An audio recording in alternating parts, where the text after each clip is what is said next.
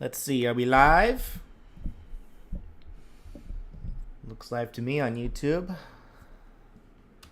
All right.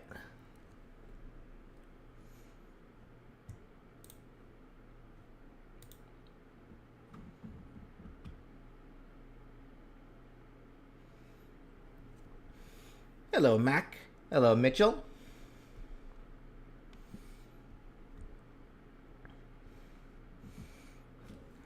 Quick second to finish setting up.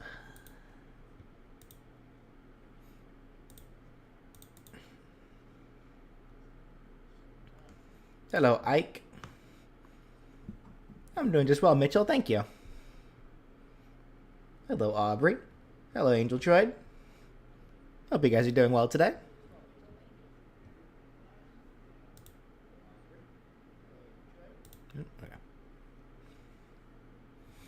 Hello, Susie. Hello, Pokemon fan. Am I working on the next episode? Yeah, of course I still am, just very casually. I'm still giving myself a break, a break from the movesets for the time being.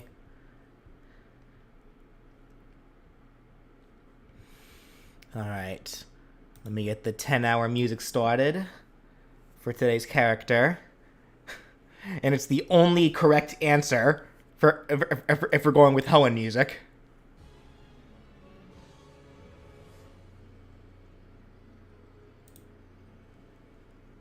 There we go.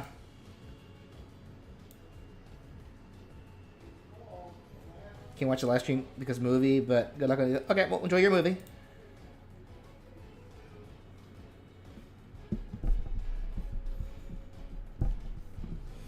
Okay. Alright, so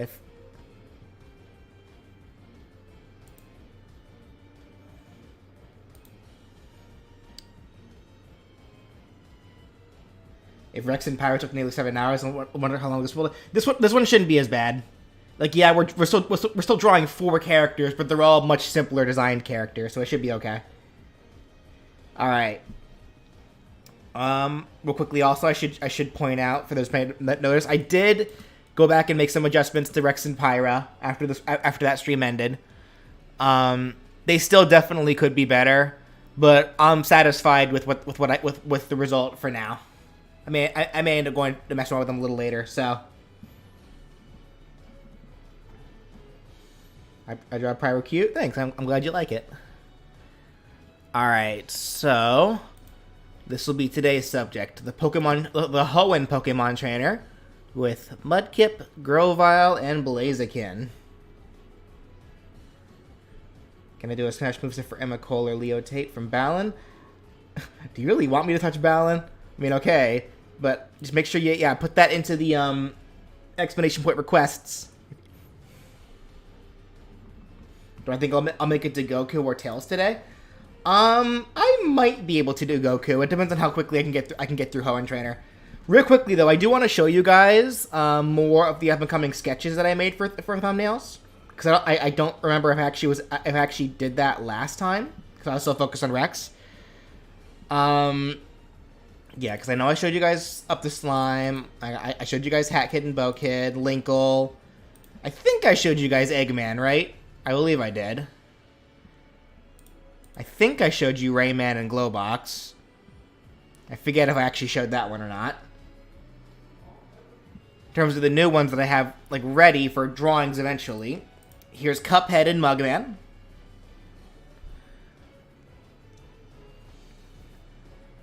Alright, here's another one. Here's another one that's definitely going to take a while, because even the sketch took me a while. The Attorneys. Phoenix Wright with Apollo. So that'll take a little bit of time whenever I get around to that one. And then right after that will be one of the simpler ones, Paper Mario.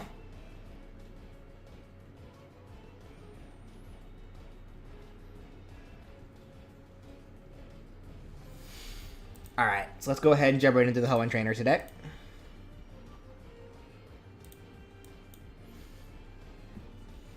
Figured I'd throw her on the Acro bike.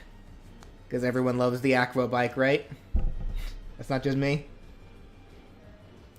Yeah, okay.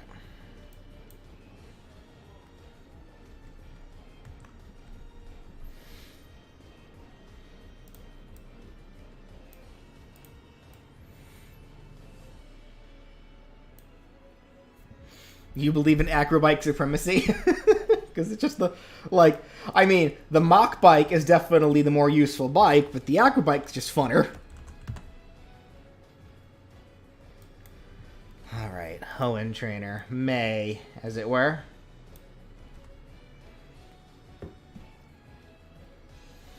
Monokuma will be easy? I don't know, it depends. Depends on what I want to do with them.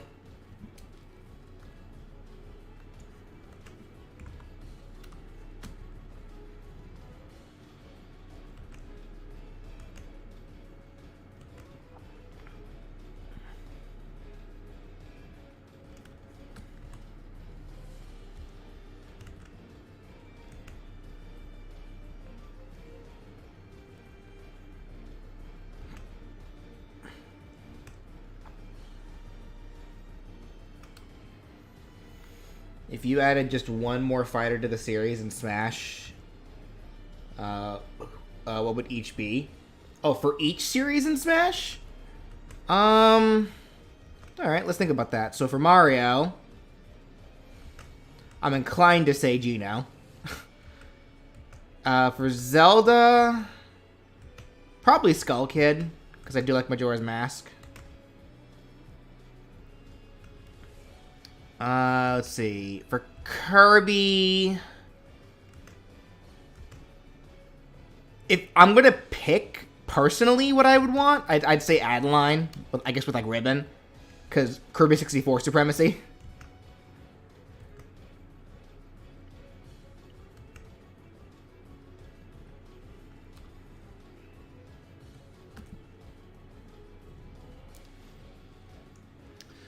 Let's see. Pokemon, that's a huge list. I think I'd want another trainer. As for what trainer I'd want specifically, I don't know. I'd have to think about Pokemon. Let's see, Star Fox. Gonna say Slippy, because Slippy's just funny.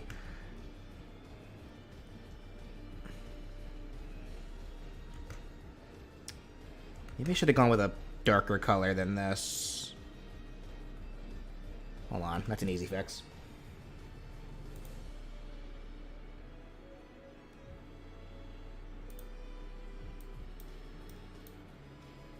There we go. Okay. What else is there?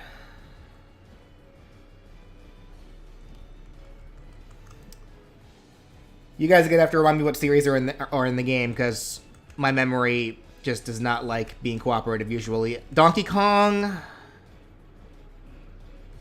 I guess Dixie, but that's mostly just because I can't think of anybody else that is Donkey Kong that I'd... Oh, no, wait, no, Cranky Kong. I would love Cranky Kong over Dixie Kong. Because Cranky Kong would, again, just be funny. Wario... Okay, everyone says Ashley. I'm saying Jimmy T. Jimmy T's amazing. Would you believe me if I said that I was actually introduced to you by your Monokuma video? Yeah, I believe you. I'm glad you liked it. Because I feel like everybody has to have watched a video to be able to learn about the series as a whole. So Monokuma was simply your introduction.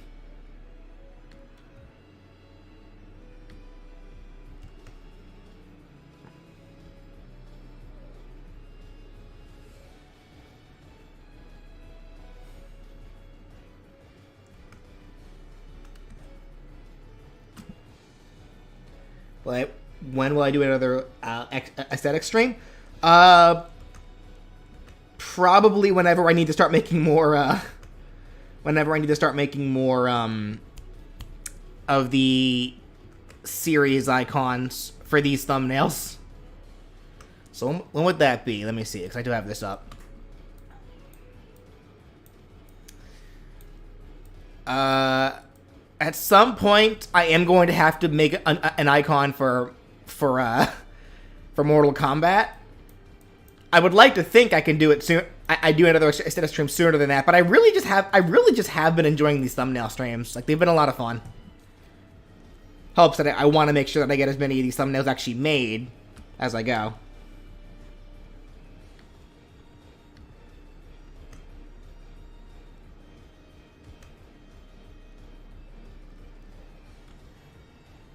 You're working on your own art? Sweet.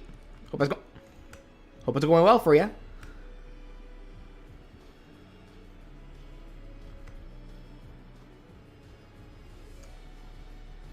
I feel like the Mortal Kombat icon is pretty obvious. It probably is. I'm just not familiar enough with Mortal Kombat to know what it would be offhand, but I think if I look it up, it'd probably become obvious to me too.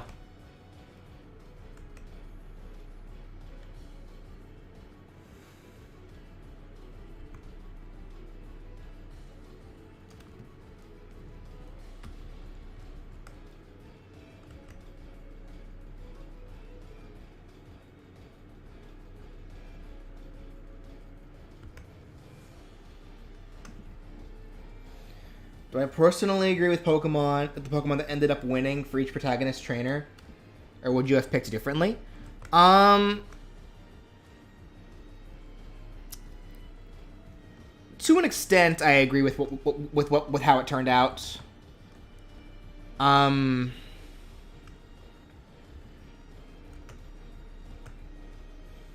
Because I do think Typhlosion is more popular than Feraligatr, but I think more people do think about Totodile before they do Cyndaquil.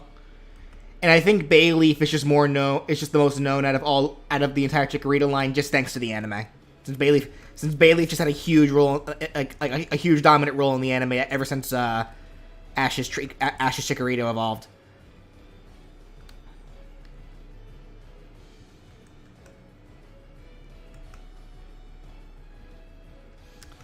The Hoenn one for 100%.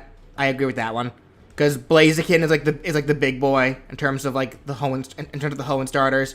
Everyone loves Grovyle thanks to Mystery Dungeon, and need I even give my explanation for Mudkip? Like, if you know, you know. Sinnoh though, yeah, I think that's around the same. Because everyone loves Piplup. Piplup is, like, the most popular of... I think of, like, all of the Sinnoh starters, evolutions included, Piplup is just the most well-known. And I think a lot of people love Infernape more than they do Torterra. So by process of elimination, Grotle kind of just ended up in that last spot.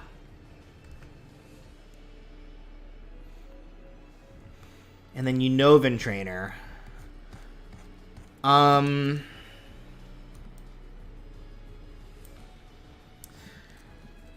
think that one was a little harder simply because the Oshawott line was just so well loved. But Dewott did get the most votes out of all of them. And then Snivy, I think, is just the most popular of the Unova line. And again, Tepig's line is kind of just the least popular out of all the starters.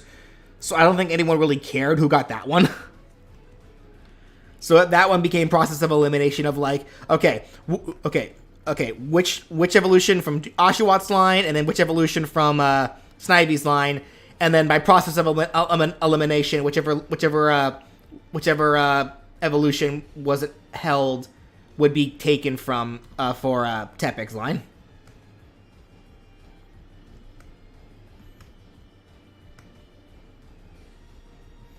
You think Oshawott is the most popular? Well, it's hard to say, because again, like, I see so much for all of them. But in terms of the votes that my series got specifically for that moveset, Dewott still won. It was close. I'm not going to say it wasn't. I think Oshawott was trailing behind. But it was definitely a case where Dewott, edged it out. And I would have been fine with either way, because especially since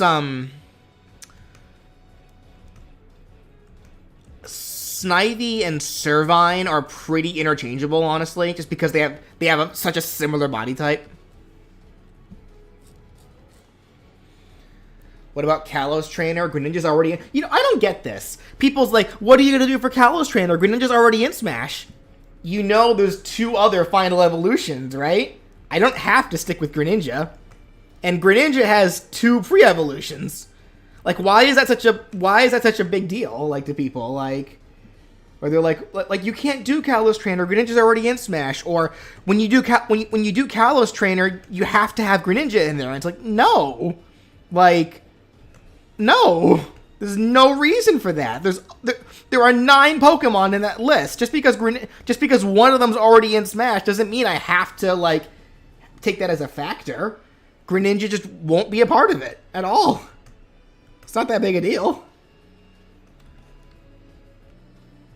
Like, I think people just overthink that way too much. Brandon, I'm starting a call.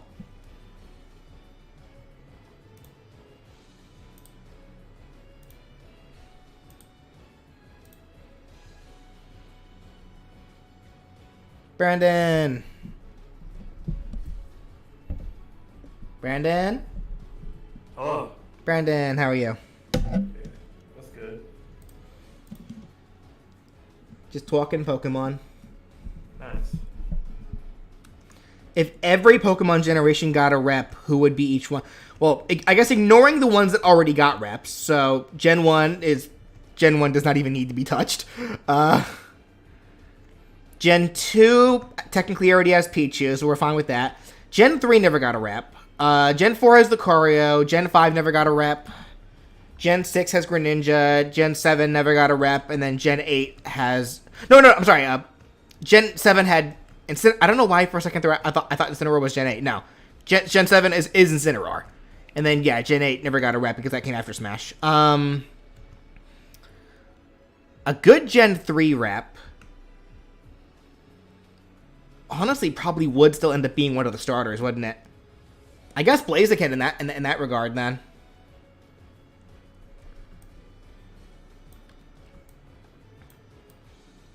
And then, like, a Gen 5 rep, honestly, Zoroark, I think.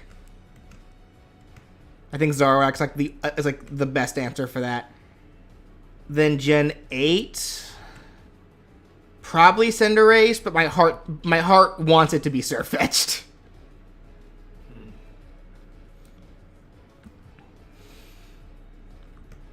So what's going on with you, Brandon? Nothing much. Just enjoying the day. Have you heard from Ryan at all? I have not. Yeah, because he said last week when he had to postpone his streams that he was going to try to shoot for this week, but then we haven't heard from him, so hope everything's all right. Actually, yeah, you're right. Wasn't that stream supposed to happen yesterday? Yesterday or today. I didn't even realize today was Wednesday. Yeah. Gen 9. Oh, that's right. Yeah, that's right. Gen 9 is the thing, isn't it? My heart says Tinkaton. I would love for Tinkaton to be like a Gen 9 rep. Or Ceruledge. Ceruledge would also be another amazing one, actually, yeah. But that's another sword fighter, Brandon. Okay, fine, Armor Rouge. Bunch of babies. That's just a Mega Man clone, Brandon. What will be wrong with that? Nothing at all. People just want a reason to complain because their character didn't get in. Like I said, bunch of babies. Probably Meow. It's probably gonna be Meowscarada. Probably. I think we need to just not even consider a new Smash game anytime soon. Nah, we shouldn't. If we're being real. Nah, we shouldn't.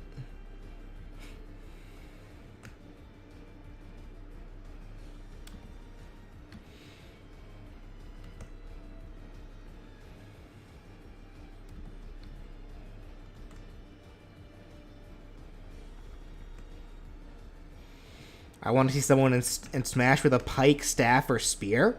I mean, Palutena has a staff. Yeah. That's how she fights.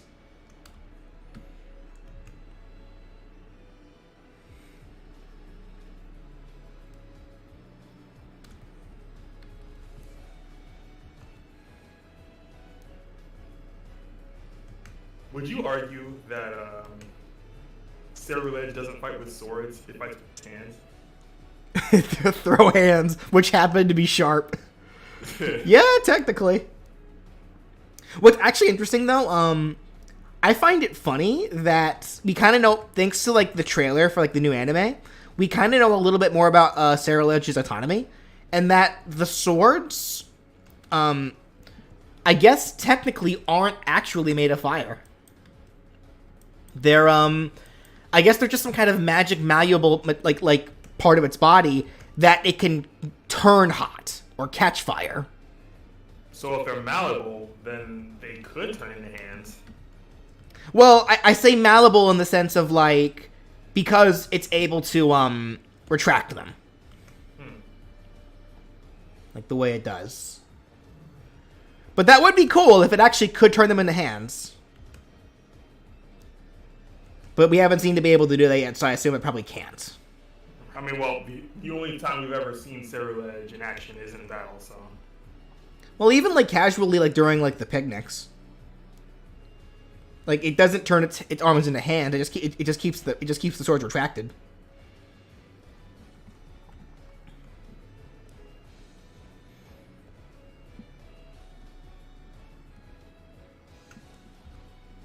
Like how metal gets when put over a fire. Yeah, like God, what's it called? What's that technique called where you like form glass over like fire and stuff? Oh, I don't know. Someone in chat's gotta know. Like I just call it blacksmithing. Well, it's not black. God, I can't remember. I just saw a video about it too. Smelting. I don't think it's smelting. Like, I think it's got the term glass and blow in it. I can't. Hold on. I gotta look it up. Favorite and least favorite Pokemon? Favorite is Flygon. Least favorite is Greedent. We answered these questions already.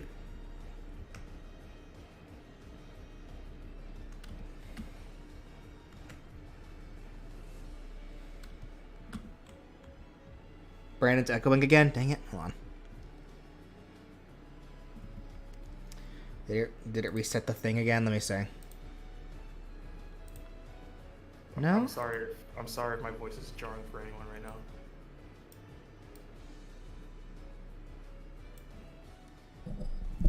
How am I enjoying RE4? It's actually a lot of fun. I figured you'd like it. The game got me a few times, but I've been thoroughly enjoying myself.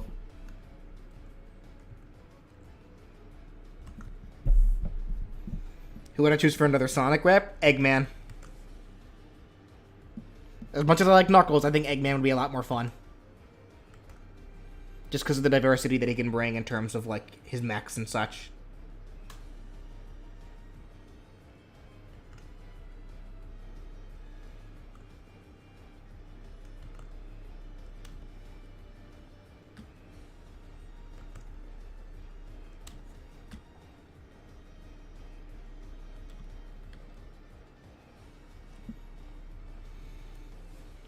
You're gonna predict the remaining Pro Tag chainers? I mean, you don't need to. I could just tell you what's kind of, from what I remember, what is like ahead.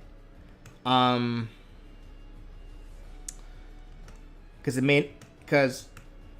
it may still be a bit before I do another Pokemon trainer, just because they don't really get a whole lot of requests. But like for Kalos, if I recall correctly. Actually, should I bother doing this? Because I feel like if I say what it is, people are gonna start requesting for the ones that aren't the ones I say because they don't like the results. So I probably just shouldn't even bother saying it. Actually, just like Smash. Sorry, never mind. I don't want my results getting all janked up. Just because some weenies in the chat don't like it, don't like it because it's their own niches, because they want their niches.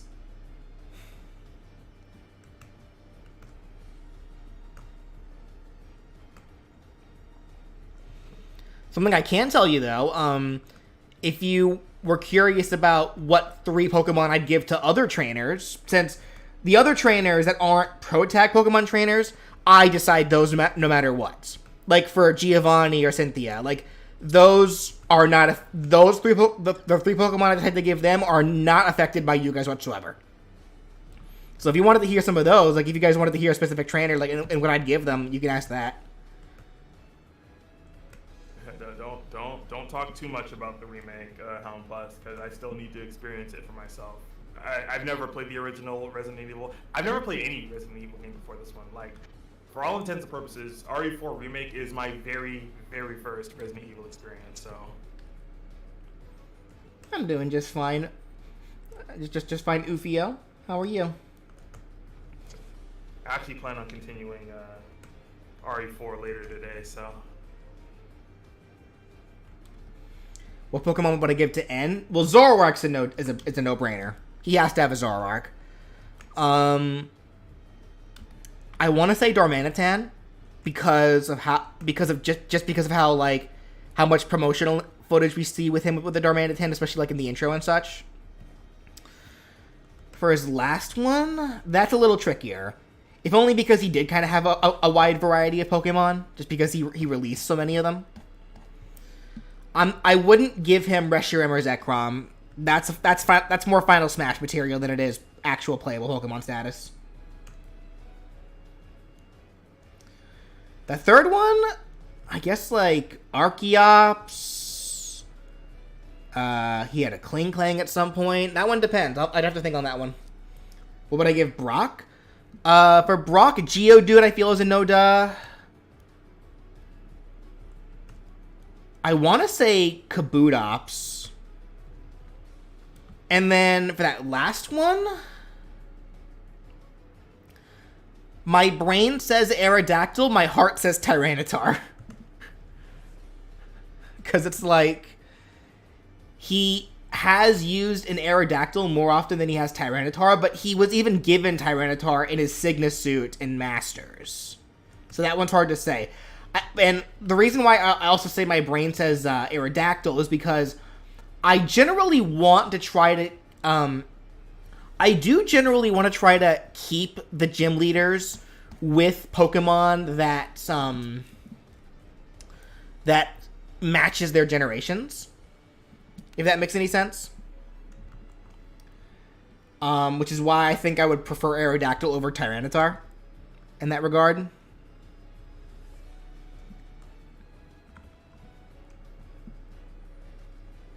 With the only exception to that rule, of course, is if the trainer in question has a Pokemon that is just so important to them, even if it doesn't match their generation. Like, if I ever did Diantha, she'd have Gardevoir no matter what.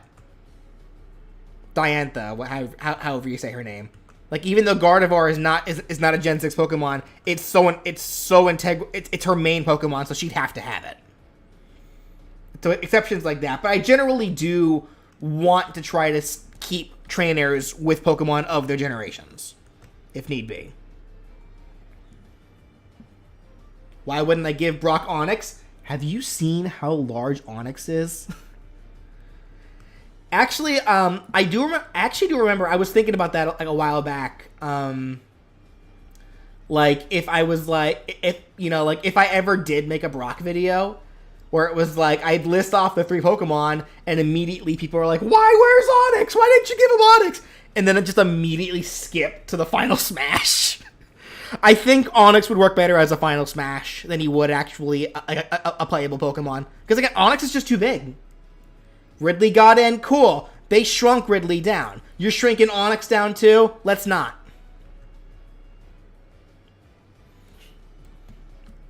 Not to mention, Onix is a giant snake. Yeah, I don't think people can keep backpedaling on that one instance that Sakurai did. I mean, I guess 2 technically if you want to count Olimar, but even then. Yeah, remember, Onix is a giant snake. There's only so much you can do with snake characters. I'm not saying it's not possible. It's just like, I don't think Onix would work. It's like, y'all gotta temper your expectations a little bit.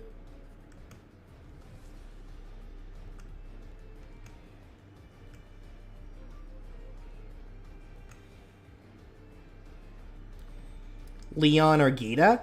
Leon's an interesting one. I did think about that one for a bit. I was wondering if for Leon, if I should have him have Pokemon that are kind of like what I did for Blue, where he has Pokemon of the same evolutionary line but different, and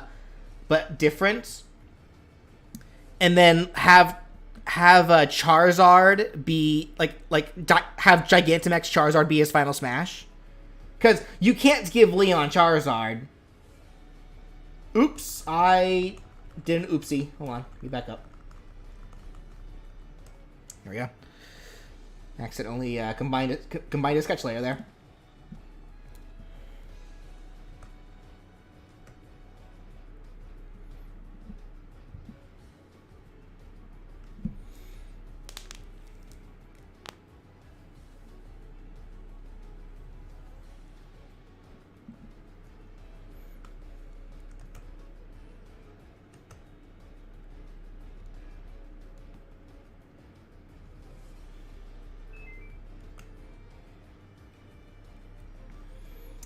For Gita though, man, I don't know. Gita was such a lame champion. Don't let other people hear you say that. No, I'm gonna say it. Like she was so underwhelming. Like I hope they give her more justice in like the DLC or even like the anime. Because her team was underwhelming, but Gita herself as a character. No, she was super underwhelming as a character. She was not that interesting.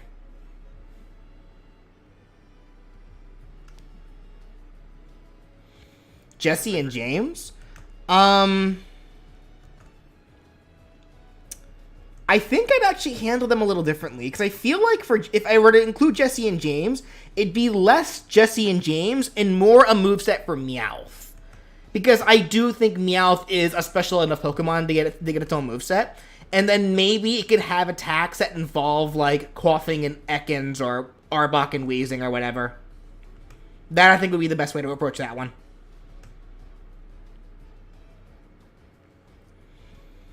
King Gambit. Well, yeah, I'm not saying, like, she can't, like, yeah, like, King Gambit, Glamora, all them. It's like, she has Pokemon that could be viable, but, like, again, Gita herself is just such a lame character.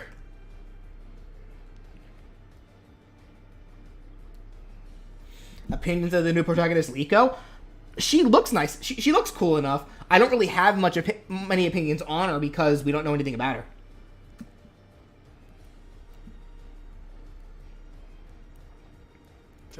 And what I mean by I think her team is underwhelming is the way that she uses her team. Yeah, she tries to end her team with Glamora, which is incorrect. Glamora should always be one of the first Pokemon you send out. Yeah, Glamora's a front runner, Glamora's a front runner, not an anchor. How would I differentiate Archie and Maxie since the that's actually kind of the weird thing, because both Camerupt and Sharpedo are kind of awkward Pokemon, like in terms of being able to movesets for. But if I were to figure them out and do them, I think the easiest answer to that would be they don't necessarily have to use Pokemon from the other teams. They could just use other common Pokemon that are used by their grunts that match their types. So like Archie would stick to like fire and ground types. Sorry, Maxie would stick to fire and ground types. Archie would stick to like water types, generally. Thank you so much, Angel Troyd, for the 36 months. 36 months. Good lord.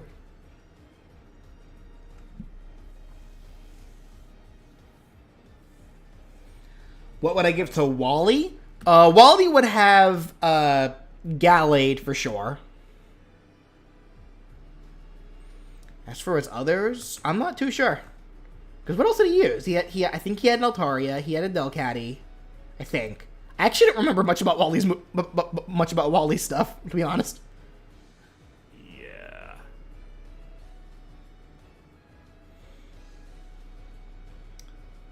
Turo and Sada would... Yeah, they'd probably just get various Paradox Pokemon, I guess. That probably would be the easiest way to include Paradox Pokemon.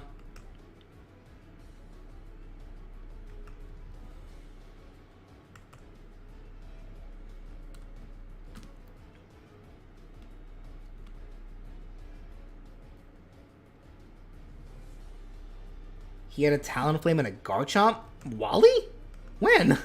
When that happened?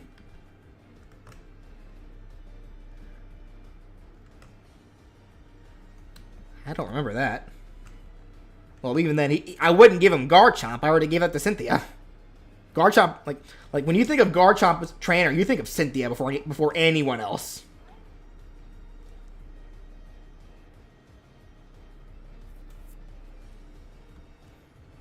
Oh, dang it. Hang on a second.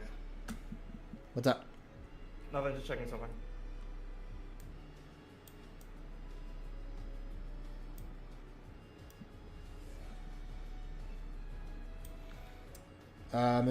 I missed that on the pirate.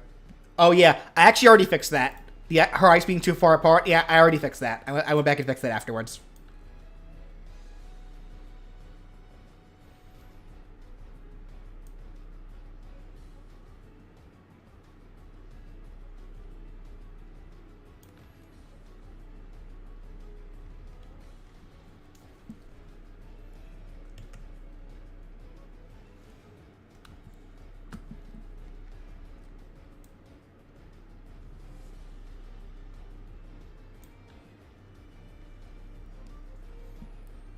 Most tragic Pokemon origin for me? I mean, there's a lot, so kind of hard to narrow it down there.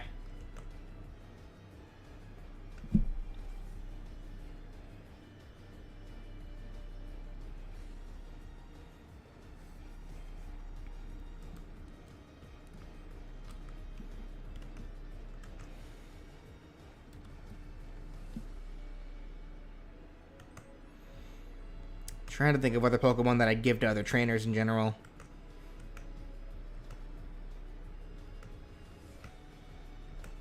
I know Misty's one that people ask a lot about. If I were to think about Misty, I feel like Psyduck's a no-duh. Probably Poliwhirl. And then for her last, I'd say Starmie. And then she can have like Gyarados as like a final smash. Since Gyarados is like Onyx is another one that probably works better as a final smash more so than a fighter itself.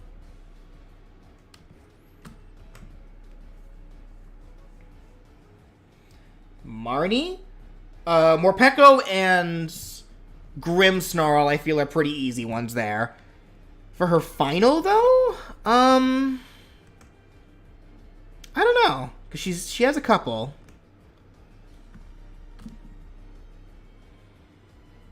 Lily or Sonia, who are trainers but don't fight. Well, Lily actually does become a trainer. So Lily actually isn't that hard to think of. Because, yeah, like, what does Lily have? Lily could... She normally has Clefairy. Alolan Vulpix.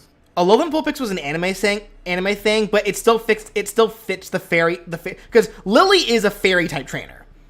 Like, she uses strictly fairy types, so that's probably an easy one. So I could do a Alolan Vulpix or even a Alolan Ninetales, that one depends. Even though I don't think she's ever actually used either of them in the games, but who cares, honestly. For her last one... Diancie? No, not Diancie. Actually, No, actually, I was thinking... Magearna. Yeah, exactly. Actually, I was thinking Magearna. Yeah, I meant to say Magearna, my bad. Because Magearna is a Gen 7 fairy type, and she even does have one in the anime. So, Sonia, though, I don't think Sonia's going to get a moveset at all, guys. Sorry. Because, again, she never does become a trainer. I said Diancie. I was thinking of Diantha. For some reason. She had Rabombi in Masters. Yeah, she does have Rabombi, but, when I think of Rabombi, I think... what was her name? The artist chick. I know who you're talking about. Yeah, I forgot her name, though. But she's more known for Rabombi than Lily is.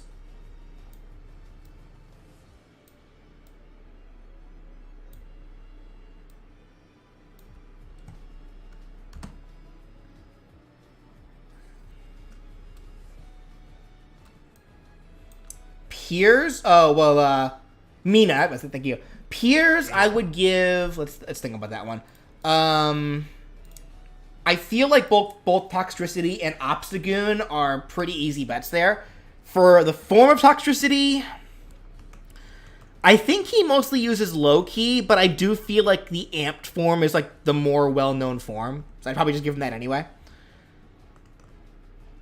For his last, I don't know.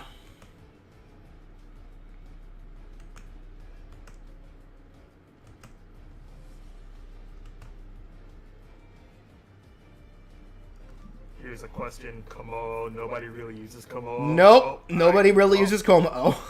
Well, I guess I'm nobody then. Well, no trainer, no like notable trainers, he means.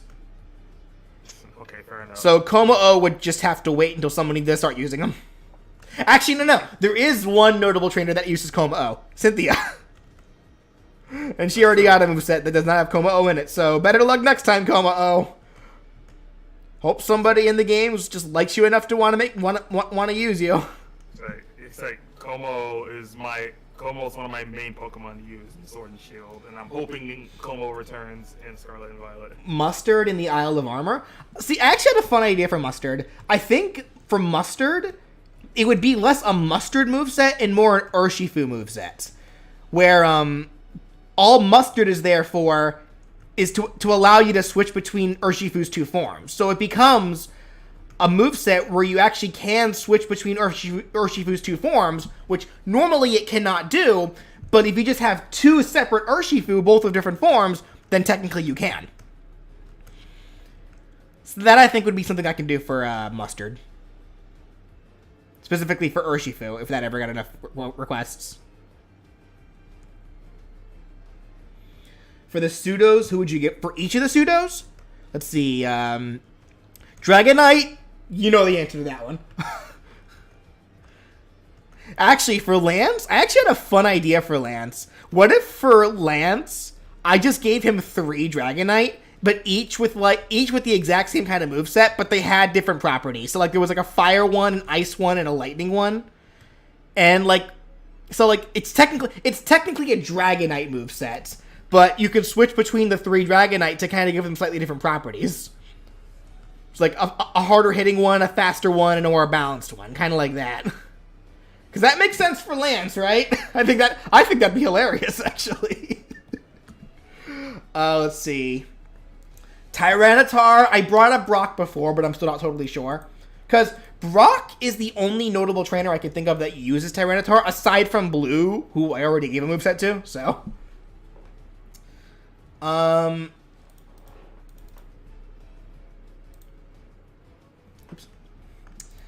Metagross, it's pretty easy. That's Steven. Like Steven is like most known for Metagross. Salamence? The only person I can actually no. There's 2 trainers that I can think of that use Salamence. There's Drake, the Hoenn Elite 4 Dragon type guy, but no one cares about him. I think the most notable person to actually use Salamence, though, is the person whose theme song we're listening to right now, Zinnia. Because she did use Salamence. Like, that was her mega. Yeah. Well, did she have... No, she didn't have... Well, did she have 2, technically? Salamence? Salamence and Rayquaza? Well, she never actually got Rayquaza. She didn't Masters, even though that makes no sense, but... let's see... Gen 4, Garchomp with the Cynthia. Gen 5, Hydreigon, that's Getsus. Yeah, Gen 5, Hydreigon is Getsus for sure. Gen 6, Goodra? I'd give that to Diantha. Because she did have a Goodra. Like, if I were to pick out Diantha's team, Gardevoir for sure. Then I'd say Goodra. And then for her last, probably Hawlucha. That, I think, would be Diantha's team for me. Let's see. Gen 7 is Como-O. Nobody uses Como-O. Poor Como-O. Gen 8 is Dragapult. But that one's a little awkward. Because I think the only person I can think of that used Dragapult was Leon. And I'm still not totally sure if I would do that for Leon. Or just give him, like, the starters that are different from the... or that are strong against whatever starters I give to the I give to the Galar trainer. I'm not sure yet. I'm not sure yet how I'm gonna handle that one. We'll see. And And then Baxcalibur. The only trainer I can think of that used Baxcalibur was the art teacher. What was his name again? Wait, say that again? The only character I could think of that used Baxcalibur was the art teacher, who was the dragon. Hassel, that's right, thank you.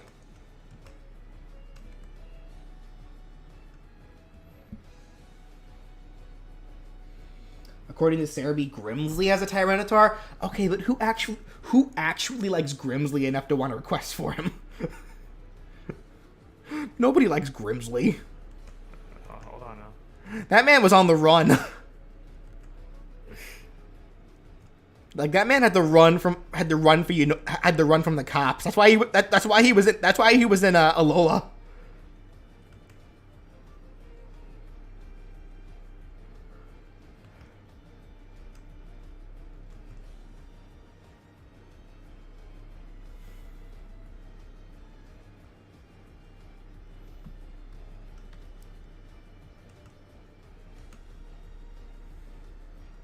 Who's Grimsley? Exactly. He's the dark type. He's one of the dark type Unnovan Elite Four members.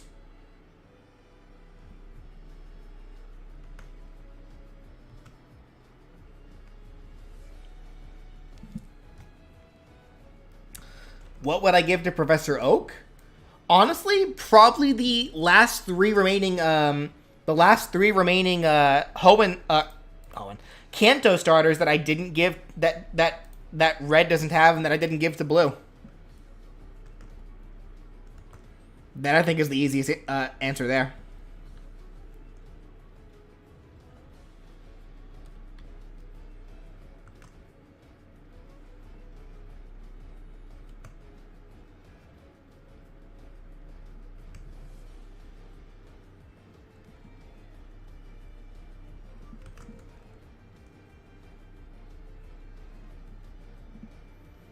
So a Charmander, Wartortle, and Venusaur. Yep, pretty much.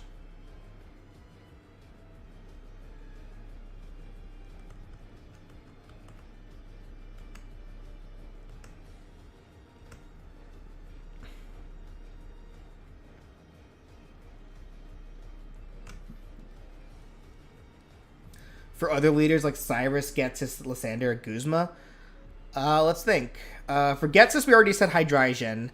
For the other ones, probably Cafagrigus, and then I don't know what's other really sinister Pokemon that he has on his team. I forget. Guzma for sure has to have Golisopod. I'd probably also give him Scizor, and then maybe Pinsir.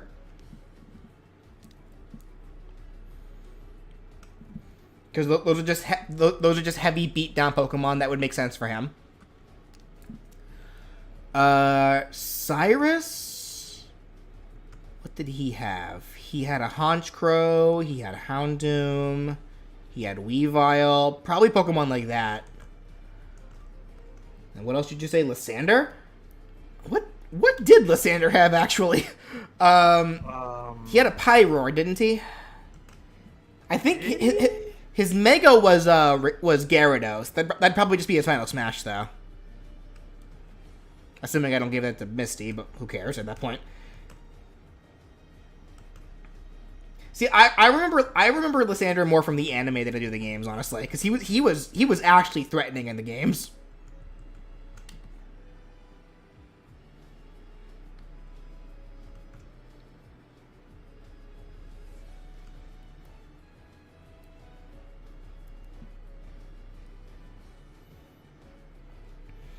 Electrosh or B-Sharp for Getsis. Did he have a B-Sharp? I guess he did. And there weren't any other notable trainers that had a B-Sharp? Because if not, then I guess B-Sharp.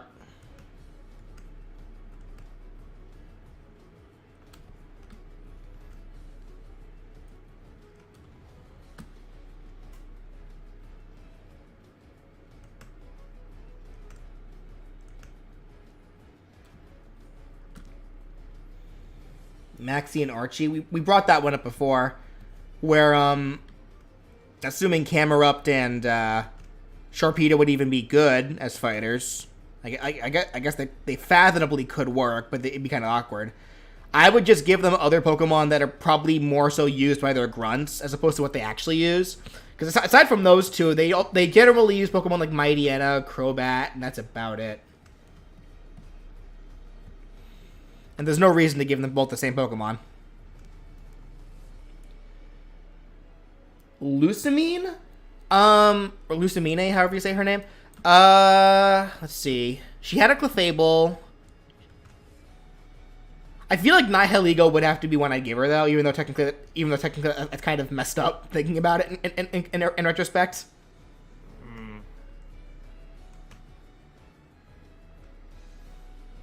I mean, if I wanted to, I could just give Lusamine Ultra Beasts. Like Nihilego. I feel like Pheromosa would be an easy one. If I were to only give her Ultra Beasts, who do you guys think would be her last?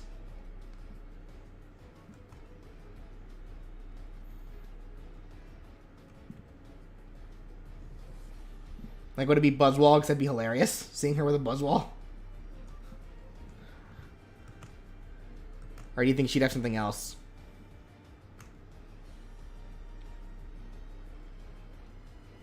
Xurkitree? I don't know.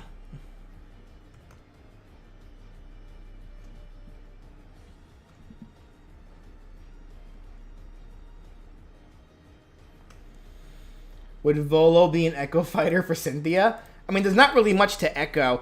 The sad thing about Volo is that if Legends Arceus was out before I made that moveset, I probably would have made Volo a costume.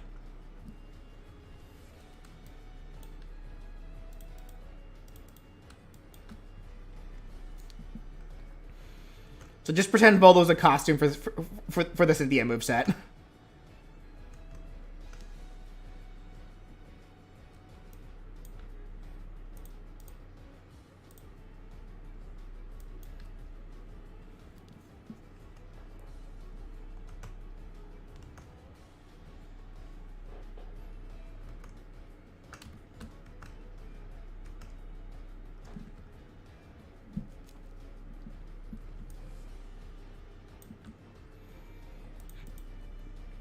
What would the other champions' teams be? We talked a little bit about them. Like, if I were to do Lance, I think it'd be hilarious if I just gave Lance all Dragonites. Because that would be funny.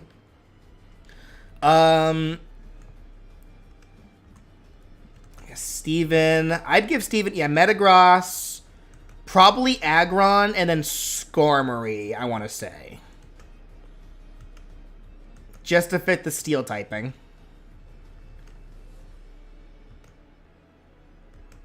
I could potentially also give him like Armaldo or something, but I think more people like Skarmory more than those guys.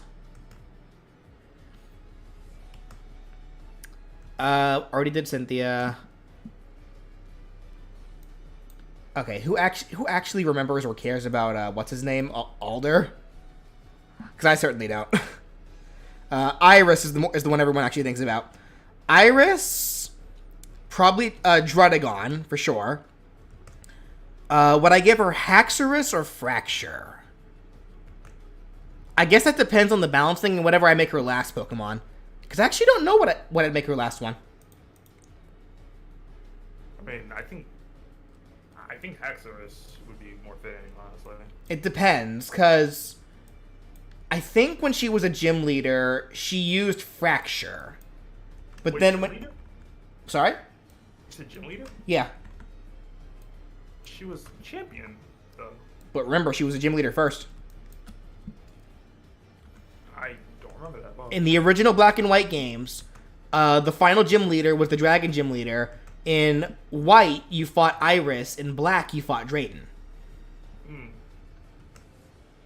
And then she became champion come Black and White 2.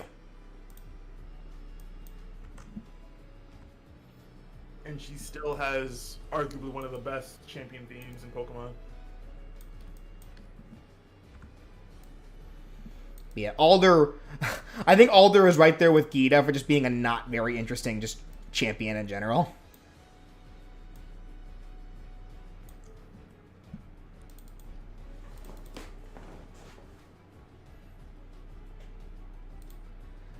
What would Nimona have? That's a good question. I don't know. I don't know what I'd give her. I don't know what I'd give Nimona yet.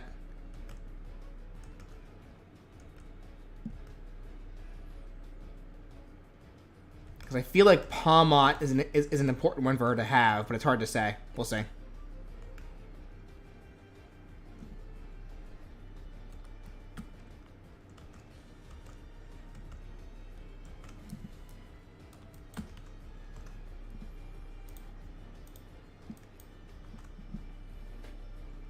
Does Penny have moveset potential? Not anymore.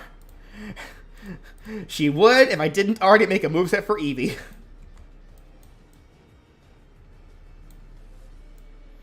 So Penny's going to be one of those trainers that just probably isn't going to get... is just not going to get a moveset at all.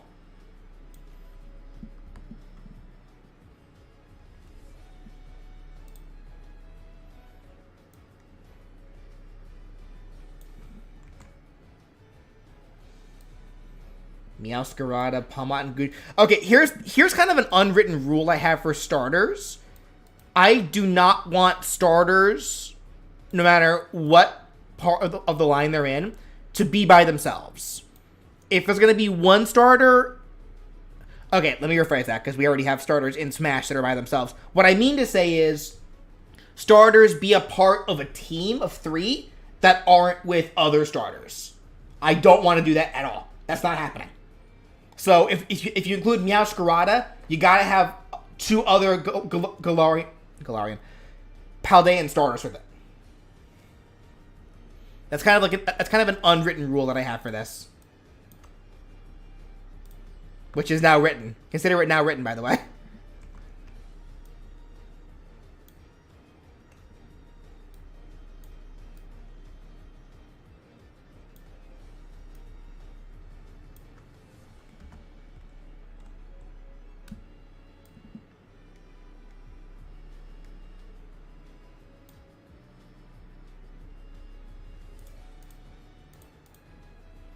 Thank you, Isaac. If you ever did Dan Hibiki from Street Fighter, would you be able to give him a powerful Final Smash?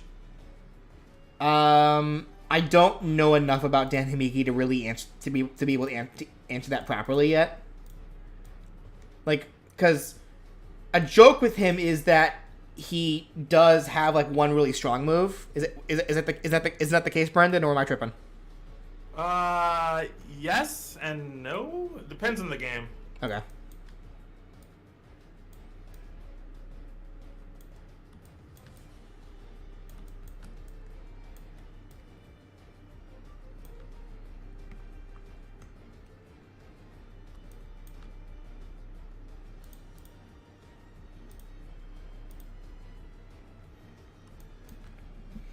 What do I do for Arven? Well, I mean, Mabostiff has to be there. As for the other 2, I don't know, because he has a pretty wide variety of Pokemon. And if you say Mabostiff shouldn't be there, you're lying to yourself. And if you say Greedent should be there, you're also lying to yourself. And you're banned. Oh, you heard it here first. Somebody want to test that? Don't test me.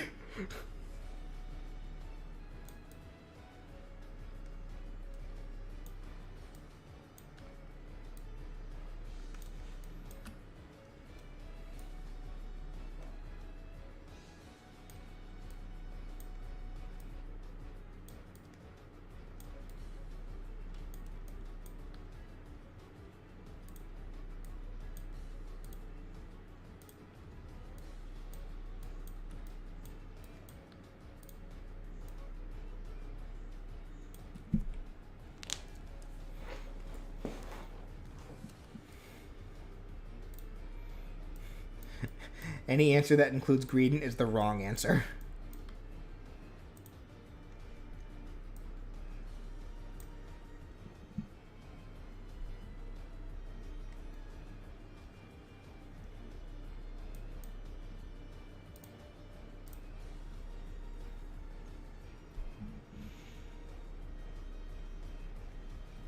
Larry is interesting because he'd have to represent 2 specialties.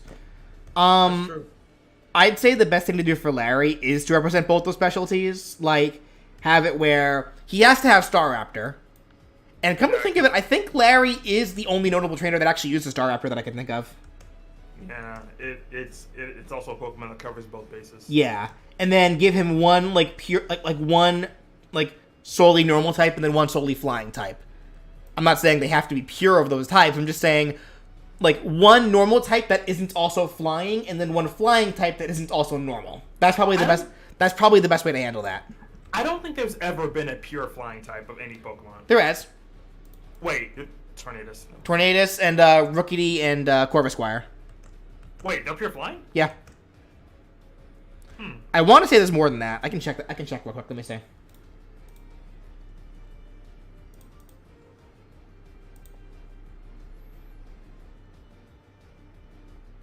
I swore the Rookidee line up till Corviknight was normal flying.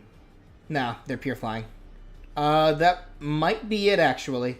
Well, I guess unless you count Arceus with the flying thing, No, we don't. and Savali with the flying thing. No, we don't. Well, now you're just being picky. I'm not being picky. Inherent, without any extra abnormalities, they're pure normal. So then, aside from Arceus and fake Arceus, yeah, it's Tornadus, and then yeah, Rookidee and Corvisquire.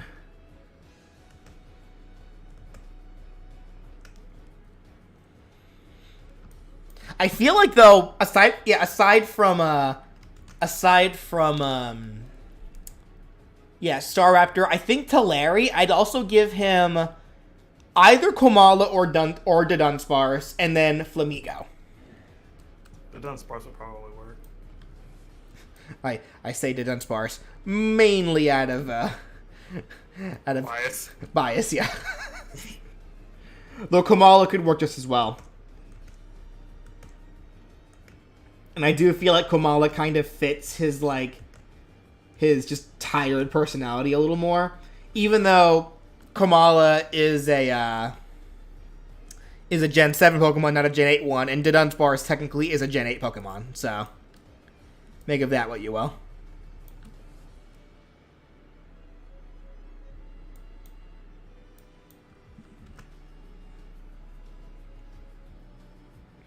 Also, to answer the Staraptor thing, Barry also has a Staraptor. Yeah, but Barry's also a rival. So more than likely, if I ever do Barry, I'm probably going to give him the same treatment as I did Blue. So just keep that in mind.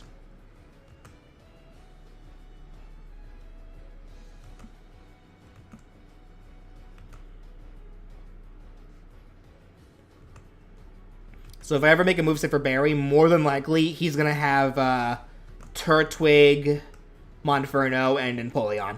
Which actually makes sense, because a lot of the depictions show him with Empoleon anyway, so. Oh dear, I am being summoned. I will be right back. The Dunsparce is his Terra Pokemon? No, it is. For Larry? No, it is not. Staraptor is his normal Terra Pokemon. Did you get me, BJ? Yeah, I heard you. Okay, I'll be right back. Okay.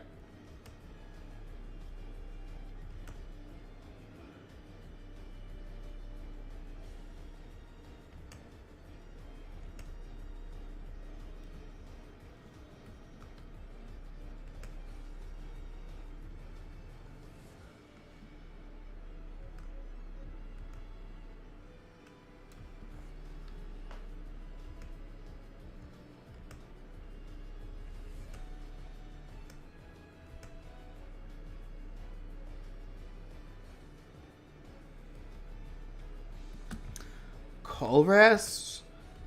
I don't know what I'd do for Colress. Because he's kind of just a there character.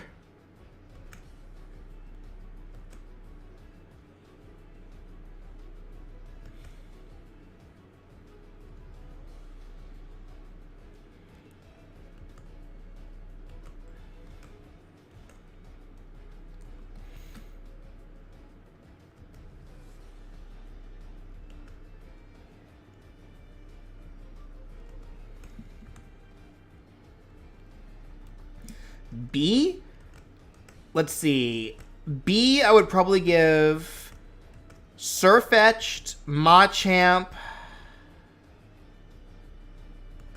and maybe Phalanx. No. What's it called again? The octopus, dude. Grapple Oct? Because Phalanx would be weird.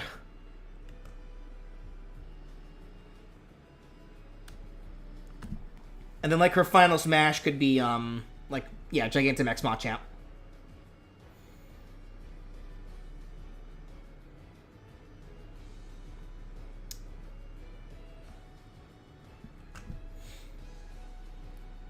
How do you think about adapting someone from a puzzle game, from a series like Tetris or Professor Layton? I mean, I've done puzzle game characters before. Like, I did Phoenix Wright. Wouldn't be that hard, I don't think.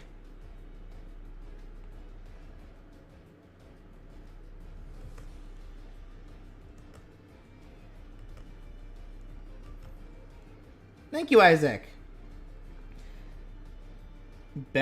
Best death battle opponent for E123 Omega? I have no clue. I guess some other, like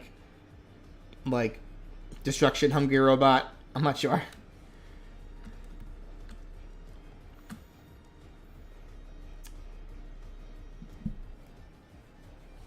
Would Rhyme Dog from Multiverses work in Smash? I mean, technically, he already has a moveset.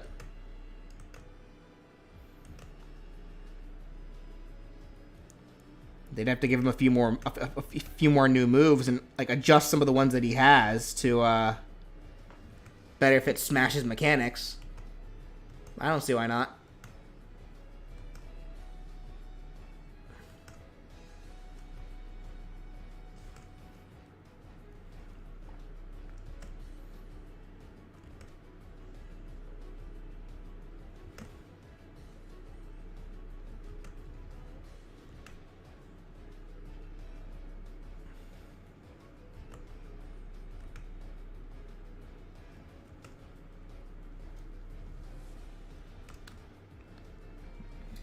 Wes from Coliseum and Michael from Gale of Darkness? Oh, I have no clue. Yeah, those two I think are also probably not getting movesets.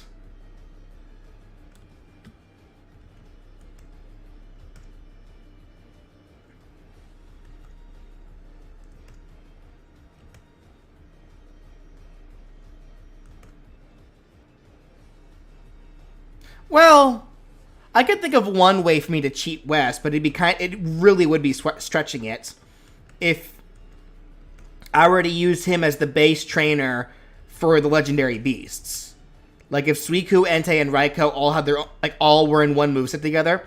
Wes is the only trainer I could think of that canonically catches all three.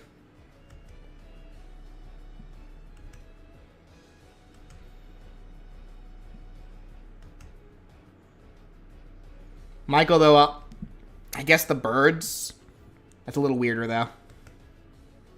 And again, that one's really stretching it, honestly. Like, I'm not really sure how comfortable I actually am with doing that, with going through that idea.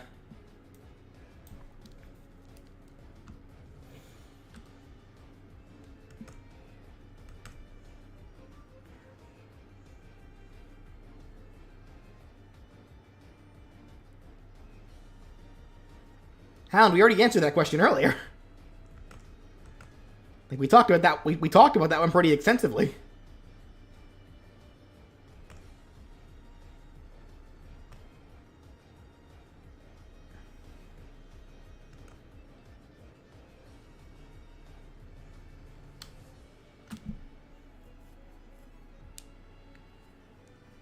Yeah, like, I think I am going to just have to stop answering questions that I already got asked before.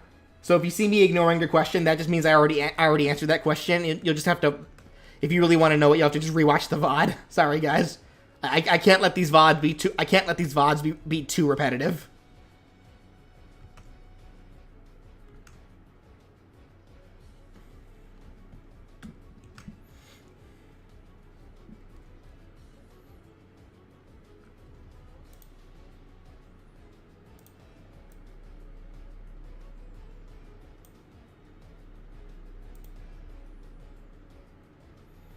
Try with the music. Let me see.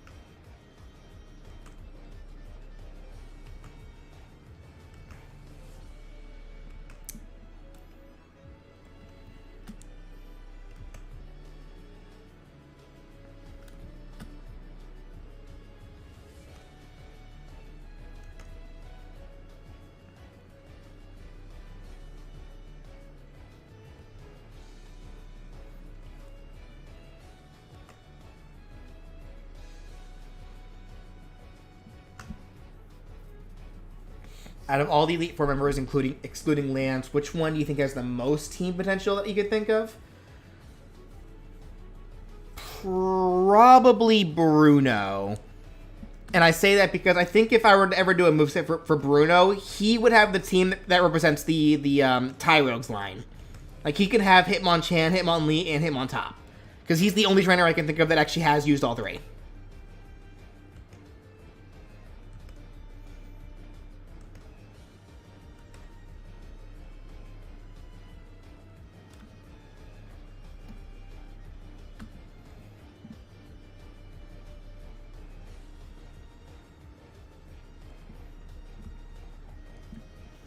What would Chase and Elaine from Let's Go have?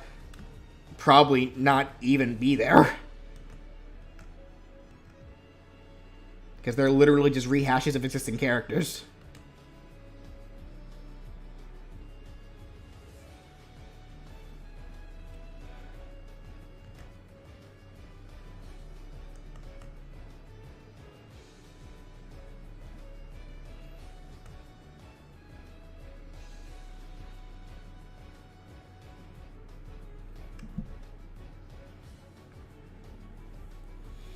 What do I think of the idea of giving all the characters in Smash Echo Fighters if possible? It's not possible.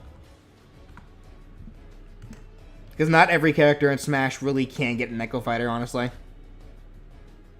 Like, there are just some that are just so unique, and there's just no characters that exist that would help fill the roles.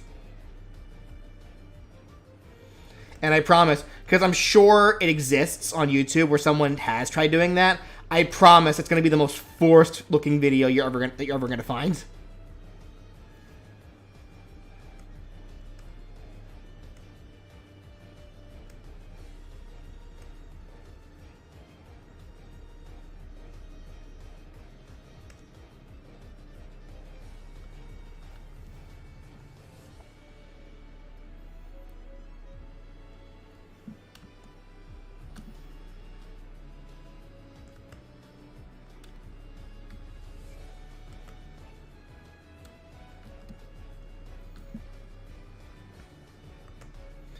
What about Agatha's? Agatha's a weird one because one of her mains should be Gengar, but the problem with Gengar is that Gengar has had so many trainers. Like, there's a lot of trainers that are known for using Gengar, so that's going to be a case where it's like, if I ever do get around to doing, needing to do Gengar, I have no clue who I would choose to give Gengar a moveset to. Like, what trainer I'd want using Gengar.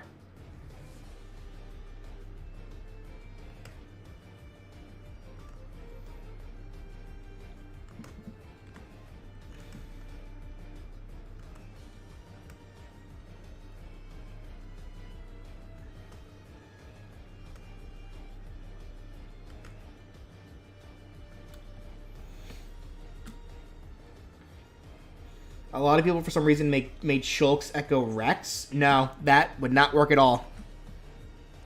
Again, that's why I'm saying, like, that's just forcing it. It really is.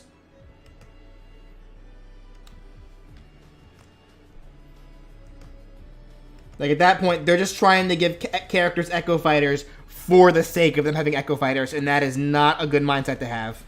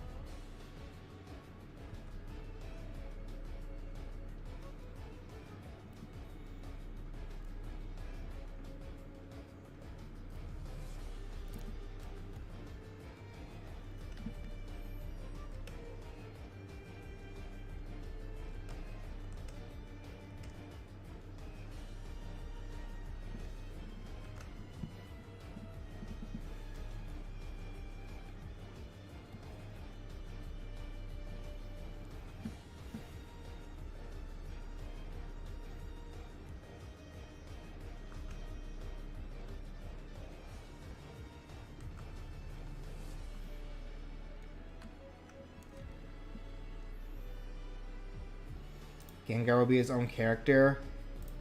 I'll think about that one. I don't... Gengar is popular, don't get me wrong. I don't think it's really special enough to be its own character, though. It's like, it's almost there, just not quite. Not to me, anyway.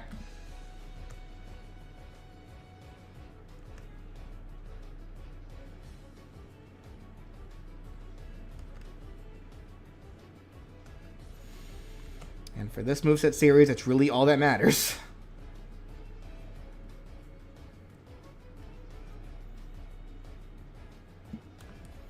The issue of not giving Agatha Gengar. That's just something I'd even do to Agatha. Because again, like, who's really requesting for Agatha? Not a whole lot of people.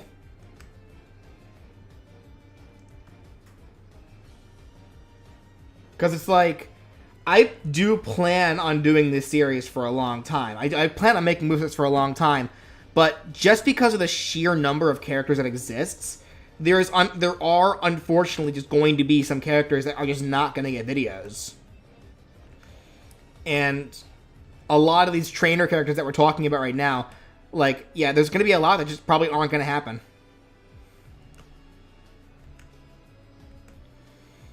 Simply just because of the sheer volume of characters that exist. Like, not even just Pokemon characters, just the sheer number of characters that exist in general in the world.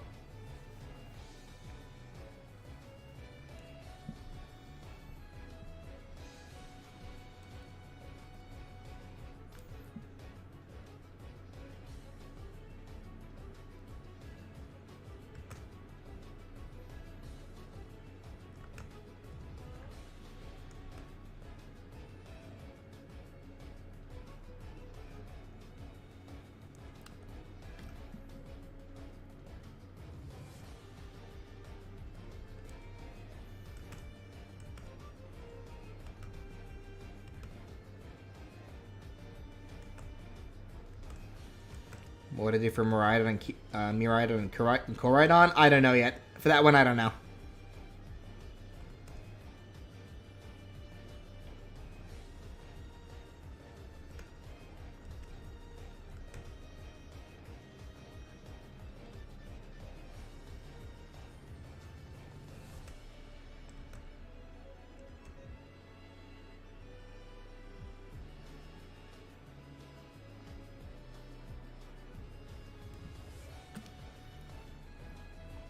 Just for reference, what are some other Pokemon you deem special enough to be solo?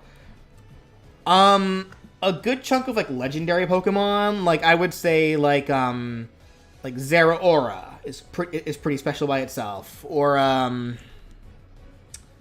mentioned before that Meowth is probably special enough to be by itself. Though I probably would incorporate Jesse and James somewhere in that anyway, just in case, like just when I figure it out.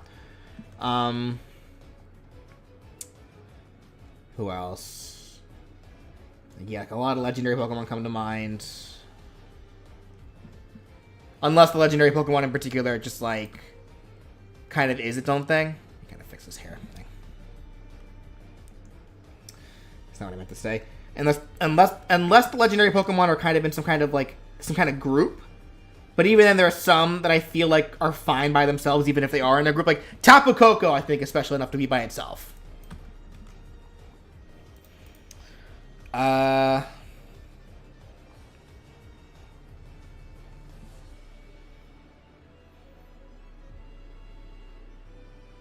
Hisuian Zoroark?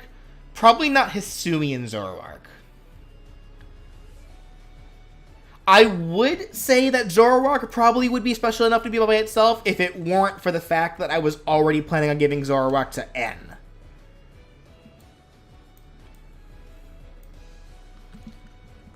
Because there are just some cases where certain, Pokemon are, even if they're special, they're still, you know, pretty well associated with a trainer. So for that reason, they'll still be in a trainer moveset.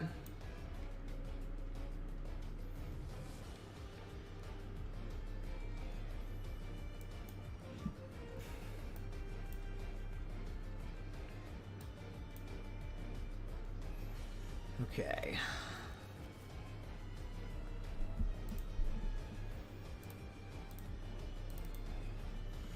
Is Snorlax special? Not special enough.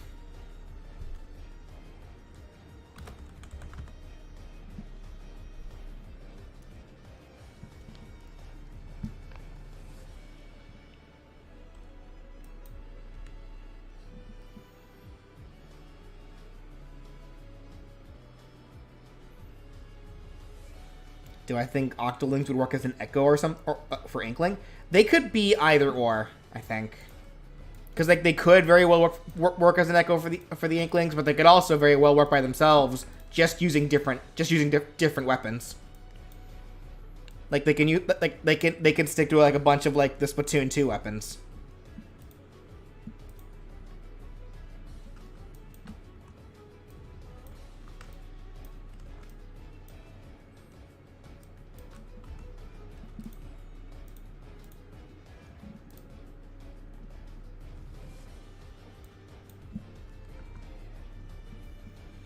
Least favorite starter from each gen? Gen 1, I don't really have a... That one's so hard for me to pick, because like, they're all just so solid. Gen 2 is kind of the same. I'm obligated to say, I guess, at default, Chikorita, but Chikorita also kind of has a special place in my heart, because I did choose Chikorita first when I first played Gen 2. Gen 3 is probably Torchic. Gen 4, probably Piplup. Gen 5... Tepig, because Tepig is just overall my least favorite starter. Gen 6, probably Fennekin. Gen 7, probably Litten. Gen 8, Scorbunny. And then Gen 9, Sprigatito.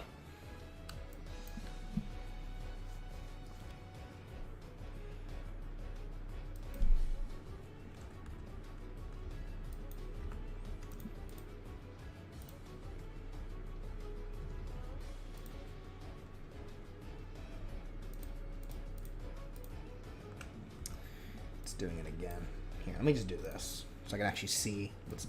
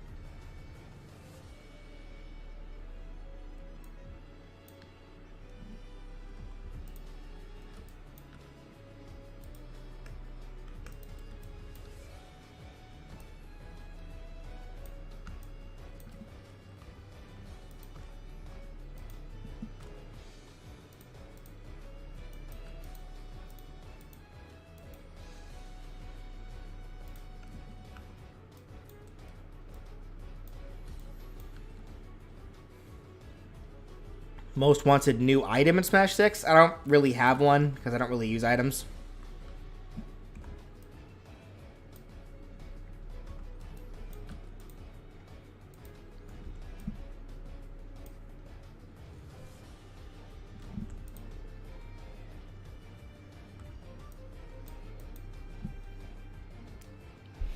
What kind of other YouTube channels do I watch on my pastime? I like the Game Grumps. I like the Some Call Me Johnny and the Brain Scratch Com guys. I watch them. Chucker Conroy I watch on occasion. Who else?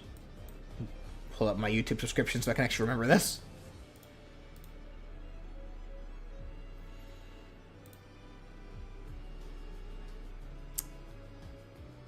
Where's my subscription list? I'll just do it from my phone, I guess.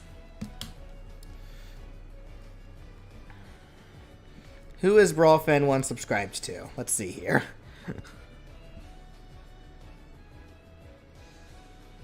A Bit Frank, Almax Hacks. They really haven't done anything in a while. Alpha Red, Amazing Yellow Artist, Awami, Azure 49, but he hasn't done much of anything either. Beefy Smash Dudes, Brain Scratch, Brental Floss, Candy Eevee, Casual Geographic, Sea Dog VA, Chugga Conroy, Kudu 17, Crazy Chris Taylor, Chris Heroes, Curiomatic, Dasbo, Death Battle, Devil Artemis, Digino Gaming, Domix, Dragon Smash, DS Channel, Duncan Can't Die, Ego Raptor, Emirichu, Esquire Bob, Fairy Char ASMR, Gabriel Iglesias, Gaijin Goomba, Game Grumps, Gino Samuel, Gregzilla, Ikran Girl, Illuminati, Inder, Jaden Animations, Jaltoy, Jamonius,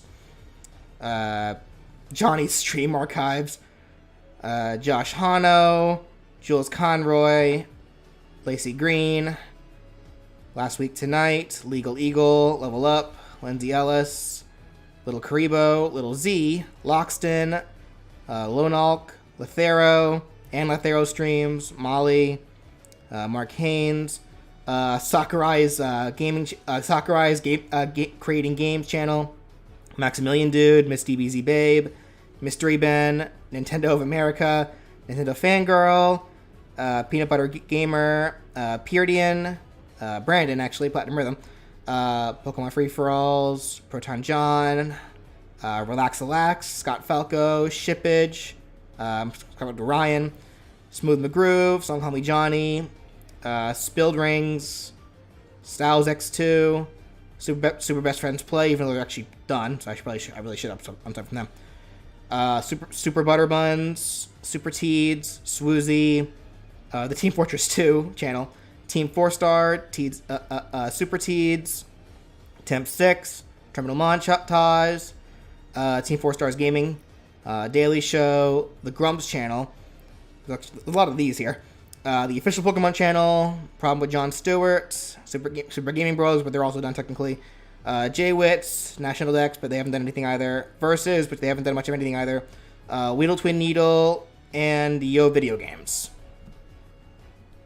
Those are those are the people I'm subscribed to on YouTube. Apologies if any of them are problematic. I'm not sure. I just watch their stuff.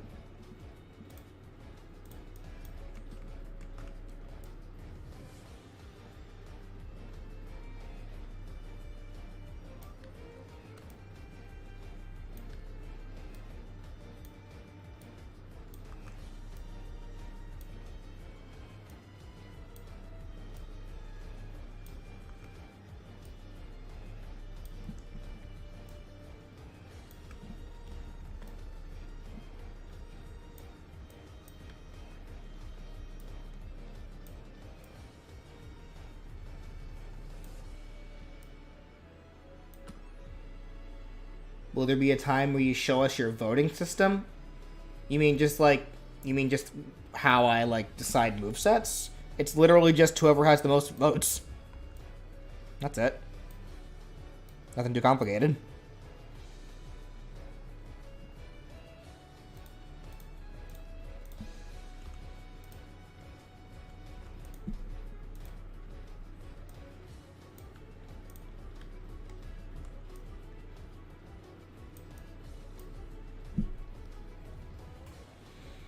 What do you think of? What do I think I would do for a Venom Snake moveset? I don't know. I don't play a whole lot of Metal Gear, so I couldn't tell you.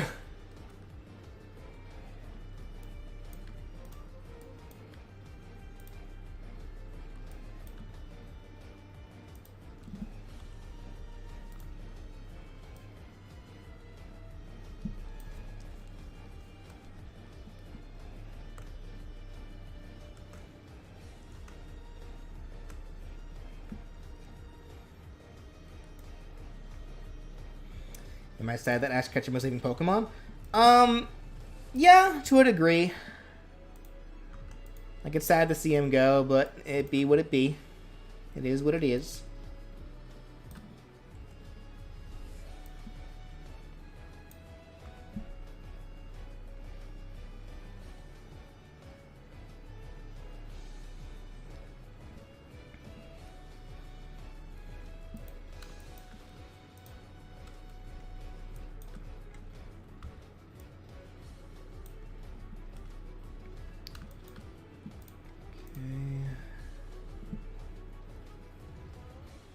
What indie characters do I want to see playable in Smash? I have no preference on that front.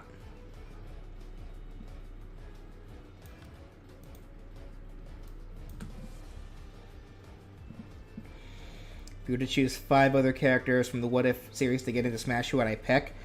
I really don't know. There's a lot.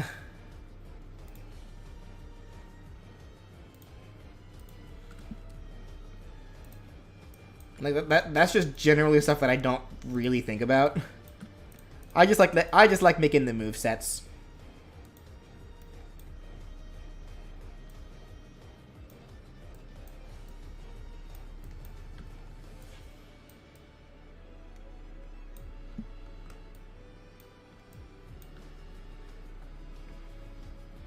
Are there any characters you did that you're surprised by the amount of requests they got? Yeah, there definitely were. Whether or not I can remember them, get back to me on that. My memory is terrible. I guess Henry Stickmin was one, just because I didn't really know who he was. But that just meant that I was more ignorant than anything else, because that's what all the kids were playing that day, at that time. All you childrens.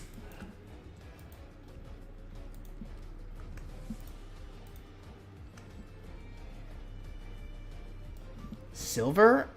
No, I wasn't really surprised that Silver got a lot.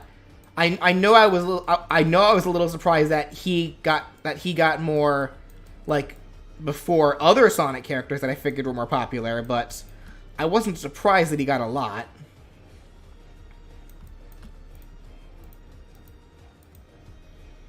I mean, it seems to be a common theme for Sonic fans to like characters, even though they come from bad games and there's no reason to like them.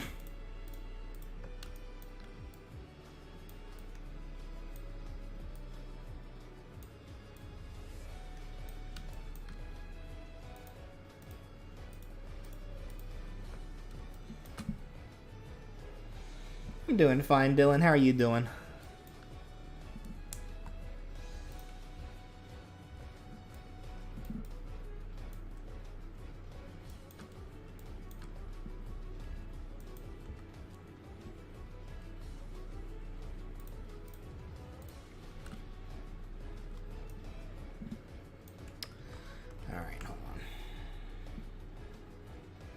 Thank you, Angel Troid. Have you heard that Multiverse is open? Yeah, I did hear about that regarding Multiverses. Yeah, I heard about that. I saw that.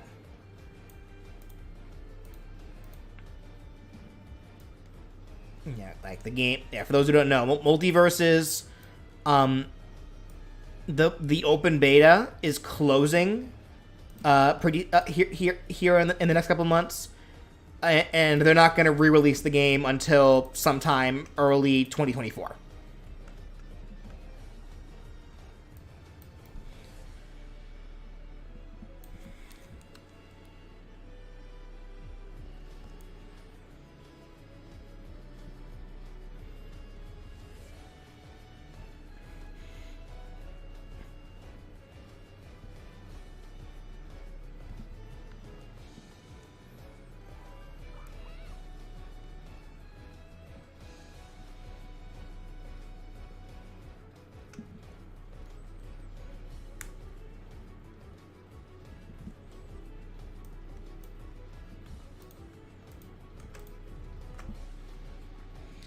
All-time favorite video game character? Oh, I couldn't tell you that one, honestly. I could not tell you.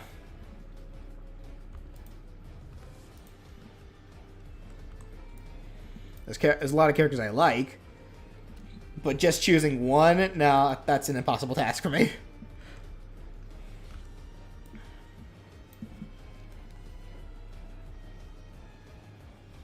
I do not watch regular show. I don't even like regular show. I try giving it a shot. Like, because back around when it was airing, that was like around the same time where shows like Adventure Time and such were airing. Like Steven Universe. And like, I didn't really want to give those shows a chance. Not really because, not because or what, like, I just didn't care enough to watch them. It wasn't until my ex-girlfriend kind of got me into watching them. Like, she told me, no, please watch them. They're really good. And and they were able to get me into Adventure Time and Steven Universe. I actually did very much enjoy those. Regular show, there was no way. Like, I tried, I really did. I just couldn't get into it. It was so boring to me.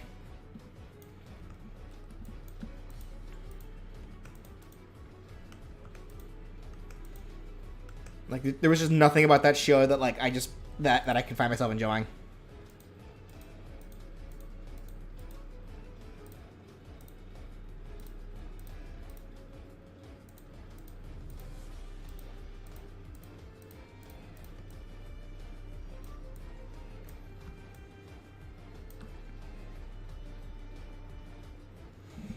What is Smash at a playable OC? You mean, like, someone's original character?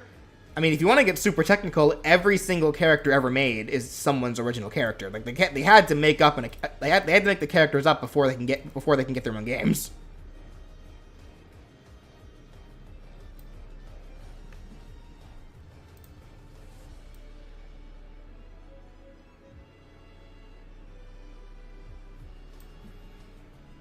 Like, every character is someone's creation.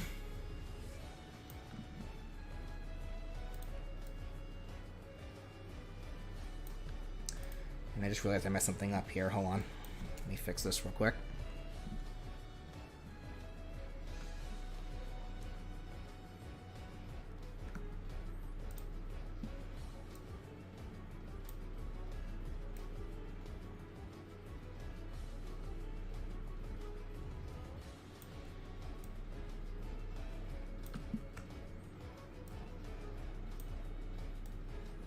That one's actually fine. All right.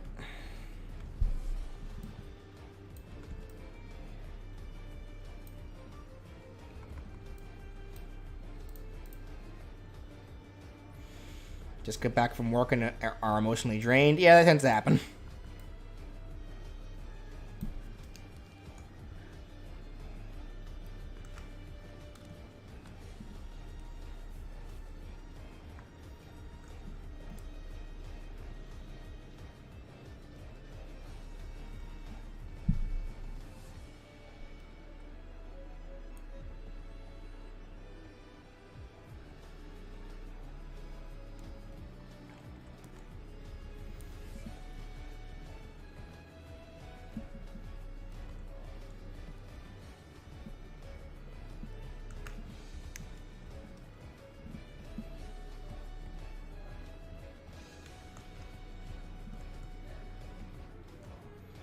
Favorite Pokemon generation? Probably two or three.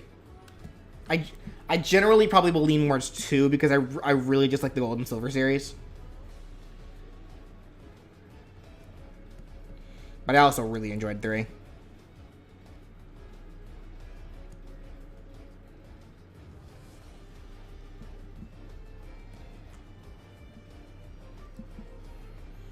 There we go. That's better.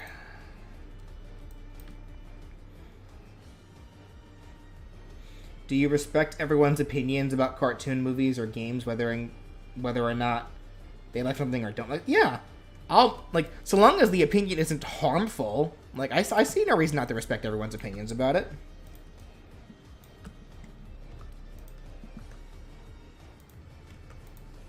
Really?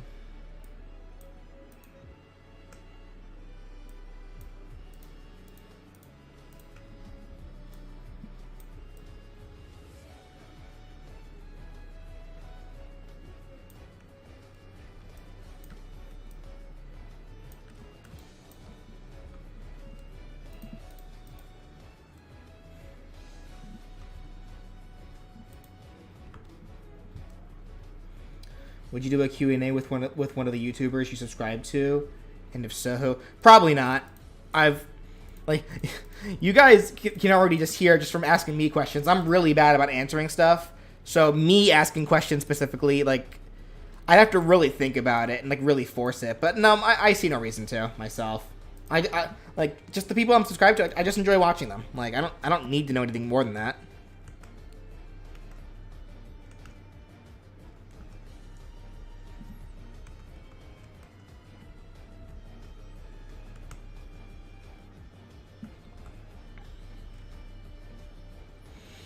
There's really no reason to know anything more than that. Like, I don't need to know anything about them personally. Like, they're just people I enjoy watching.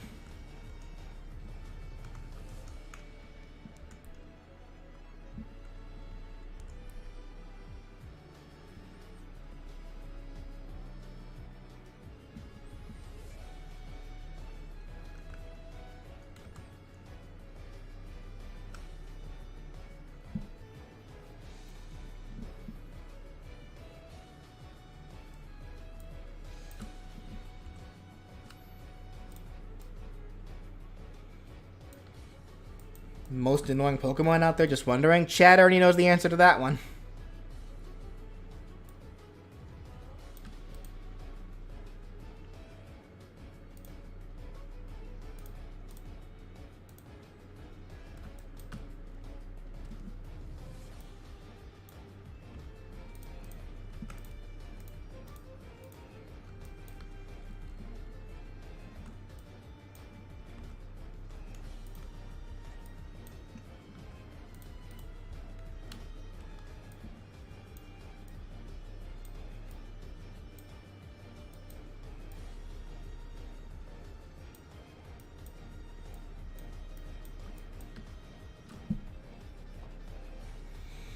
Do you think Nintendo is going to be making cartoons again after the Mario movie? I don't know. Nintendo does what Nintendo does. Again, this really isn't stuff that I really think about that hard. I really am kind of just a go with the flow kind of guy. Like, if it happens, it happens. If it doesn't, it doesn't.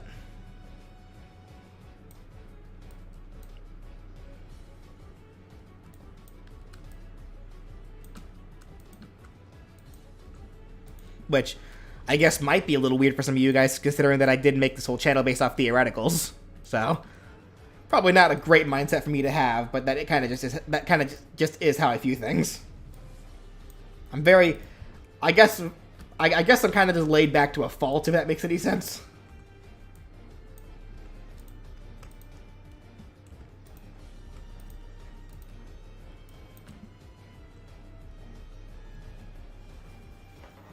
Doesn't it come out next week? Yep, it comes out exactly 1 week from now. In fact, exactly 1 week from now, my sister and I are going to be sitting in the theaters watching it, because we are going to be seeing it opening day. I wanted to see it opening day because I knew if I didn't, people in my comments probably will start spoiling things about it for me, and I didn't want that.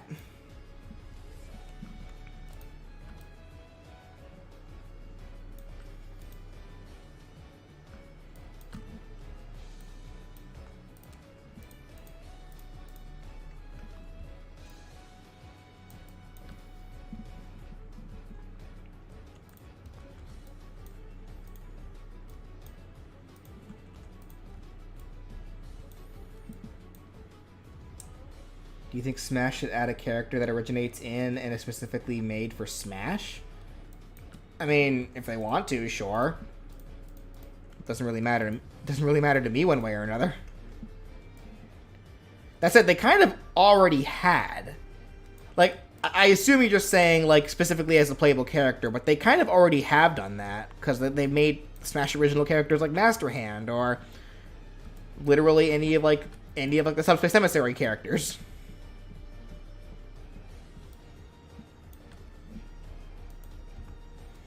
But yeah, I assume you mean as a playable character, but yeah, like, it doesn't really matter to me one way or another.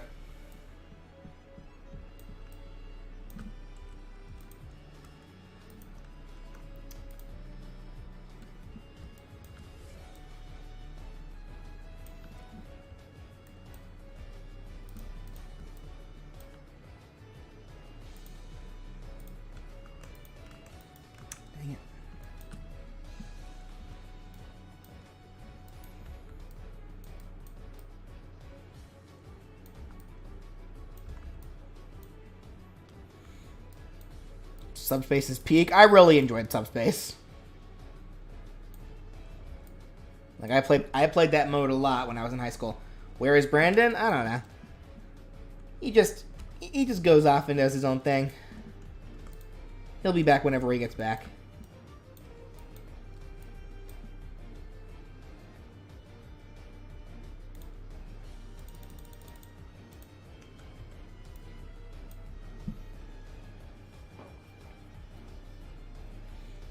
Mii Fighter movesets are completely original. Yeah, they pretty much are.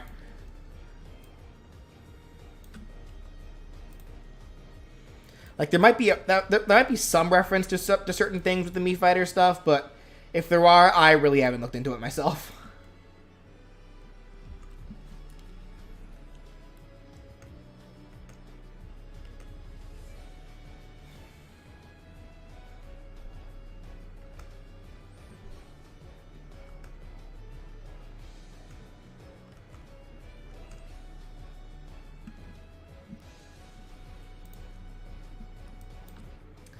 Yes, I have seen the Madagascar movies. I really enjoyed them, actually. I don't think I don't think there was a single Madagascar movie that I didn't like. They were all pretty solid.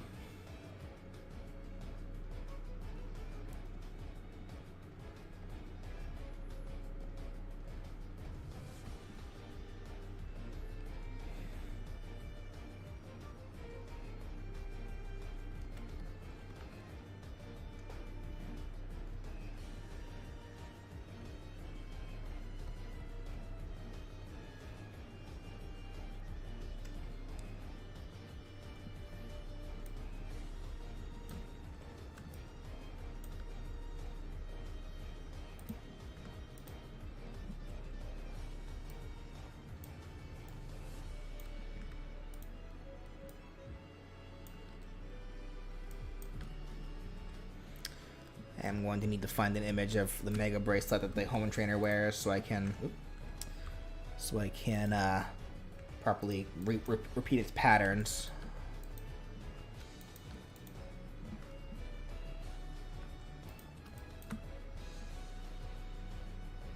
Are you going to watch the up-and-coming Chicken Run movie?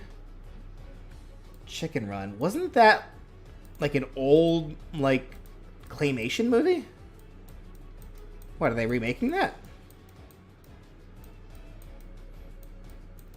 Because, assuming I'm thinking of the same thing, like, I remember seeing that show when I was a kid.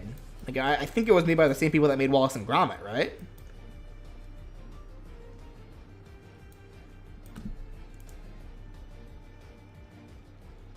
It's a sequel. How do you make a sequel out of that? Also, why now? Like, what an odd thing to make a sequel of. Well, probably not, regardless.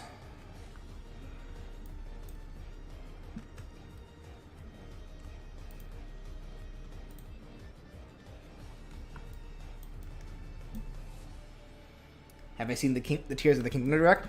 I actually haven't watched it. I'm going to avoid so, because I kind of do want to experience the game pretty fresh. I have seen all the memes regarding the weapon fusion though. So those are making me laugh. And I'm sure that'll be fun as well. Like that whole concept. But I did not watch the directs. Like, I'm gonna go into Tears of the Kingdom kind of the same way I went into Breath of the Wild, where it was very just fresh, just free, just getting to experience the game firsthand in my own way.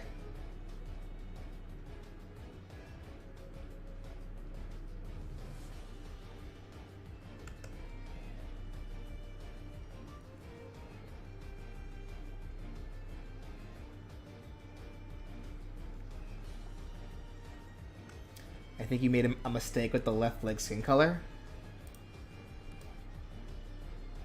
Where? Oh, you're right. How'd that happen, I wonder? That's how that happened. Because the fill tool in Clip Studio Paint is not very reliable. Alright, thanks for pointing that out.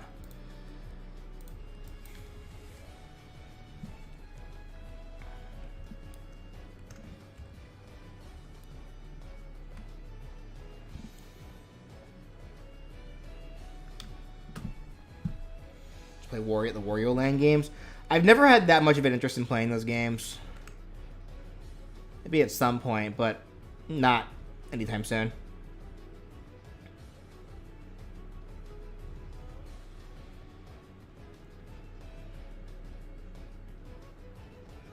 Let me go ahead and just do this to make it easier to get get back to it.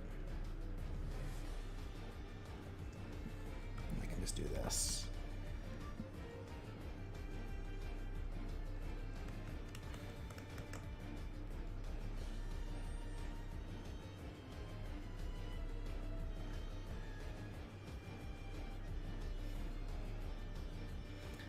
Have you played or heard about the game Naughty Bear? I have not.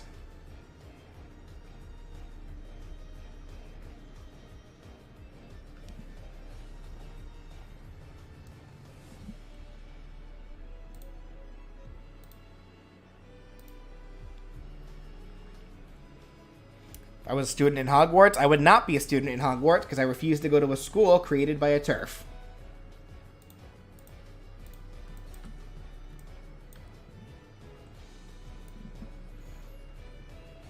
So you wouldn't catch me dead being in Hogwarts in the first place.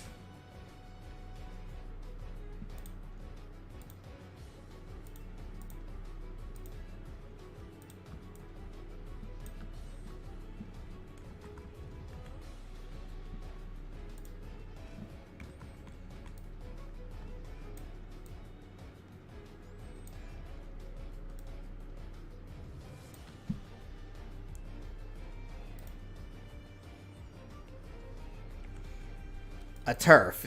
Somebody who's transphobic.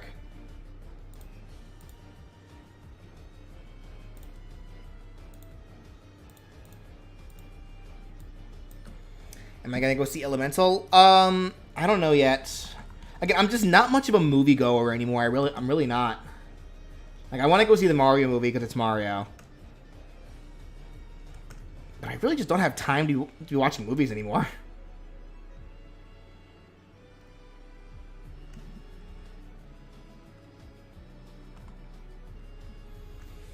Did you hear about the upcoming Kingdom Hearts 4? Yep. That was announced some time ago. We haven't heard much of anything about it since, unless something came out recently that I didn't see.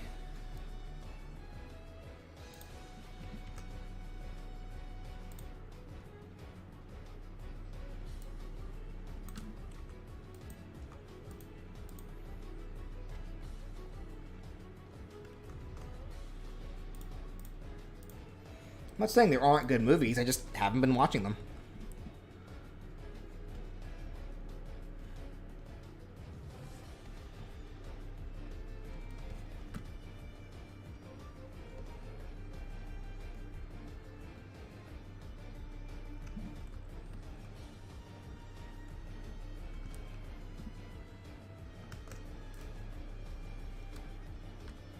Undertale or Toho projects, in terms of preference, I guess Undertale, because I actually played and enjoyed. Well, I played a bit of Toho when I did Rainbow's moveset, but that was the first time I ever touched Toho. And I think I would still prefer Undertale.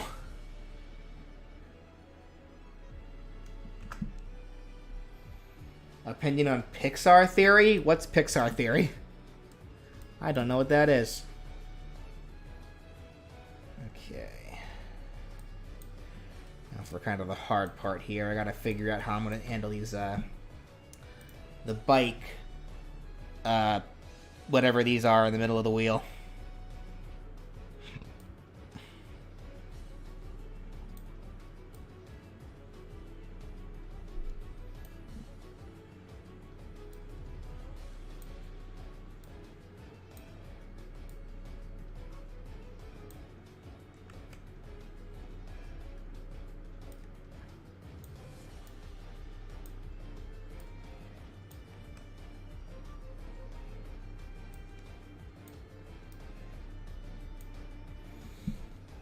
Pixar theory is that all their movies are connected.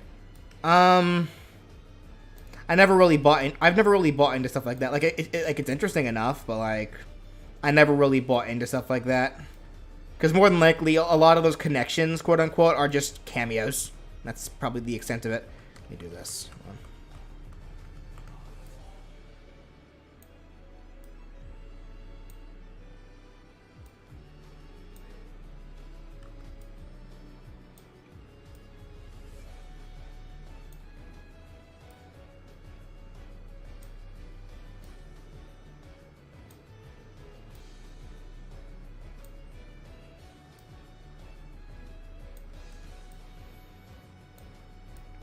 Opinion on Sunhaven? Never heard of it.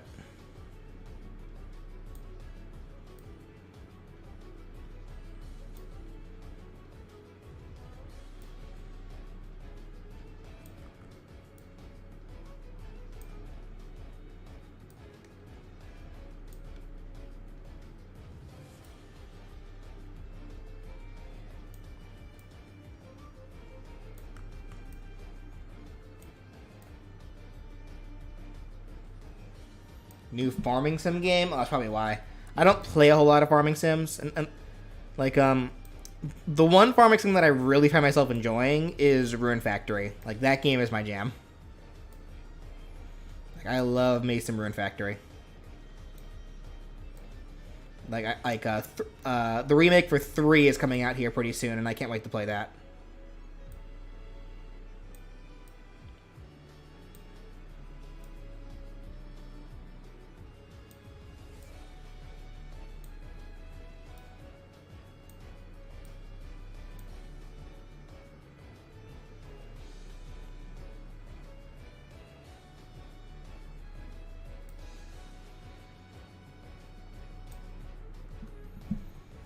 Okay.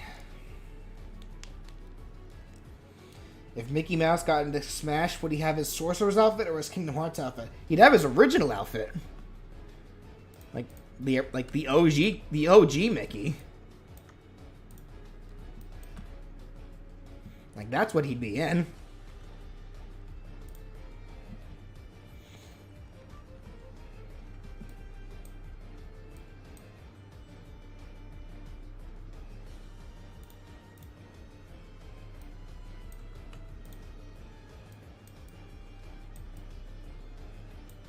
Like, I can see, like, the Sorcerer's outfit or the Kingdom Hearts outfit as, like, costumes, but his OG would definitely be, like, the orange shorts. So that's just what he's most known for.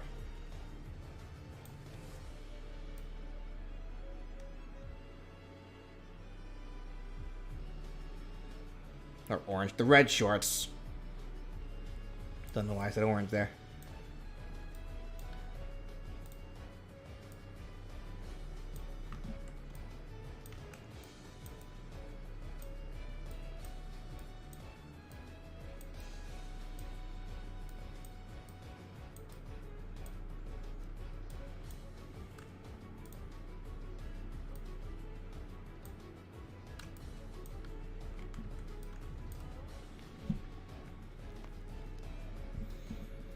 Do I like SMG4? I don't really watch him now. I don't really have an opinion on him, I should say, because, again, I don't watch him.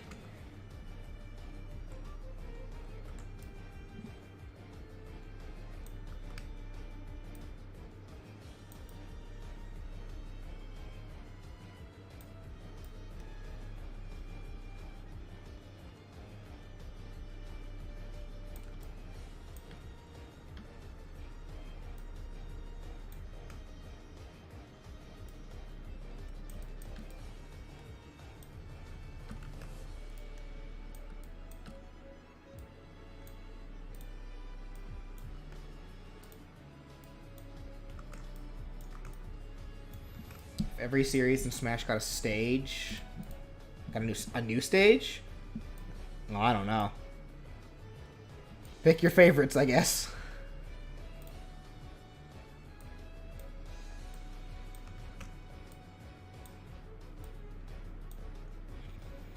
Do I watch any VTubers? No, I don't. Like, closest I watch to VTubers, I guess if they count, I watch CDog VA, and he'll generally collab with Iron Mouse. So that's probably about the closest that I get to watching VTubers. I guess Jaden Animations also started like technically VTubing herself, because she has like her own little VTuber avatar that she uses, but she's not really a VTuber. She just uses the VTuber thing when she streams. I don't know. Does that count? I guess it does.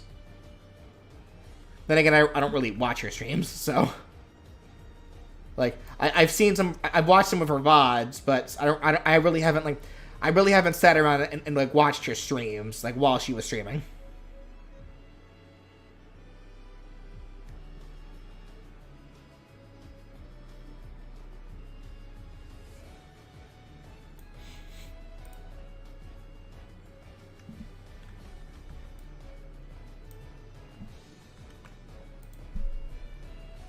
Would you change your classic mode in Smash Ultimate? Like, would I do something differently than what we got?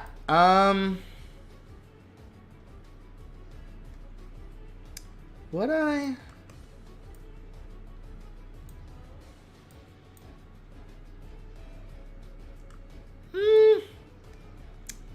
There probably definitely were some that were not as, like, clever as others, like, I suppose. What ones would I change, though?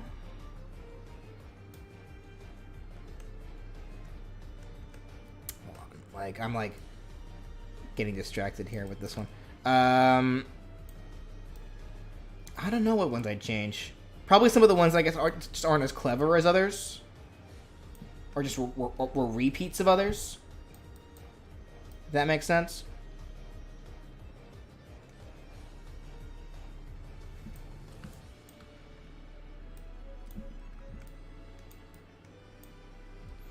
There we go.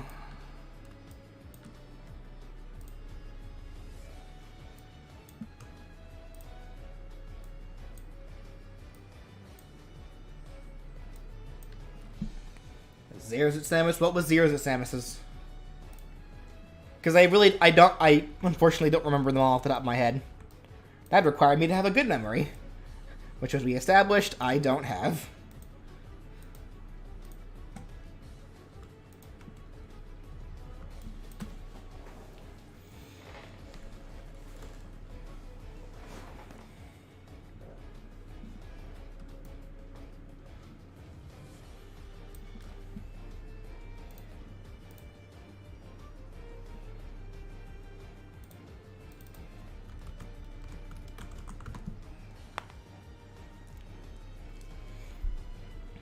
Do you think Goofy and Donald Duck would have their classic designs too if they were in Smash? Yeah.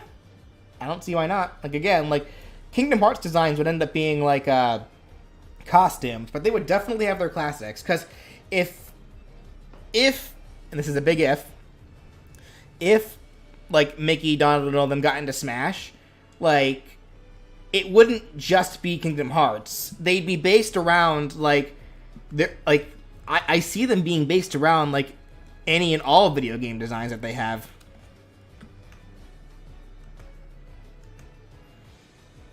Because Kingdom Hearts isn't their only video game appearances.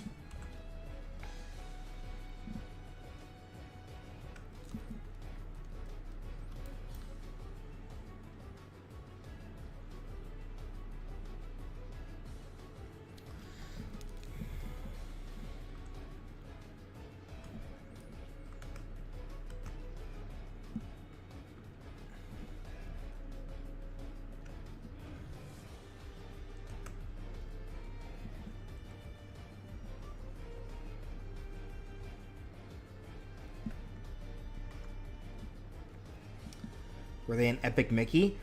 I remember seeing this cutscene where, like, a robot Goofy appeared in Epic Mickey. Donald, I couldn't tell you. And even then, I'm not even sure if that was the real Goofy. Because wasn't the whole premise of Epic Mickey that, like, all the characters Mickey meets, he ended up in this world of, like, characters who were, like abandoned, like, or just forgotten about? Wasn't that the whole premise?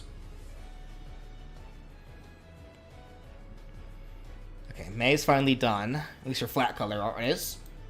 Alright, let's get started on the next one.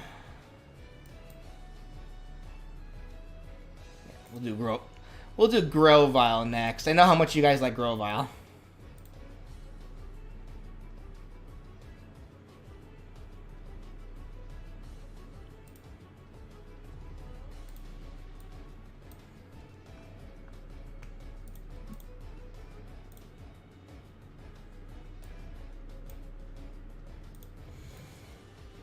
Everyone likes Grovyle thanks to Mystery Dungeon.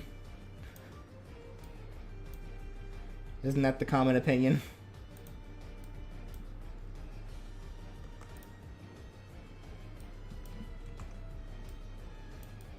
Like, I see a lot of people argue between, like, whether it should be Grovyle or Sceptile. I remember back when I originally made the Hoenn Trainer moveset, which, to be fair, was when I was first starting out, so it was probably only like maybe like at most a couple dozen votes for each Pokemon. But I would still say that to this day, Grovyle would still be the number one picked one over Sceptile.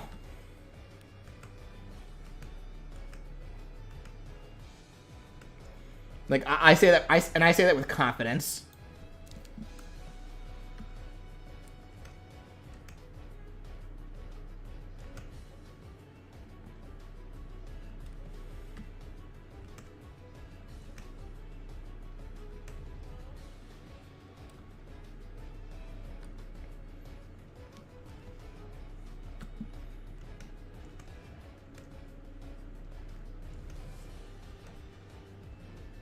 How many people are in the chat right now? Well, not that many, so whatever.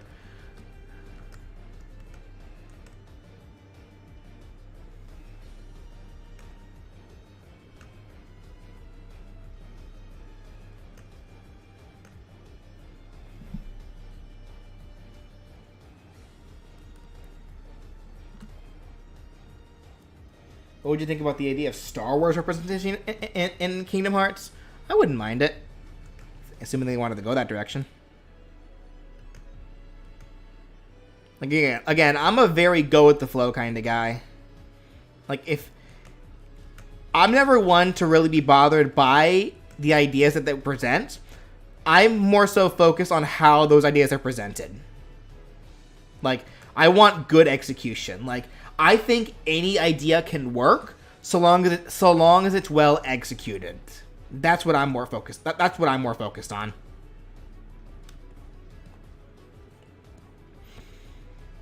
I want to see good execution.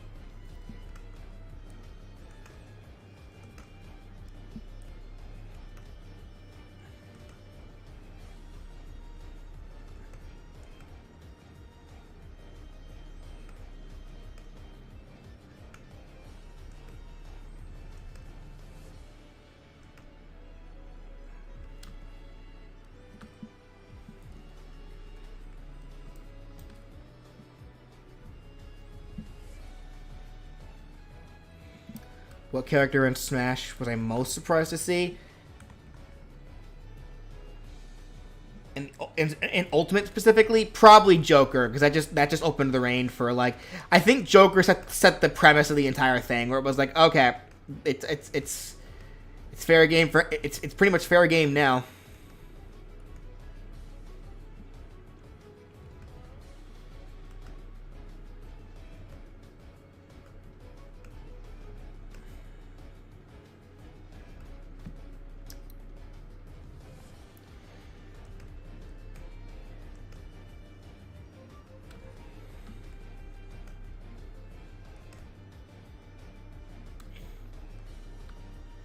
Favorite PlayStation 1 game? Medieval.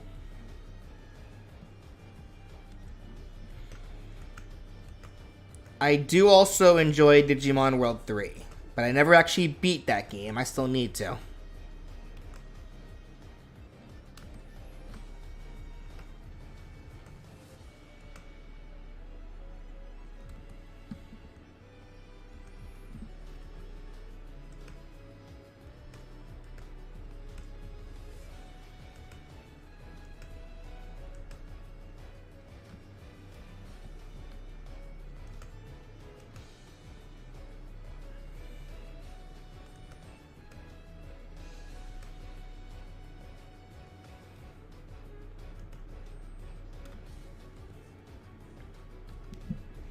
Favorite 64 game?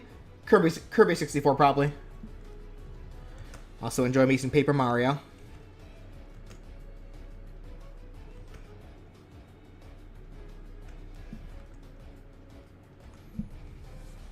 What Capcom franchise do you think should be next to be getting a rep in Smash? I don't know. I guess my bias would say Phoenix Wright, because I just really enjoy Phoenix Wright.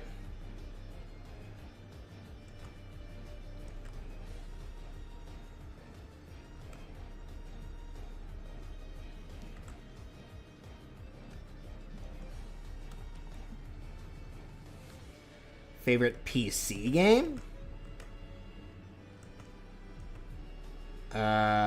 I mean, a lot of PC games are also on console. I don't think there's any PC games that I play that aren't on console that I can immediately think of anyway.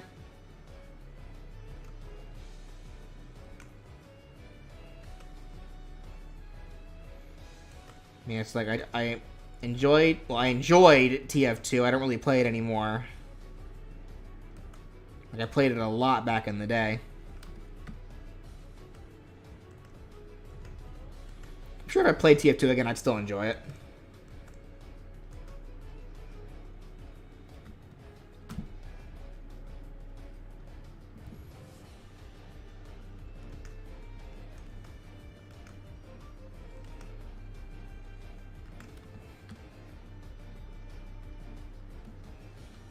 How do I feel about the 3DS and Wii U eShops closing? I mean, it had to happen eventually.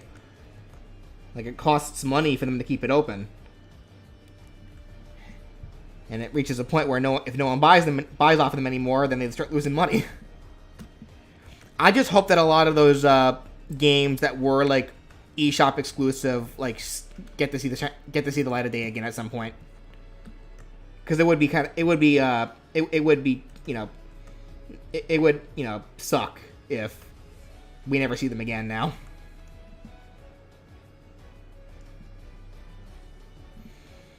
I'd like to assume we will. Because, yeah, there's a lot of games that were eShop exclusive. Like, the 5th and 6th Phoenix Wright games. Hopefully those see the light of day on some other console in some other way.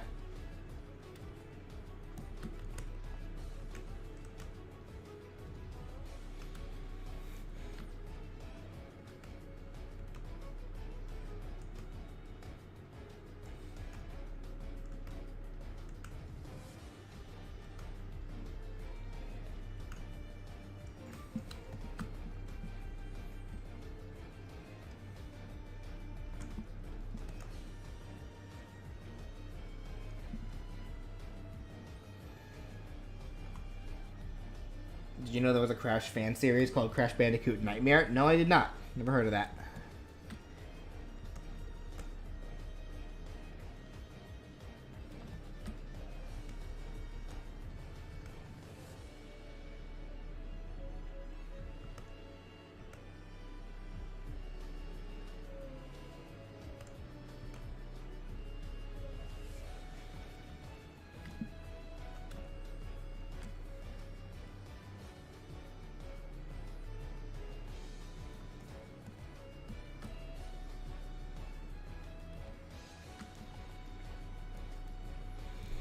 Did I play Crash Team Racing? Nope. I did not.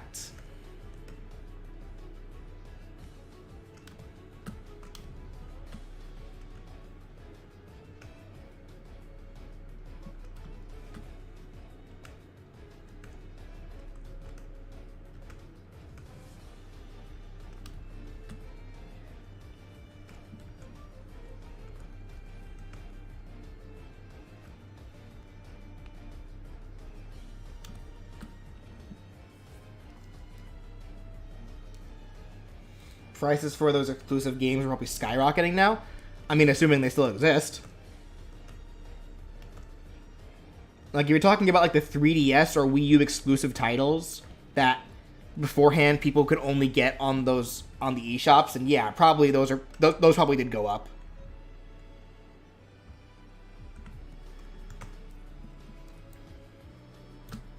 I mean, assuming that people even want to play them. Because a lot of those Wii U games, at least a lot of the major ones that I could think of, have been ported to the Switch by now. Like, I know we talked a little bit about like games that like haven't yet. Like there's Xenoblade X, which, let's be real here, not a lot of people really cared about. Star Fox Zero, same reason. Not a lot of people really cared about it.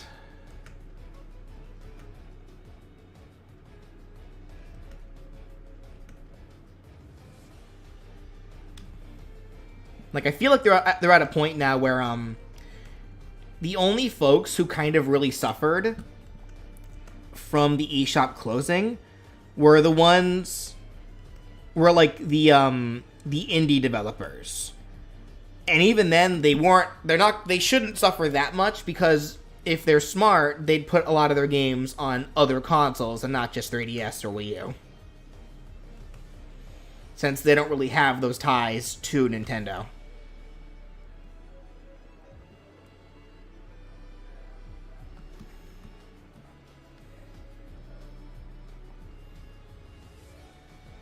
Yeah, Paper Mario Color Splash, no one cares about that.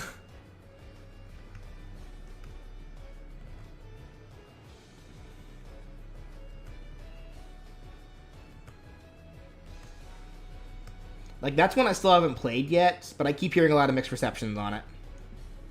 Like, some people say it's good, others say it's just as bad as Sticker Star.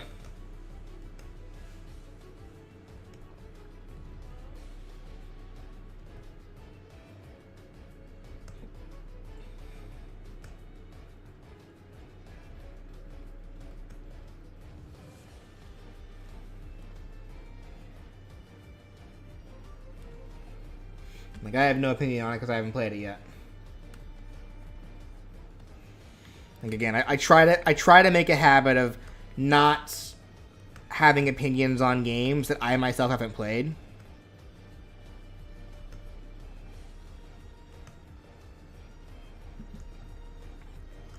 Like, I always try to give them the benefit of the doubt.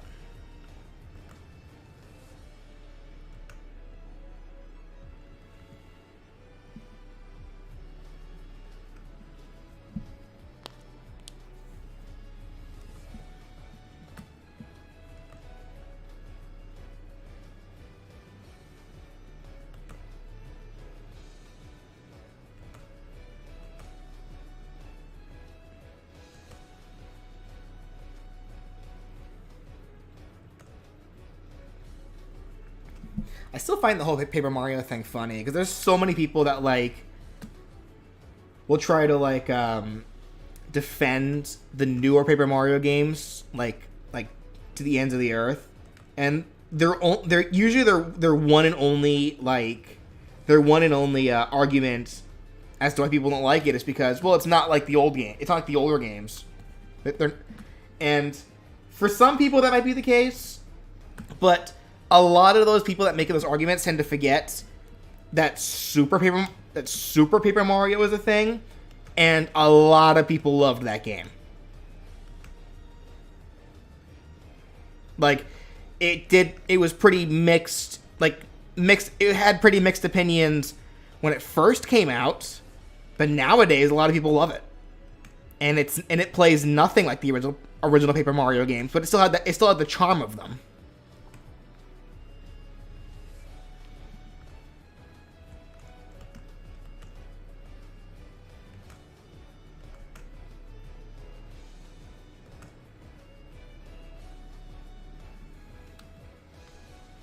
Like, I love Super Paper Mario.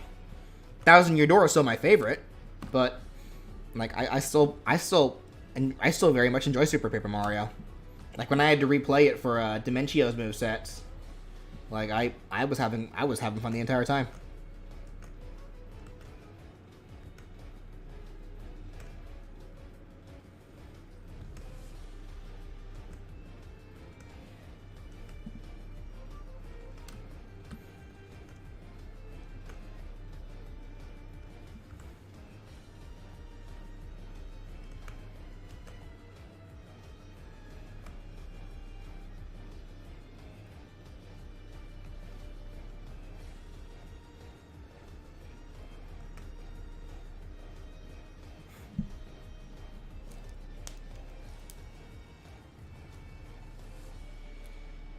Favorite character from Adventure Time? I really liked BMO. Marceline was great. I just enjoy me some BMO.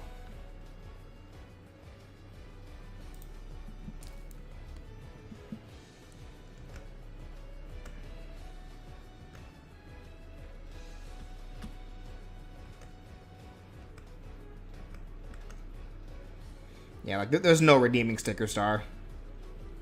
Sticker Star was just a bad game.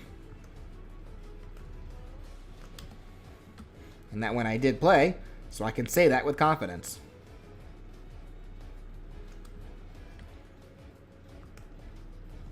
The sad part is I never even finished it, but I have been watching Chucky Conroy's like videos where he, going over it, and I'm glad I never finished it.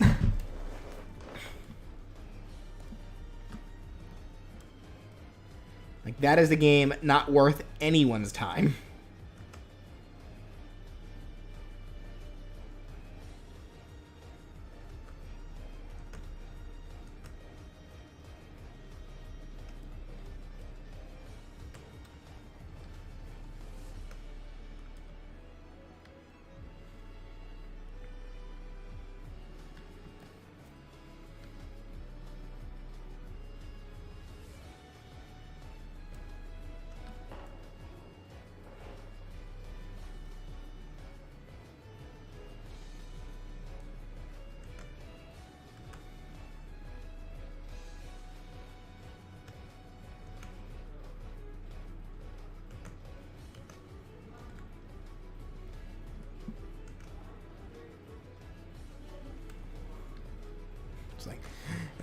It's like I say. If you like Sticker Star, that's fine. I won't judge you out loud.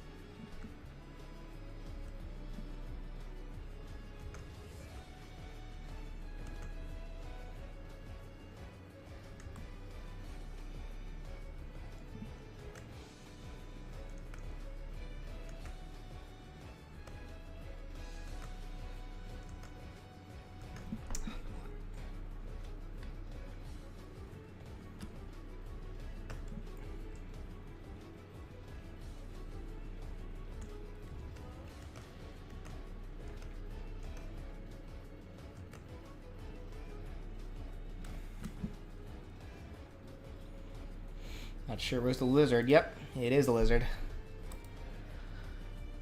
It is indeed a lizard. Let me get rid of this, actually. Okay.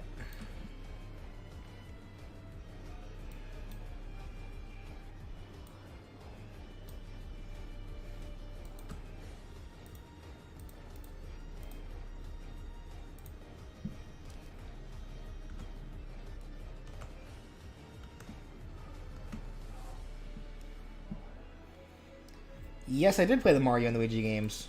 I did play a good majority of them. I played Superstar Saga and loved that one. Played Partners in Time was actually my first one, and that one I really enjoyed as well. Bowser's Inside Story is by far my favorite. I started Dream Team, did not finish it. Like I just did not really, I just couldn't get into it myself. Like I got pretty far, but it was just like I remember when Paper Jam was first like on the cusp of coming out. I wanted to try to finish Dream Team the best I could, and I just was not able to before Paper Jam came out. And then when Paper Jam did come out, I enjoyed it. I was able to finish it because it wasn't a very long game, but it's definitely not one of the best. Like, it's very mid.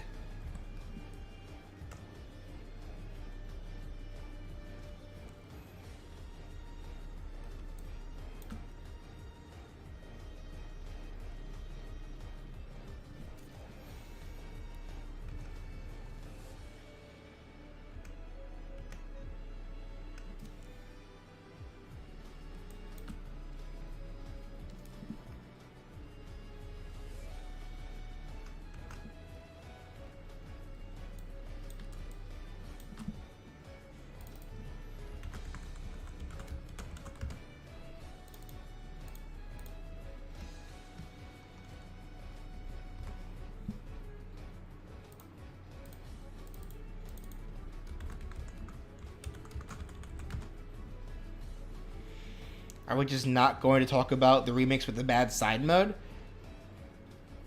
Oh, you mean like the Bowser Jr. stuff? The funny thing is, or like the Captain Goomba, Bowser Jr. whatever side stuff. Funny thing is, I actually enjoyed those. I actually like had fun with those. Like I didn't mind them myself.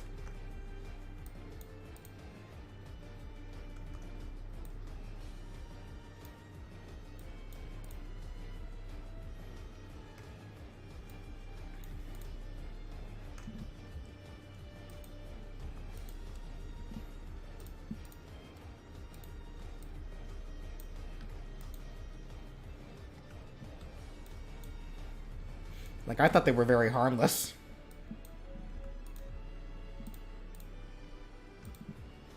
Like, completely optional. You didn't have to play them if you didn't want to.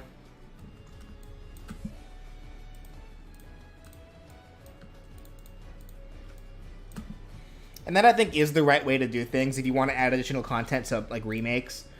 Like, don't have the additional content be, like, required for the game.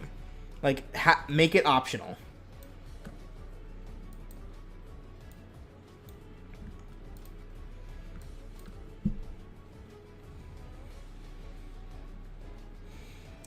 Go.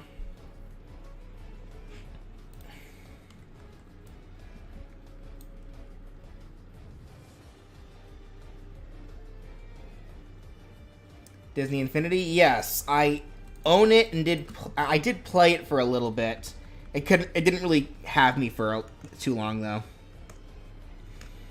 I mostly just enjoyed collecting the various Disney Infinity figures of like the characters that I really liked.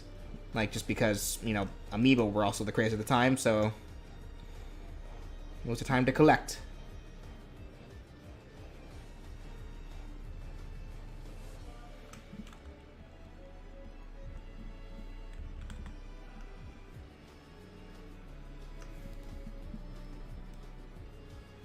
There we go. Well.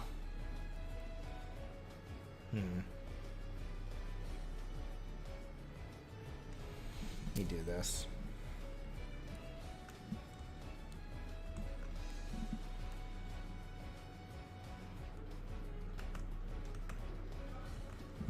Yeah, I did get the Stitch. Of course I got the Stitch. I had to get the Stitch. It was my obligation to.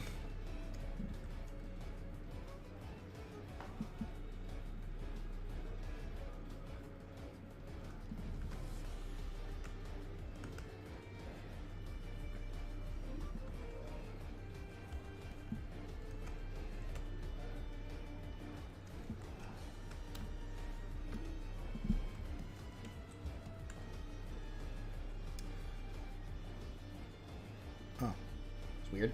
That was on the wrong layer there.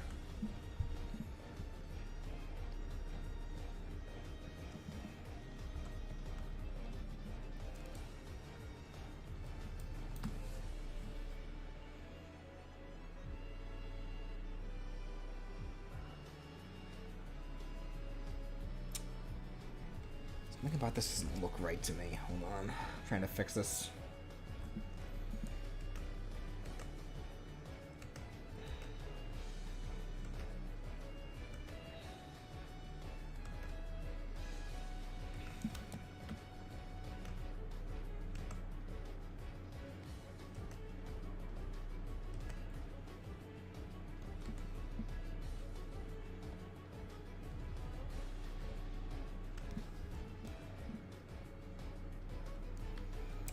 Lego Dimensions, I've heard of it, never played it. I've never really been into the Lego thing.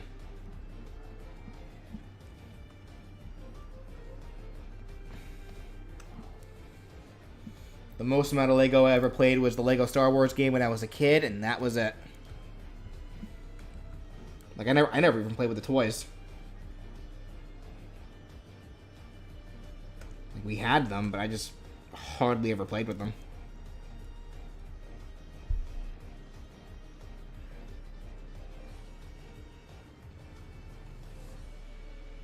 Alright, hold on. I'm like doing something wrong here with Groval's face. Let me try to fix this best I can here.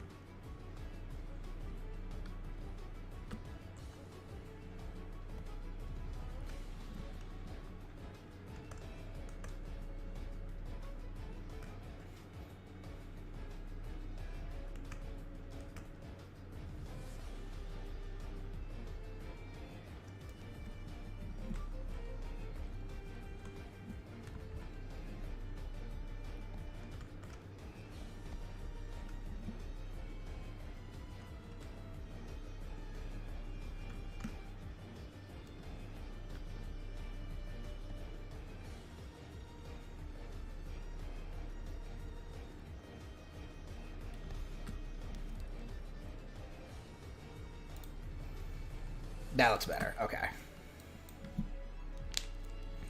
Alright, Grovile's done. Or the flat colors for Grovile are done. Next up, Mudkip.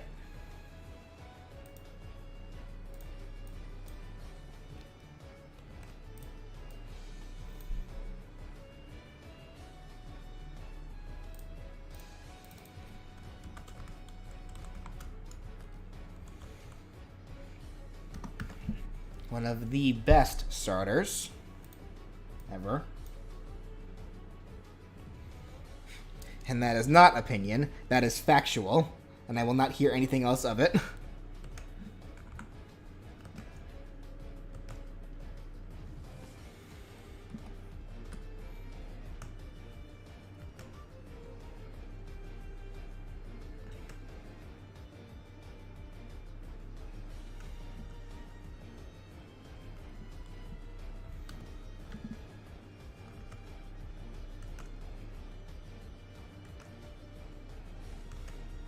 Like, I liked Mudkips before it was funny.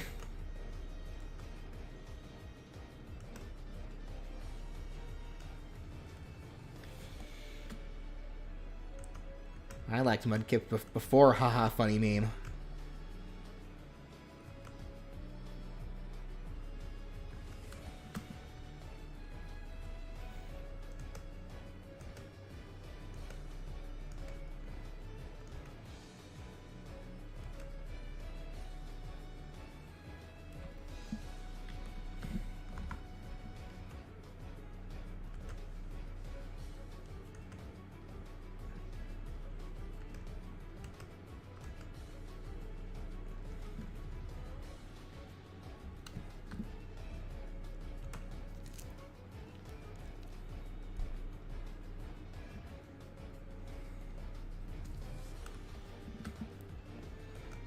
Mudkip's meme? You never heard of the Mudkip meme? Uh-oh. Wow. Way to show your age. That's an old meme.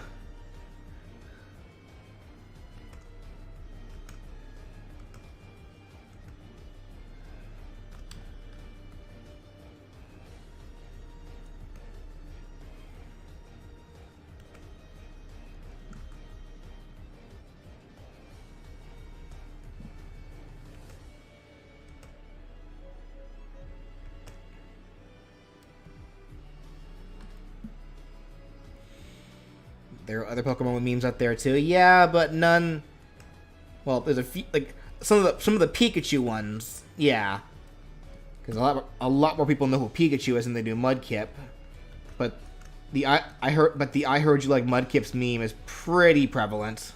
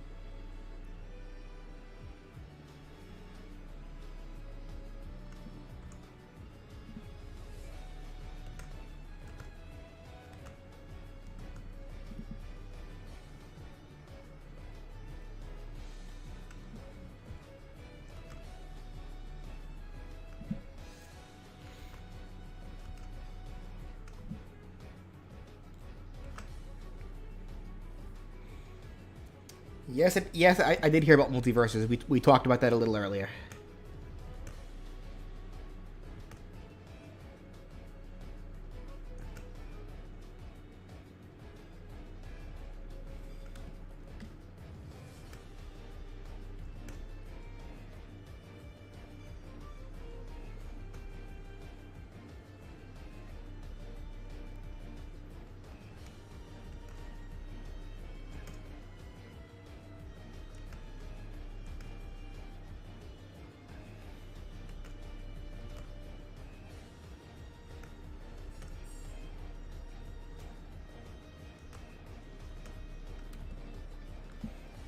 And here's a discussion, actually, that I haven't talked about in a little bit that I figured may be fine.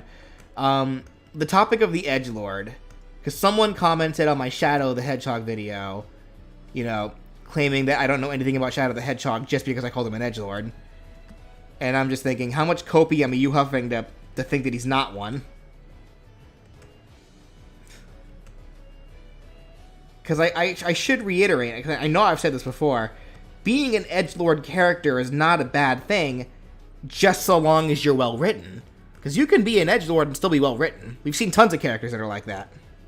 It's just that, you know, for a while now, Shadow is an edgelord who is not well written. At least in the as far as the games are concerned.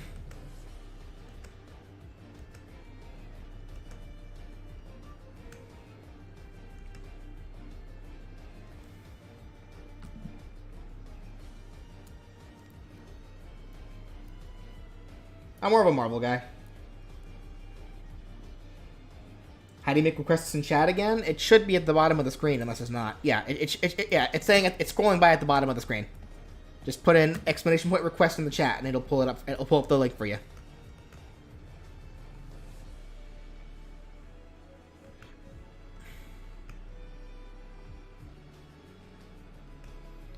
Yeah, because it's like Shadow, even since his conception, was an edgelord. Like, even in SA2, he's an edgelord. He was just a well-written edgelord in SA2.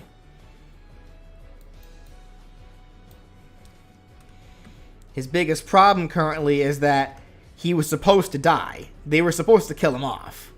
But they saw, oh, people like this character. Let's bring him back. And that was their first problem. They tried shoehorning a popular character back with no actual plan for him. So they tried making one up on the spot with Shadow the Hedgehog, and look where that got him.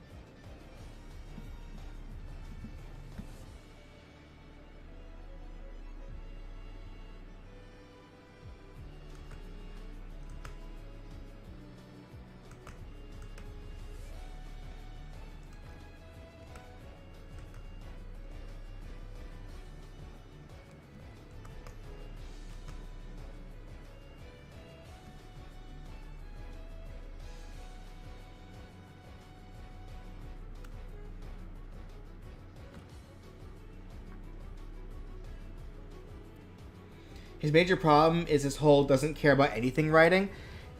It's not even so much that. He doesn't have much of a personality outside of crossing his arms, and that's not a personality. Like, if you read the comics, Shadow has a great personality in the comics. Like, he's a lot more caring. Like, he's very thoughtful. He's very conscious about the people around him. Like, he even has hobbies.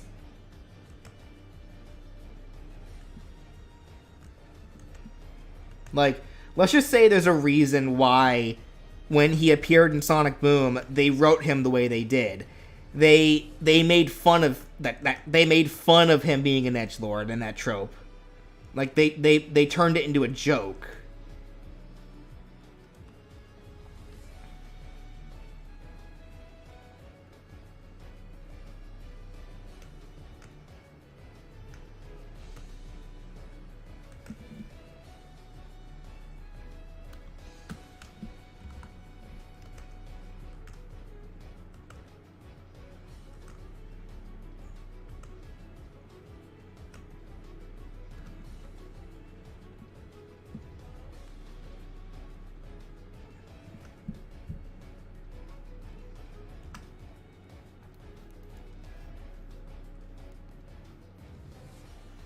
IDW? See, I actually don't know much about Shadow and IDW specifically. I guess I am more specifically referring to Archie. because because I don't read a whole lot of the comics. I read them on like a rare occasion. But the Archie Shadow is the one I'm more familiar with. And that I know he's actually very well written in those comics. IDW, I couldn't tell you. I did hear something about how, I guess Sega or whoever, kind of held the writers for Shadow back because they wanted him to be a certain way, and that made him worse apparently. Like, can someone confirm that for me?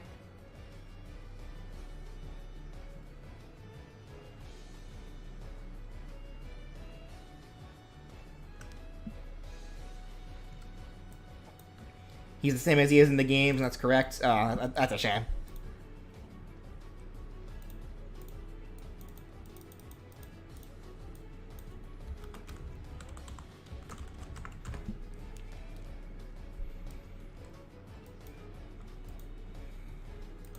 Yeah, like, Shadow's problem is that, yeah, like I said, he was designed to kind of have this, like, for a very specific kind of story.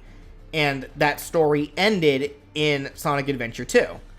They tried expanding on it in Shadow the Hedgehog. Not very well, but they tried.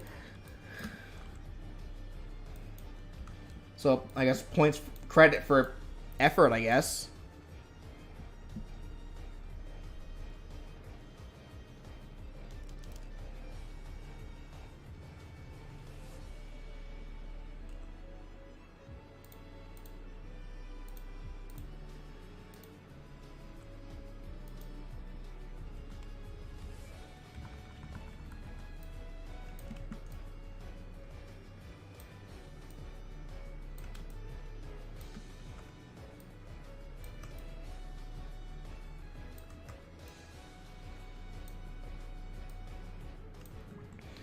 Like, I really tell you, the best thing that came out of Shadow the Hedgehog was just the videos that, like, Thero's been making of them recently.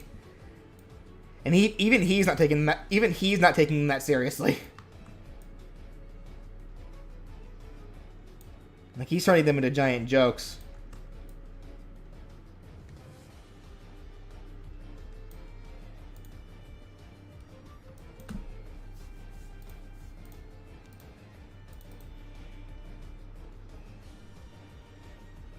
Read your message you sent a minute ago?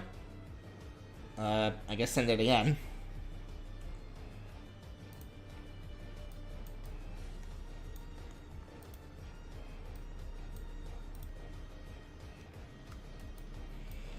Alright, there's Mudkip. Mudkip was easy enough. Now for probably the more complicated one of the night, Blaziken.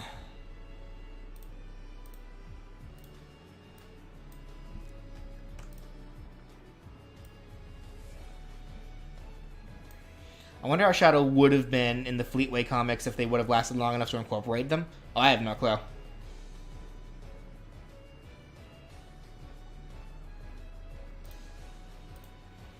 Like, Thero not taking something serious is new? I never said it wasn't new. That's just, like, he's a comedian.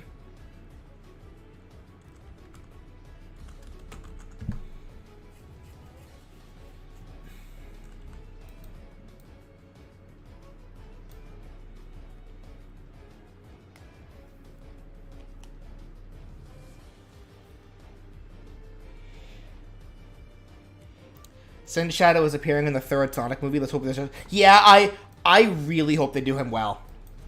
Because I want to like Shadow. Because, again, he was done very well in Sonic Adventure. And to a degree, Sonic Heroes. Like, he was even with Amnesia and Sonic Heroes, he was decent. Because he still had, like, signs of his personality. You know, he's very smug. Like, very... Like, so I'm hoping we still see that in the movie. And I'm hoping they do his story justice in the movie as well, because as, you know, as loved as Sonic Adventure 2 is, and as well written as Shadow was in that story, it's never really been executed that well, if that makes any sense. Because it's like, Sonic Adventure 2, you know, people love that game, but it was definitely very rusty for what it was, for its time. And the only other time they ever tried telling Shadow's story was in Sonic X, which, again, very rusty. So I'm hoping, because Shadow's whole story is a very good idea, it just has not been executed well yet. So I'm hoping the third Sonic movie will do it justice, and I'm kind of scared of the premise that it will.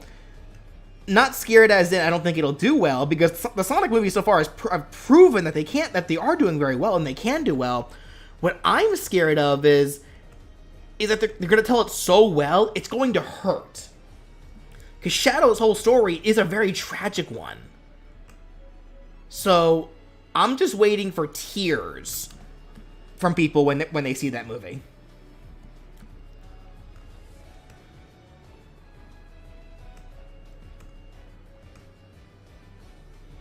Like, I'm very much anticipating what it's going to be like to see Shadow story told in the movie format.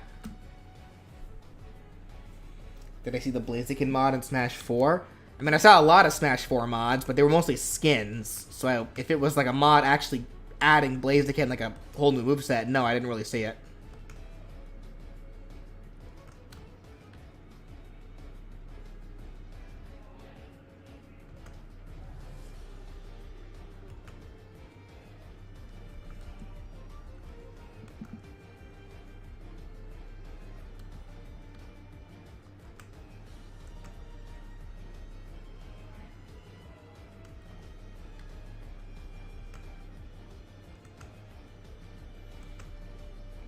Yeah, I am very much looking forward to seeing how Shadow's represented in the third Sonic movie. Like, I hope they do him justice. Like, give people a real reason to actually like this character again. Because as of late, there's really been no reason to like him.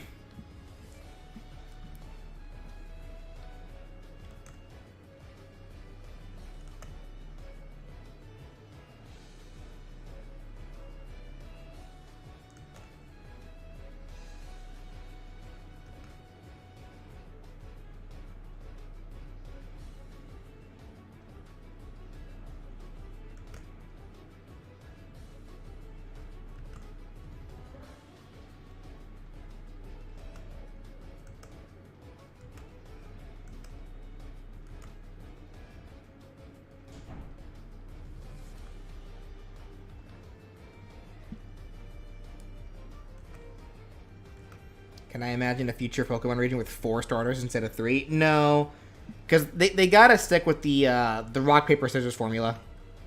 Because remember, every Pokemon game is gonna be someone's first, so they gotta build it in a way so people can understand it.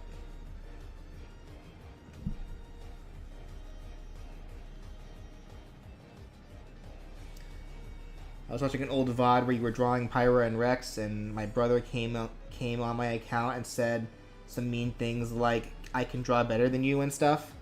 Oh, well, I mean, I don't really remember that. That's fine, I don't care. Don't worry about it.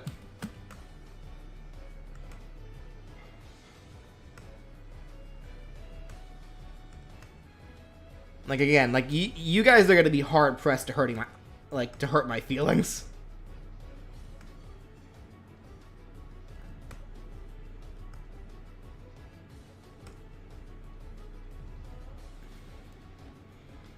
When do I think Gen 10's coming? Don't even worry about that for a few years, pal.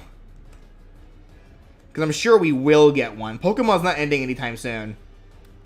But we just got Gen 9, so don't expect Gen 10 for a few years.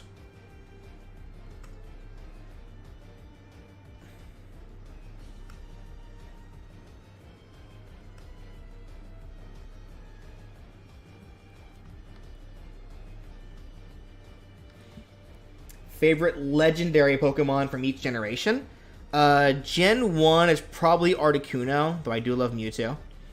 Gen 2 probably goes to Celebi. And yes, I do count mythical Pokemon as legendaries. Same thing. Don't care. Gen 3, probably Regirock. Gen 4, Darkrai. Gen 5... Probably Terrakion. Gen 6, Deancey. Gen 7, Tapu Koko. Gen 8, Galarian Zapdos. Gen 9,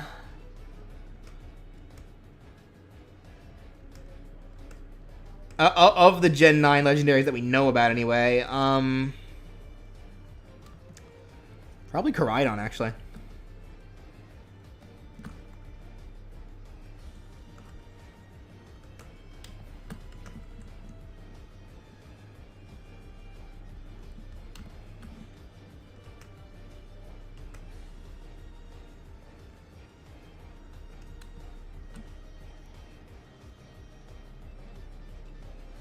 You just see that the IDW comics reference the Mario Bros. Movie. I saw that trending on Twitter. Like, what was it? Like, it was like, I guess, like a torn down Metal Sonic or something. Like, yelled out, "I'll crush you" or something like that.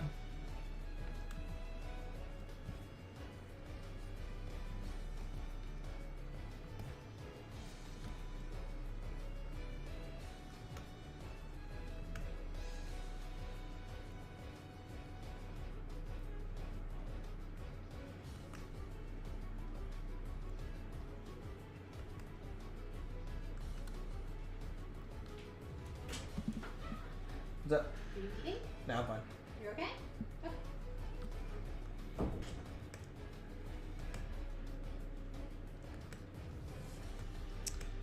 Okay. My opinion on the Ruinous Quartet in Gen 9, I like them.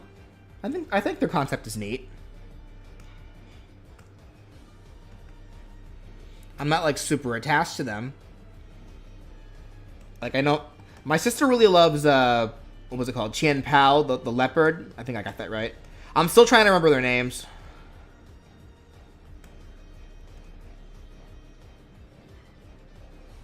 Like, I haven't quite committed to memory all of the, well, actually, nowadays it's really hard for me to remember Pokemon names. Like, there's a ton I just keep forgetting.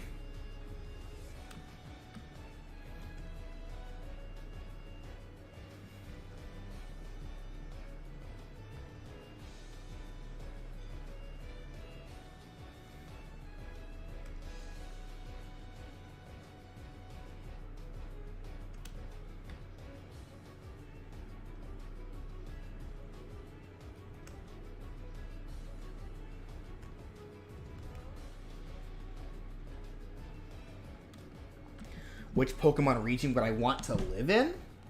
Oh, I don't know, actually. That's a good question. Probably Alola. I think Alola would just be like, would probably be like the most fun region.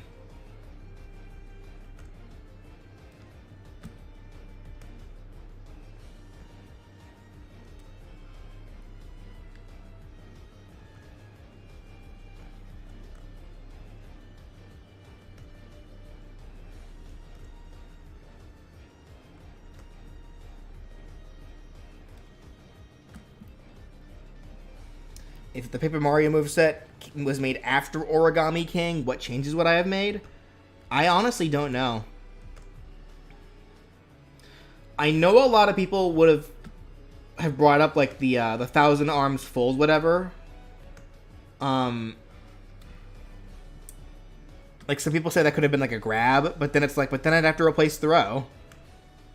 And do you really want me replacing my one of the few Super Paper Mario references I have in that moveset?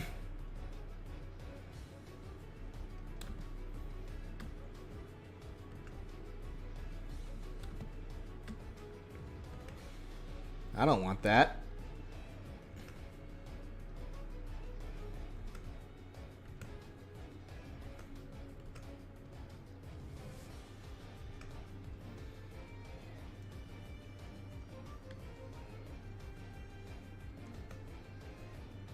I would have made them the smash attacks. Well, even then, I think the only smash attack I think I could think of immediately that I would have done differently, and and this isn't even an Origami King thing, it's just in general that I just didn't think of it. Some people brought it up to me as an idea and I actually really like it, was, for the up smash, instead of it just being a simple, like, you know, jump, to give him that helmet with the spike on top of it. Like, that probably would have made for a better, like, for a cooler up smash idea. But the down smash and the forward smash, I would keep the same. Like, the spin hammer is too iconic, and the Quake hammer I just like too much.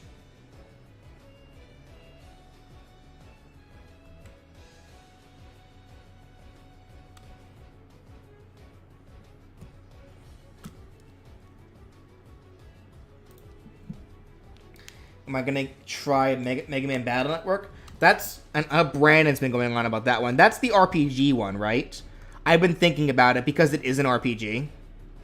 And I do love RPGs.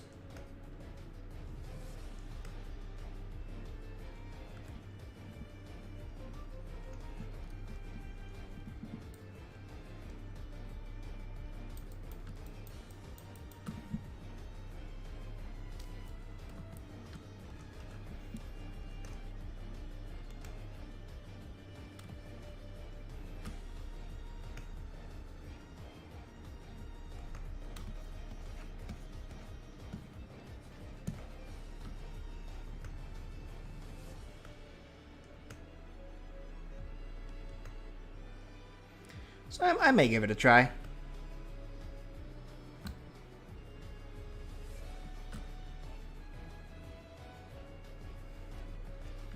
I better play Origami King's OST? Ah, nah. Nah. You underestimate my 1,000-year door bias. I will be playing some 1,000-year door music. I love the music in that game.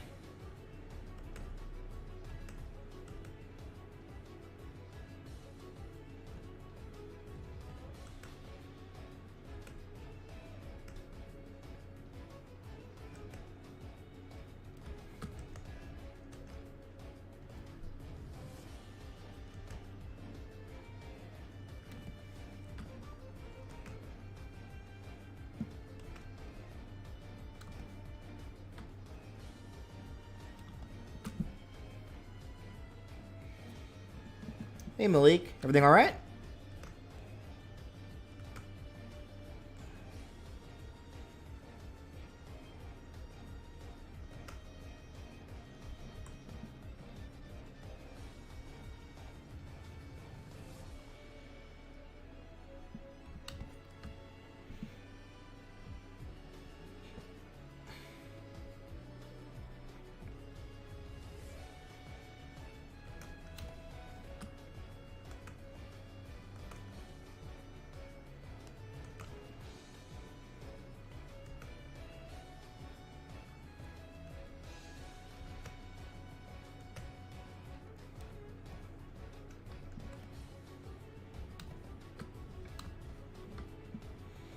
Did I watch DuckTales 2017? No, I want to, though. I just haven't gotten around to doing it.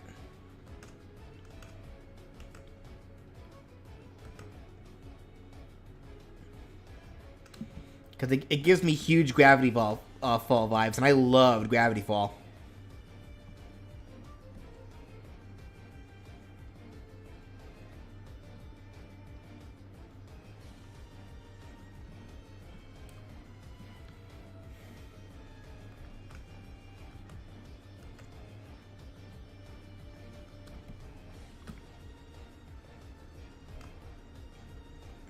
Reminds me, I remember seeing like this Twitter trending thing going on for a bit where people like, you know, someone posted like 4 modern cartoons and were like, if one had to go, which would it be? I think what did it list? It listed Adventure Time, Regular Show, Gravity Falls, and then some other 4th show. I forget what it was. It might have been Steven Universe. I forget. But everyone was saying Gravity Falls, and I'm just sitting here thinking, like, how much copium are you guys huffing to think that Regular Show is better than Gravity Falls, much less any of these other shows? Because I'm sorry, it's just not. Like for me, Regular Show would be gone in a heartbeat.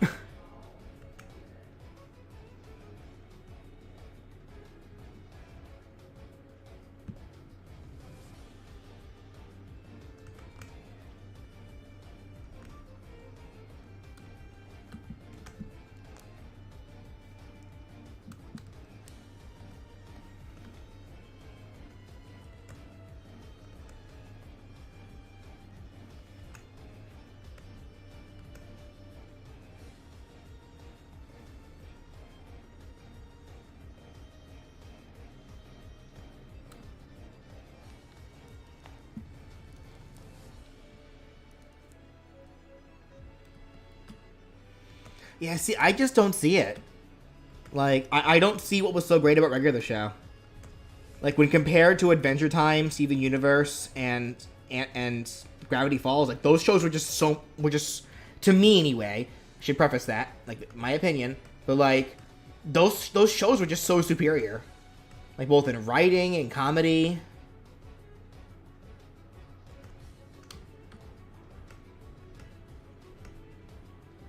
Even visuals, they're just way better.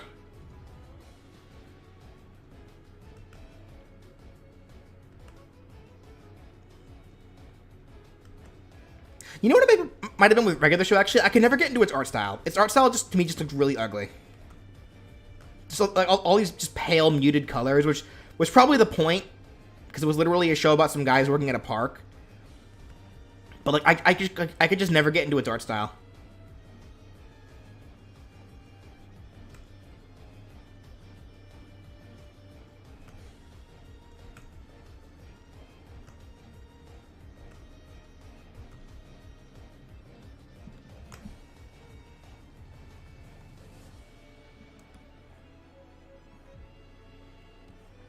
Regular show had great writing and comedy. When compared to the other three shows I listed, it's not nearly as good.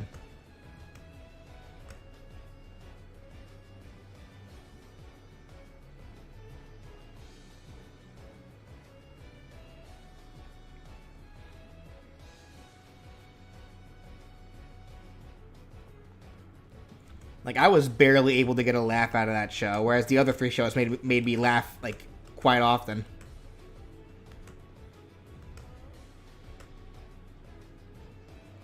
Like, laugh or cry, one of the two. Did I watch Amphibia? No, I have not seen Amphibia. I hear that one's pretty good too.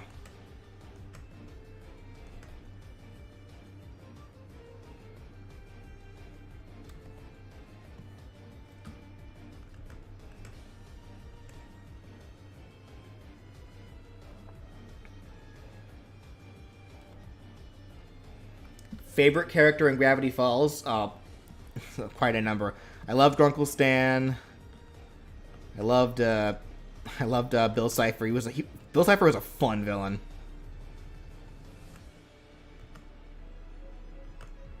Like, Seuss was amazing.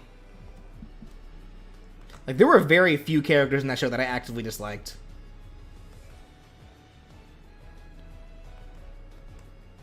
And I mean dislike as in, like, just didn't think they were well written. Because there were characters that I loved to hate, but that just means they were well written.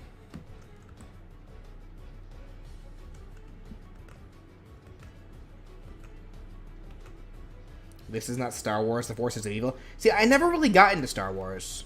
Like, I watched the first 3 movies, which is technically episodes 4, 5, and 6.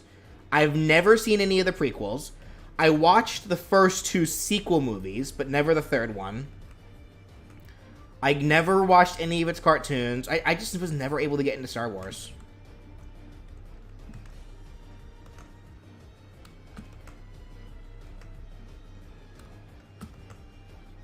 Like, that was one that just never did it for me.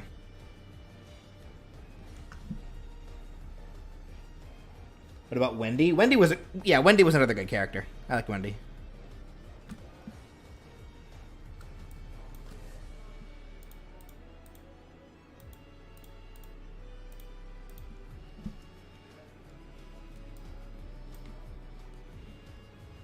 Not Star Wars. Star versus the Forces of Evil. Oh, my bad. No, I never watched that one either, so I have no opinion on that one either.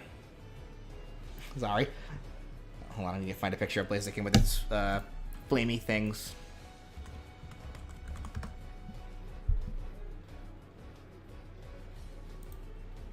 Yeah, no, that one I never watched, so I have no opinion on it.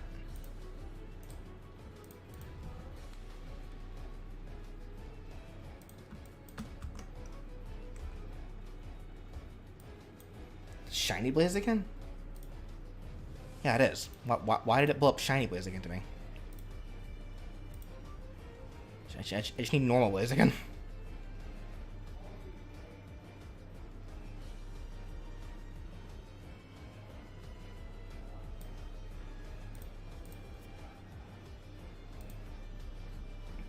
least favorite character in Gravity Falls.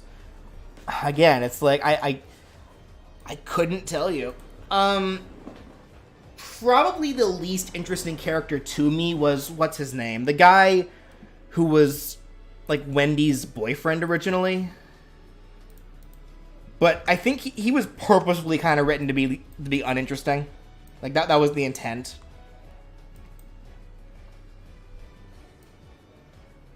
Because he was more so a character to kind of forward Wendy's story more than his own. Even if he did get a little bit, like it was, yeah, it was more for Wendy.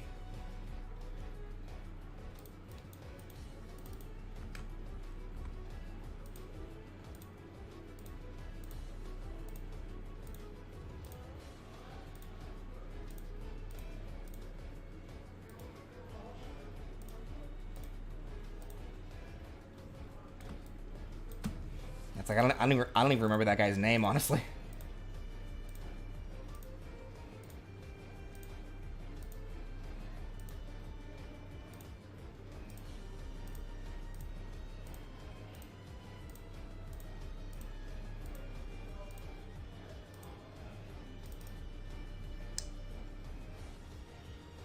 At work, I had to keep an eye out on this guy.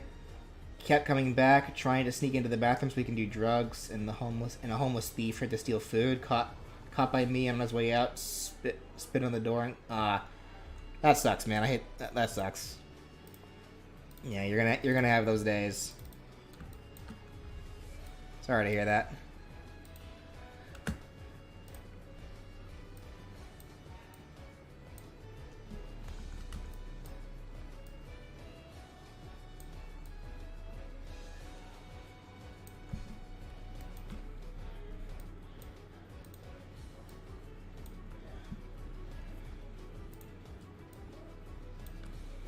Least favorite Mario power-up? I don't think I really have a least favorite Mario power-up. I don't really think about that, honestly.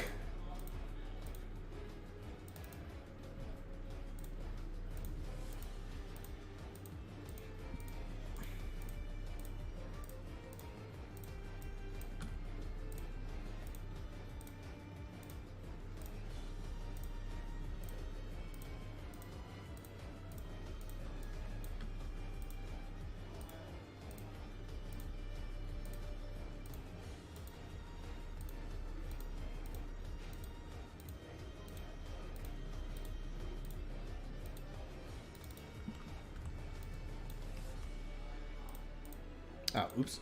Wrong layer.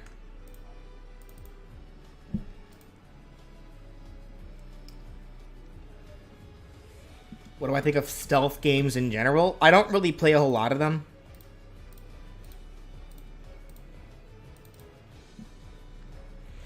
Yeah, because it's like I never really played Metal Gear. I've seen Let's Plays of it, but I never really played it.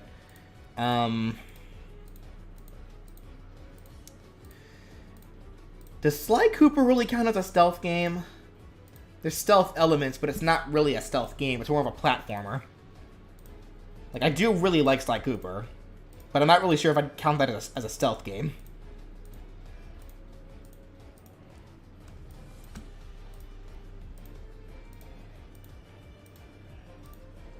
I don't know. Would you guys count Sly Cooper as a stealth game?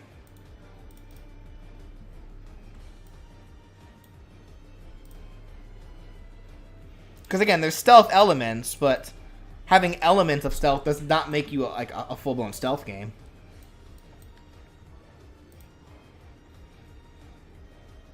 Most annoying enemies in video games? The one with poor placement.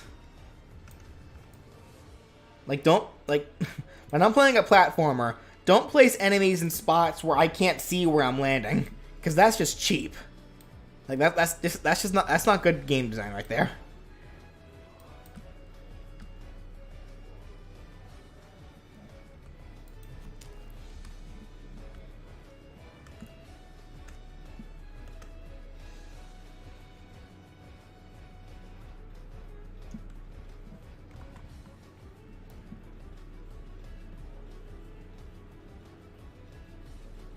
Yeah, I don't know if I'd really count Sly Cooper as a stealth game, honestly.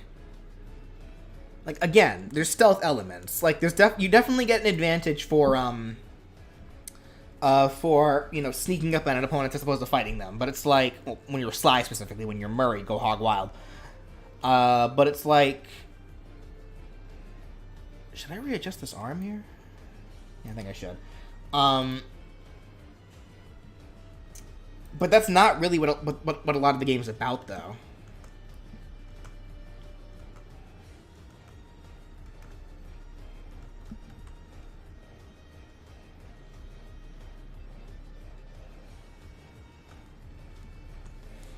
Are Hammer Bros annoying to me? Not really.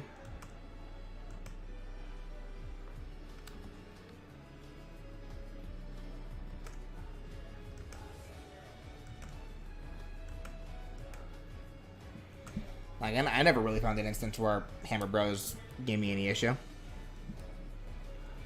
Favorite generation of Mega Man? I've never been the biggest Mega Man fan, but from the stories that I've seen of them, I'd probably have to say, I guess Classic. Actually, no, Legends. I really like Legends. So why is his... I just noticed. Why do I have his toes shaped like this? Or angled this way. I should fix that. There's a sketch fail on my part. Do I even bother showing the toes here? I guess I do. May as well.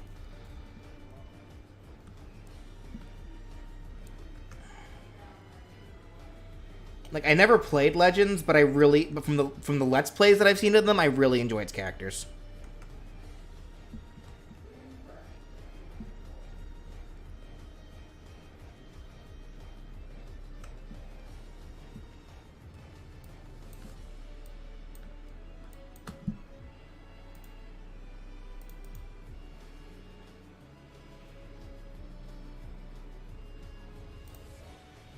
There we go.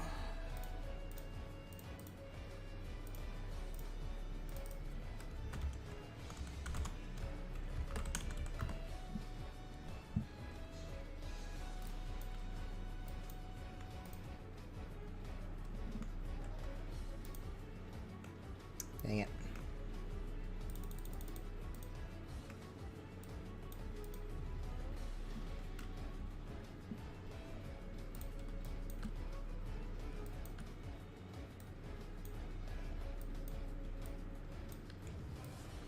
Only 37 of us here. Yeah, I'm not surprised that there's not a lot of people hanging out, because yeah, this is like this is the 9th time I've done one of these streams, and it kind of is becoming a point where it's like if you've seen one, like you've seen you know, a good chunk of them.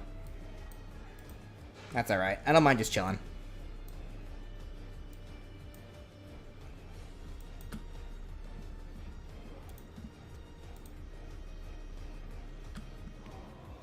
Like, I'm not that worried if people show up or not. If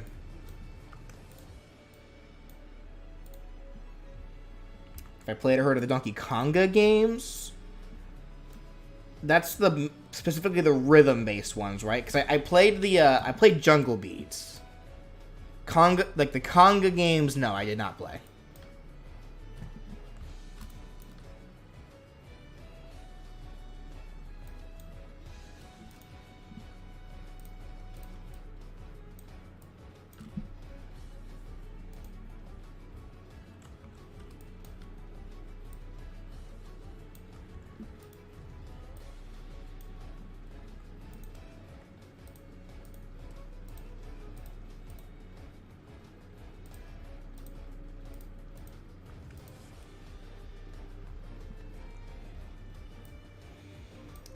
Interesting to watch the process. Well, I'm glad you enjoy it. It's just not going to be interesting for... It's not going to be interesting for everybody, though.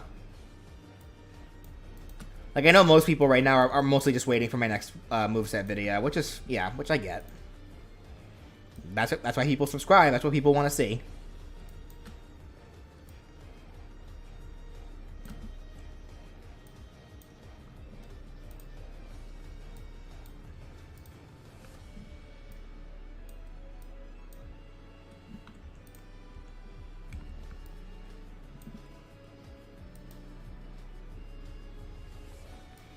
Am I excited for Samba de Amigo's new game? Not really. I've never really been into Samba de Amigo.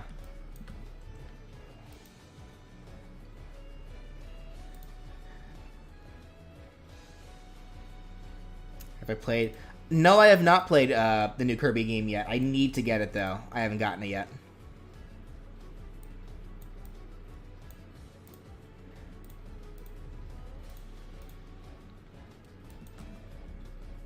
I do want to get it because I loved Kirby's Return to Dreamland, and I do want to play the new Magalo story, but I have not gotten it yet. I still need to.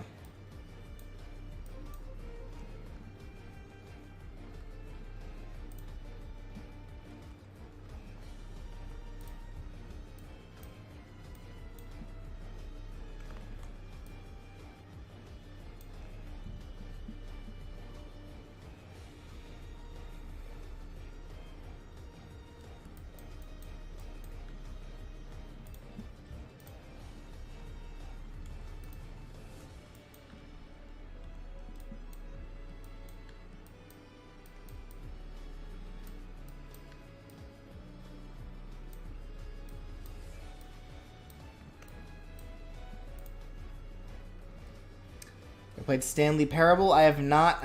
I know about it though.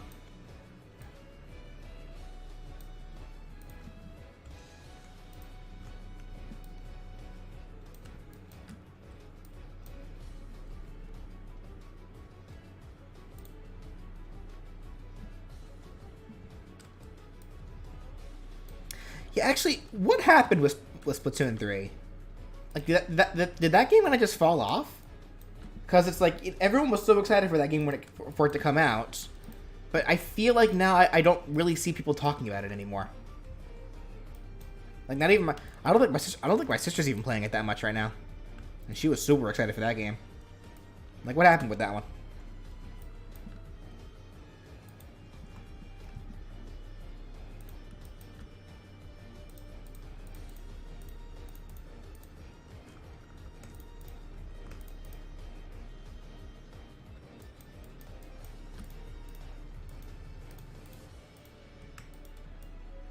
Quiet majority? Okay.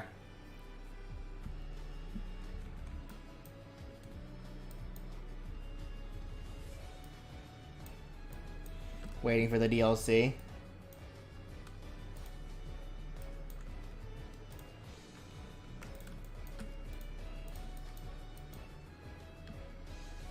I suppose.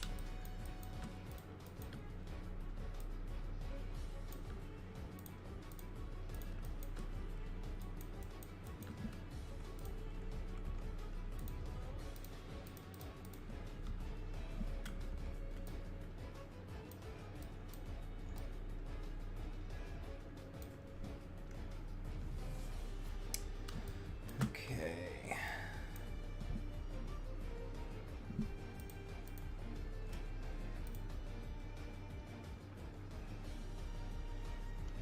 It's weird having two Splatoon games on the same system. Did you watch movie Moana? Which one was Moana again? Was that the one with the ocean? Because if so, yeah. Yeah, I did. I saw that in theaters.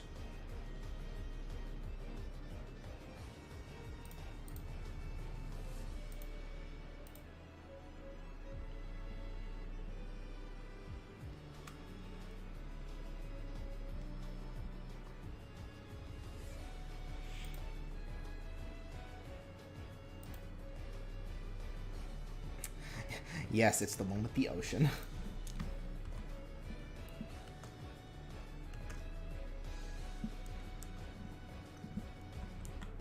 Is that the one with the water in it? I like water.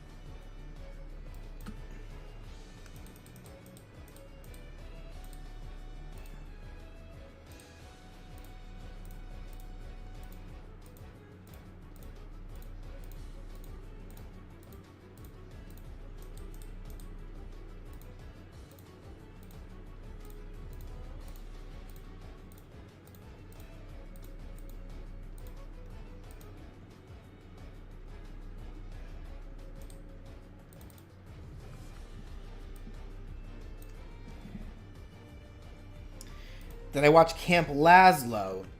That show I did watch for a bit, like whenever it was on. I never really watched it religiously. Like if it was just on, nothing better was on, I was like, sure, why not? I didn't hate it, just like it wasn't like that spectacular to me.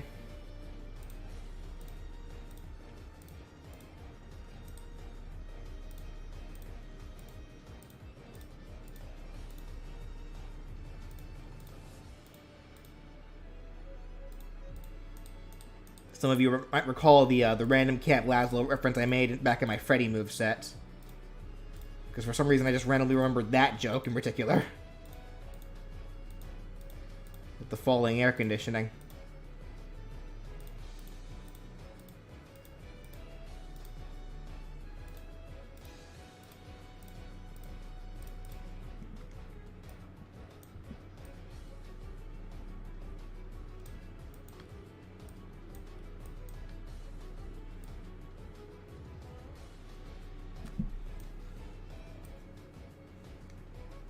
Yeah, that show did have a really weird ending, didn't it?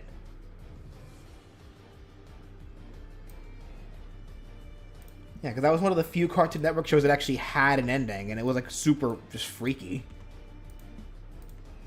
Like you find out that like the main like headmaster dude was actually an imposter the entire time and gets arrested. Meanwhile, everyone's just naked in the middle of town. It's like, what?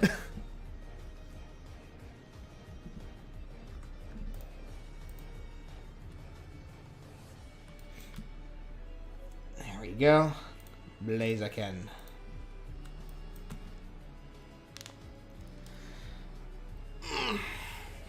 Alright, got all the flat colors done for each of these characters. Let's go ahead and get their shading started.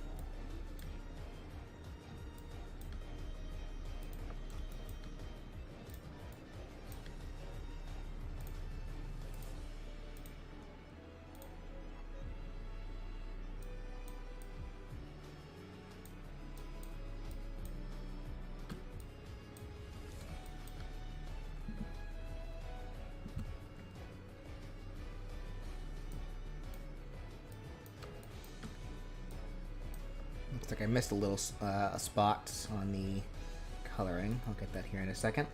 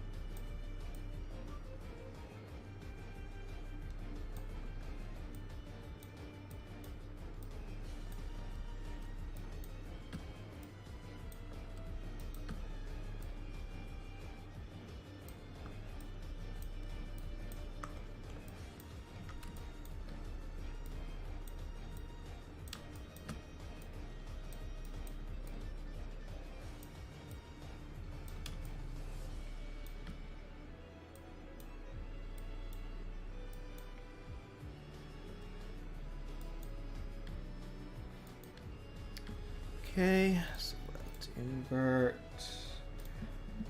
Get this real quick.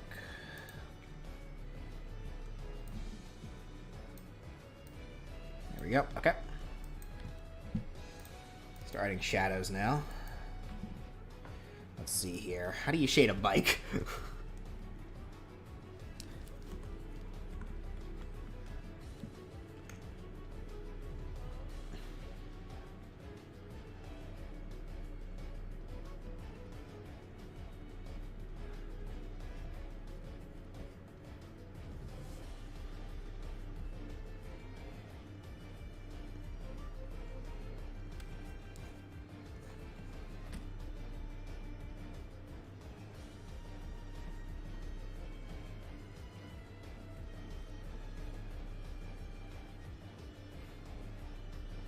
Come to think of it, I think this is my first time ever drawing a bike. It's not really a common thing that I find myself drawing.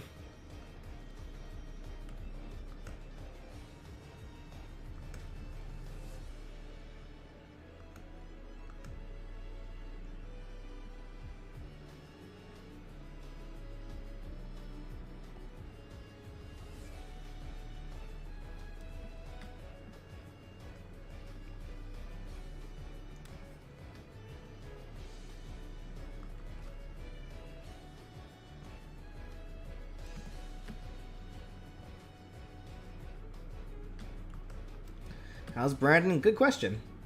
I don't know where he went. He just tends to disappear sometimes. Don't worry about it. He'll ditch us, be gone for a few hours, then finally come back.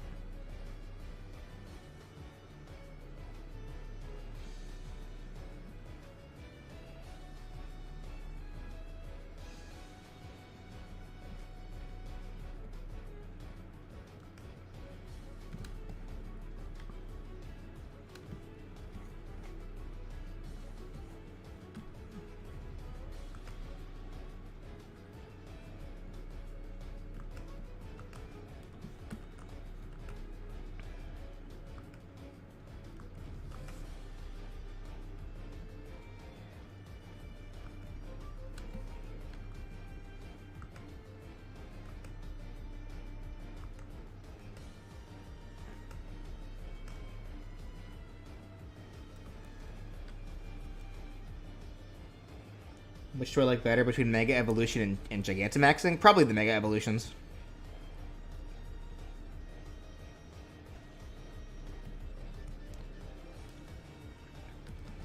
That's kind of weird, because it's like...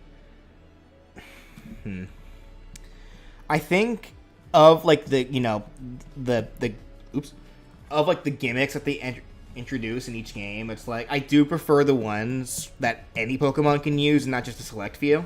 Which was, like, the one issue that I had with Mega Evolutions. Because, like, even back then, I kind of wish that, like, Mega Evolutions had a thing where it was, like, you know, only certain Pokemon would transform, but then, like, technically any of them can do it. And then they kind of introduced that in a generation with the Z moves, and then really brought it to fruition with the Gigantamaxing.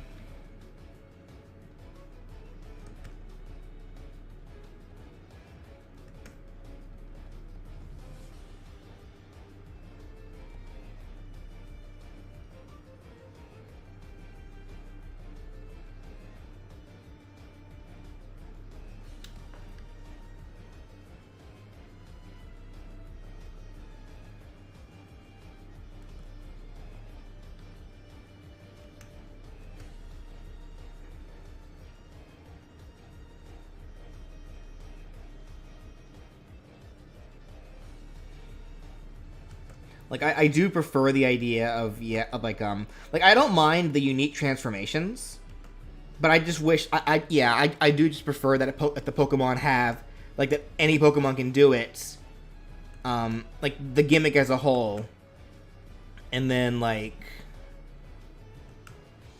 yeah, pretty much. Like, I wouldn't have minded for, what's it called again? The terrestrialization. I wouldn't have minded if they gave certain Pokemon unique like terraforms or whatnot. But I'm just glad that that any Pokemon can do it. That it's not just limited to a few.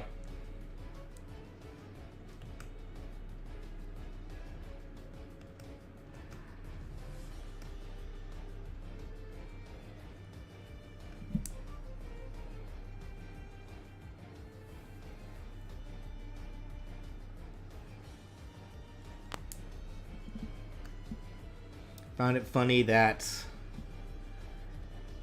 for my Sora moveset, that I wanted Hero's gimmick to remain unique, but then I did it for Henry Stickmin. Yeah, I'm just full of contradictions. It happens.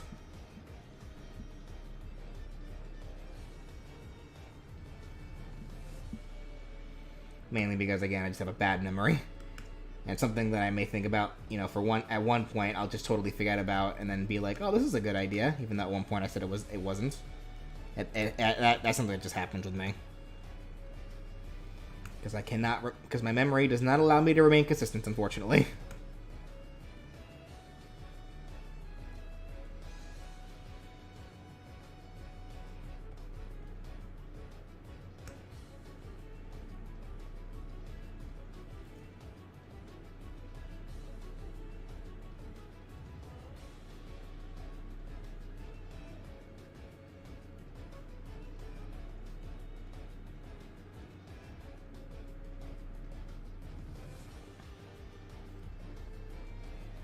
Did I watch the show Craig of the Creek? No, I did not.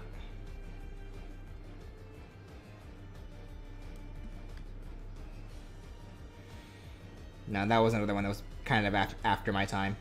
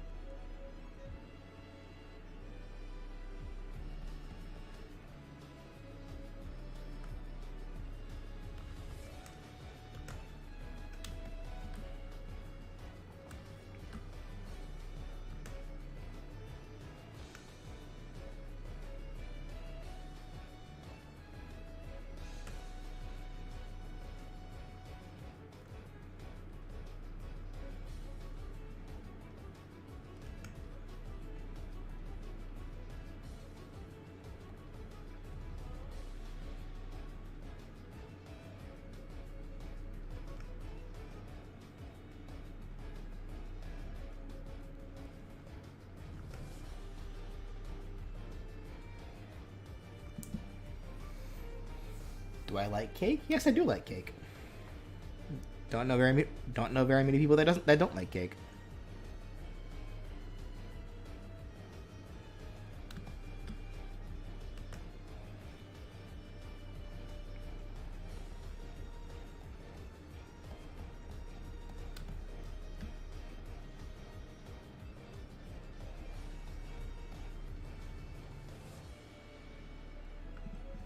Oops.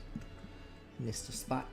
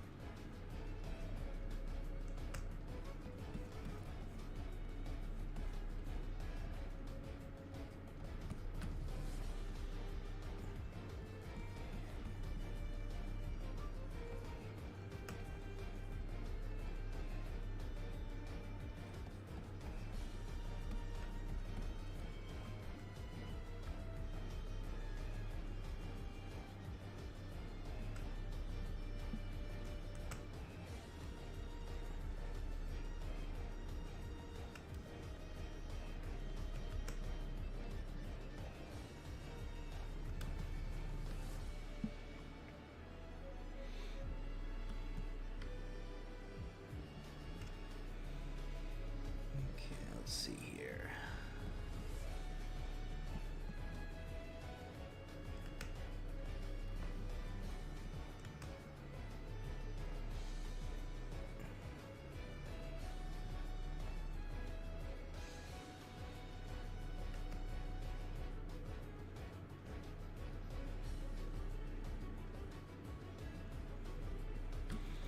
What do I think of the gameplay and Tears of the Kingdom? I have not seen it. I'm gonna try to remain like unspoiled for the game. the only thing I know about is the fusion mechanic, and that's just because I've seen people meme about it on Twitter.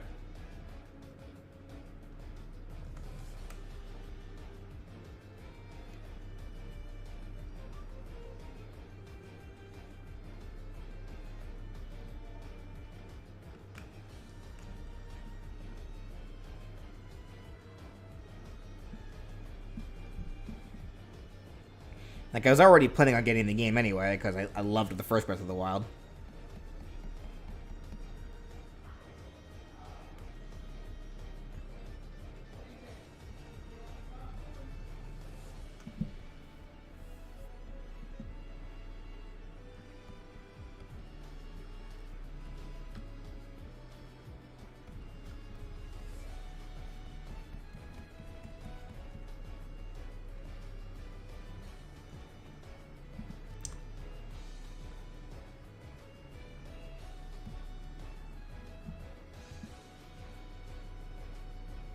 What is this song? Does it sound like Kingdom Hearts? It's Zinnia's theme from Pokemon Omega Ruby and Alpha Sapphire.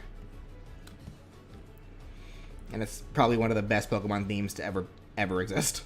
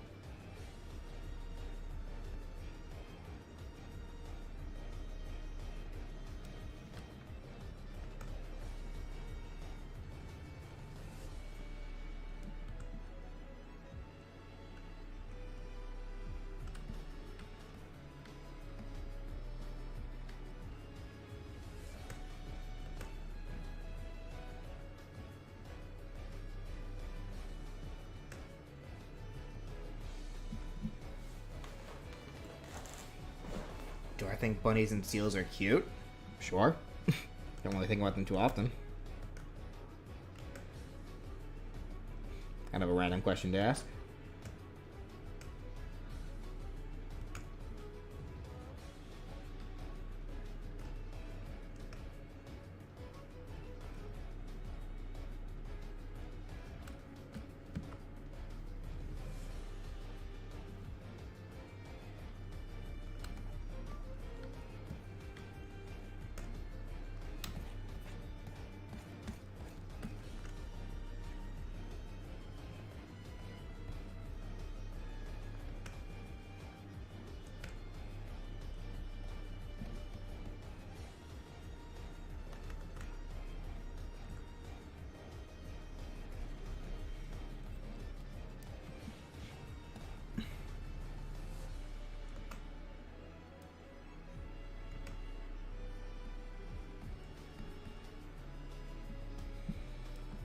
Favorite video to make? I don't know. I don't really remember, honestly. Like, there was a lot of the videos that I enjoyed making in general.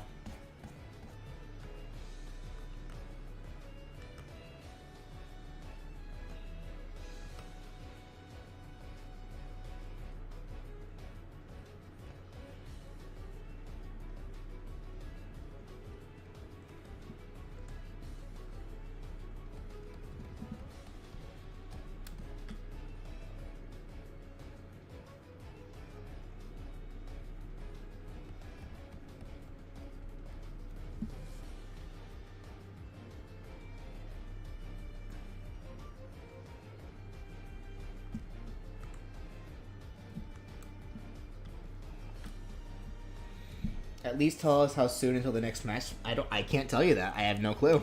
I can't tell you what I don't know.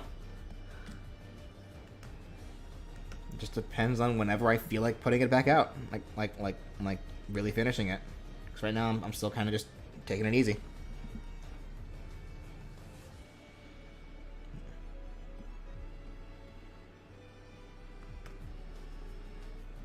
I just noticed the hair coloring didn't fill in properly, because again, the fill tool in Clip Studio Paint is not very good.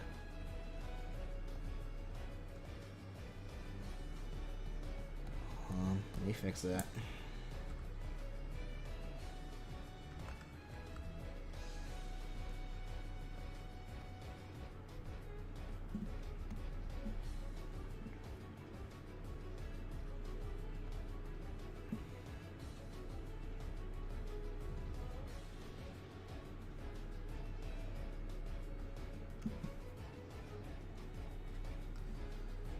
Lag? Uh-oh.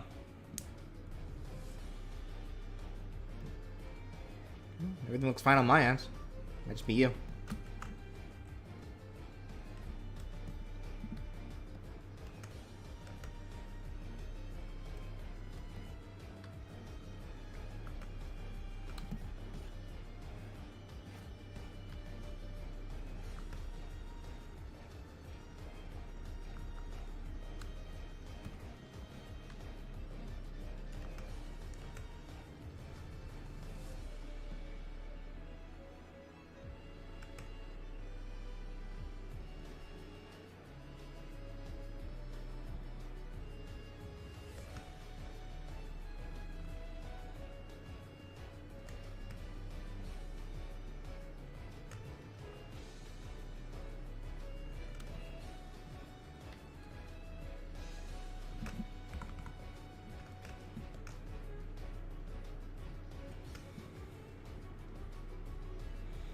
Favorite kind of food? Sugar, spicy, sour, bitter, or salty? Probably spicy. Well, it's kind of a cheat question for me, honestly, because spicy foods don't hurt me. But I happen to like a lot of foods that I know are spicy. Like, I love peppers. Even though the actual spiciness doesn't really affect me at all.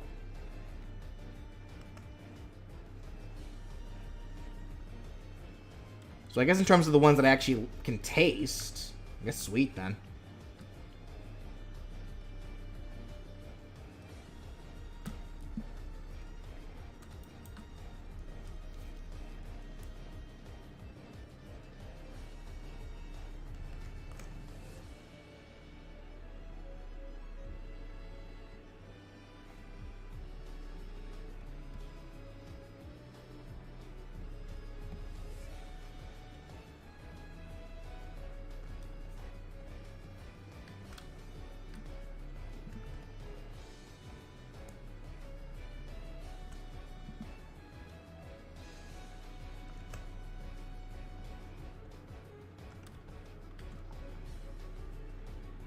Who actually likes bitter food?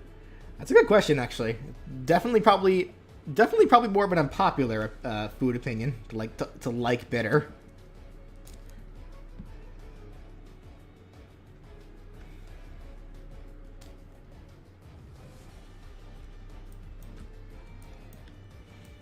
What do I think of Venom? I think he's all right.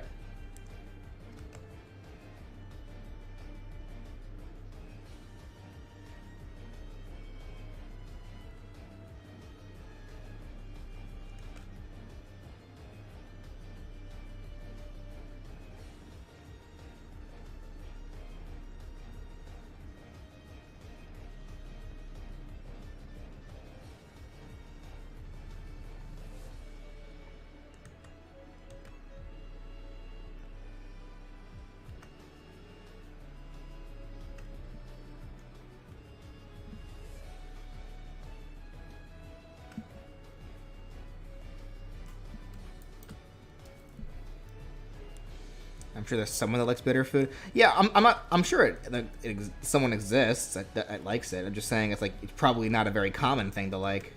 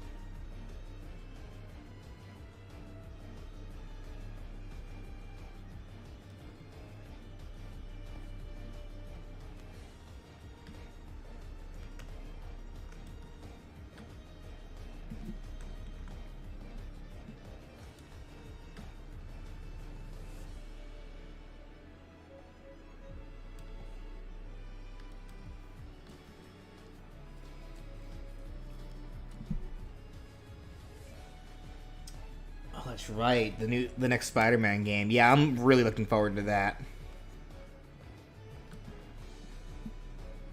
Like, that's one to look out for sure.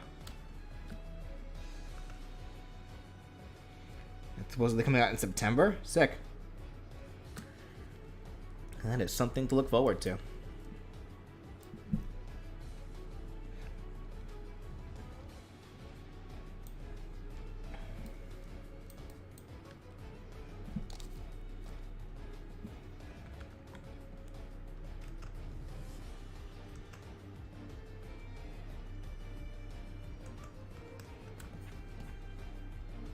Oh, I see what's happening.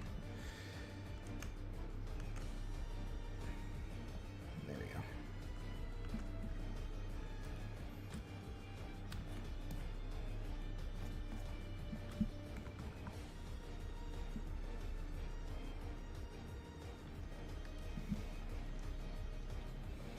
Your playstyle in Pokemon battles, offensive, or one that uses status moves? I'm literally just whatever I feel like doing. I don't really have like one in particular that I stick to. Just I like using the Pokemon that I like using, and I'll use them like however I think they'll work.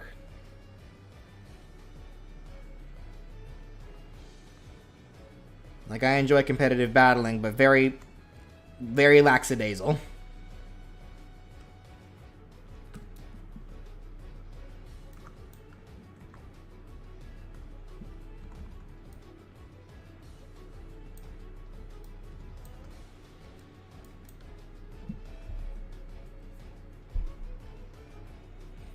Right, actually, hold on. Pokemon, oh, oops. Pokemon Omega Ruby Mega Bracelet.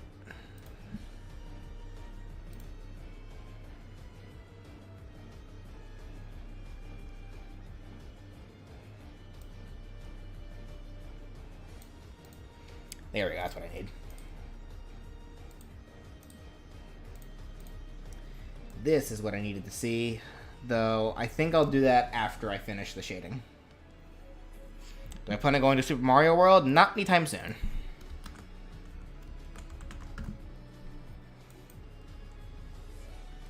Not really that big a theme park guy.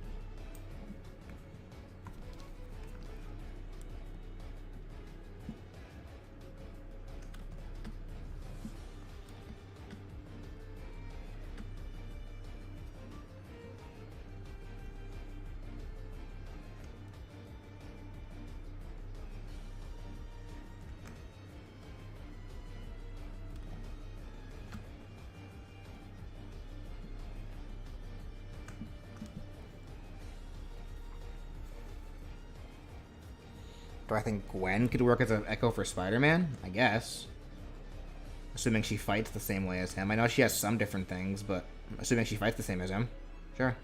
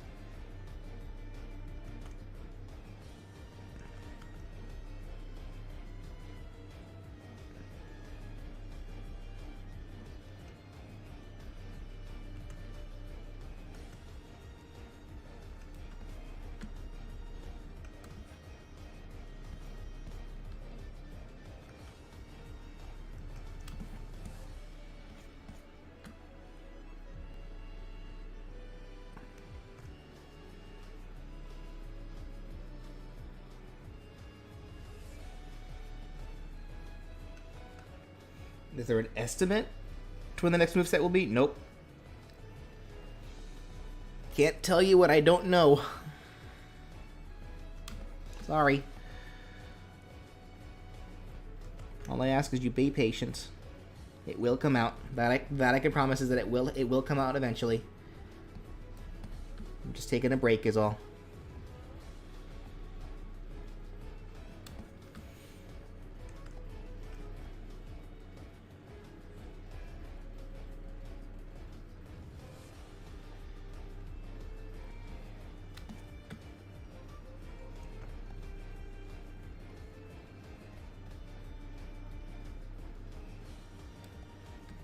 What's the secret to life? I don't think there is one.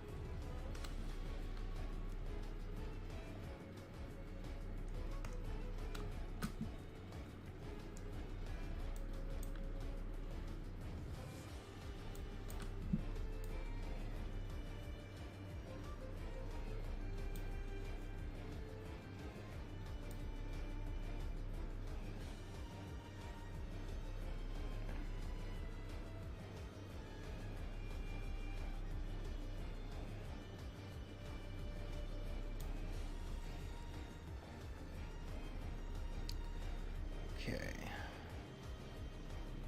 Right.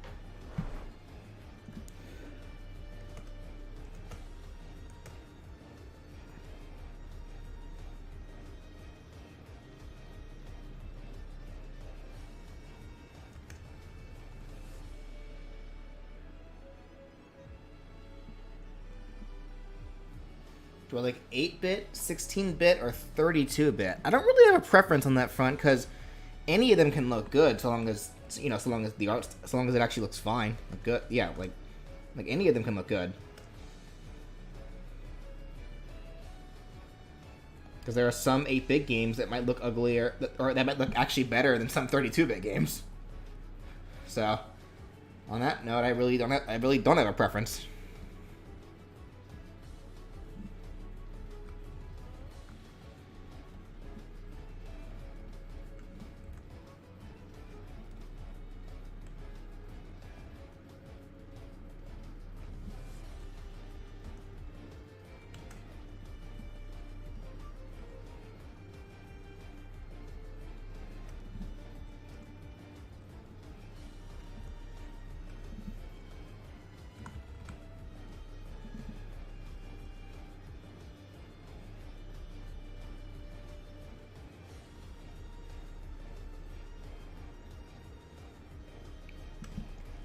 go. We'll do this. Cool.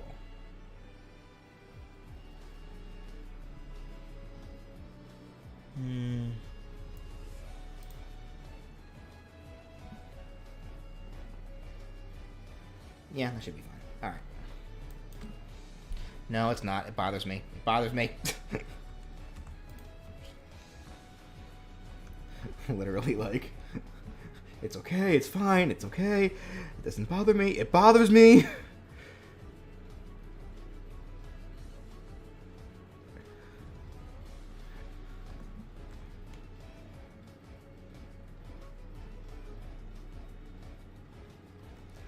There we go. I'll just...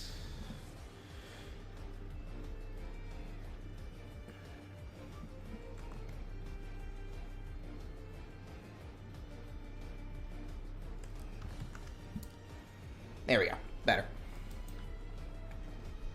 Oh, actually now I'm going to make one little adjustment here. There we go. Okay. Keep seeing stuff. It bothers me. It bothers me. Okay. Alright. May, I think, is done.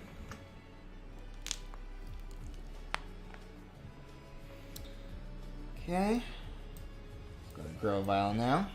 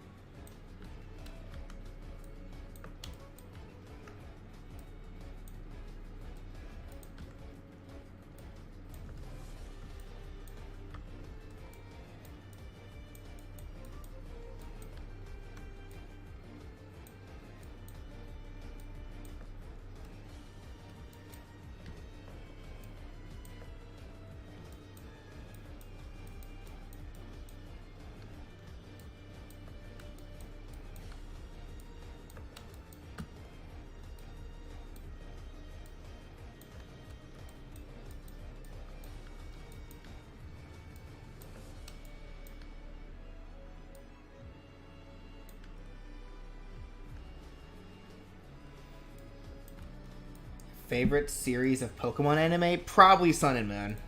Sun and Moon was really good to me. Because it's like... I pretty much skipped the series. Like, well, okay, when it first started, I was a kid, so I really wasn't able to keep up with it, like, that well, unless I caught it on television, which, you know, as a kid, no one ever does. So, I watched a lot of the OG series. You know, bit of Orange Island, bit of Johto. Didn't really watch Hoenn or Sinnoh, for that matter. I tried getting back into it with Black and White, but fell off pretty quickly because it just wasn't. It was just so boring to me. And then something got me to start it back up with X and Y, and that is when the series started getting really good to me. So I loved the X and Y series. Sun Moon was like peak. Sun Moon was so good, and then Journeys I really enjoyed as well.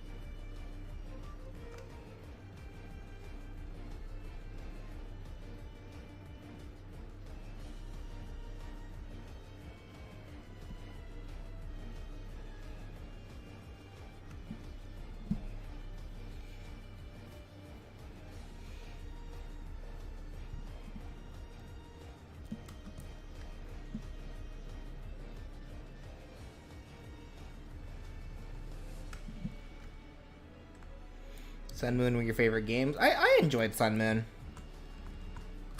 I don't like the games themselves. I don't see myself going back to the games anytime soon. But I enjoyed them when they were out.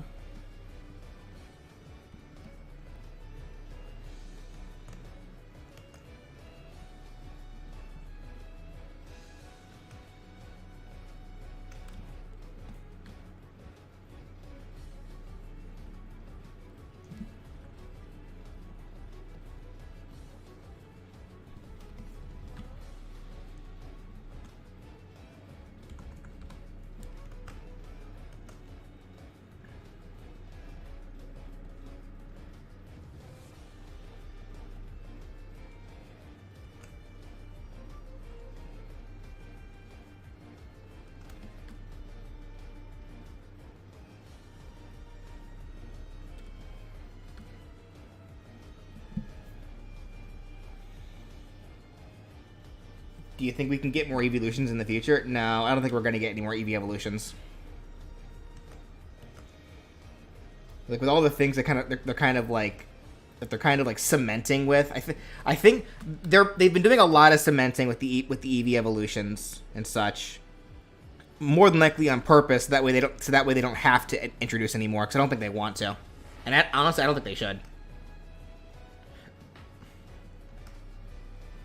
Like, I think we're fine with the amount that we got.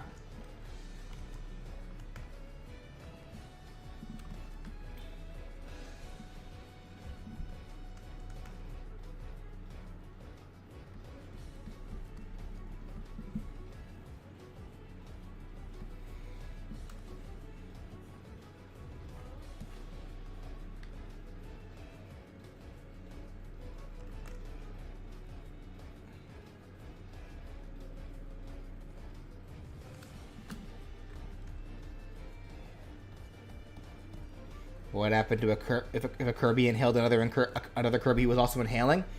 I don't know. Put two vacuums next to each other and see what happens.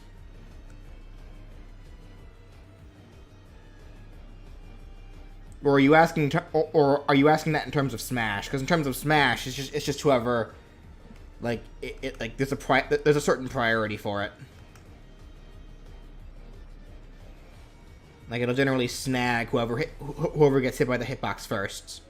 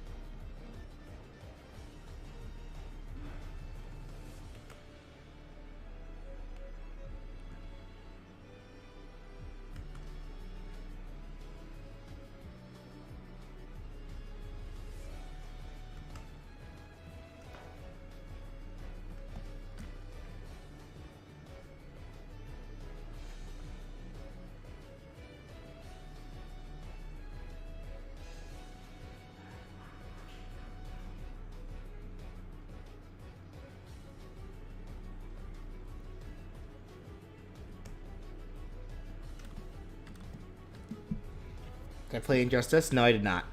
I saw Let's Plays of them, but never. So I know the stories. I know the stories in the games, and I never played them.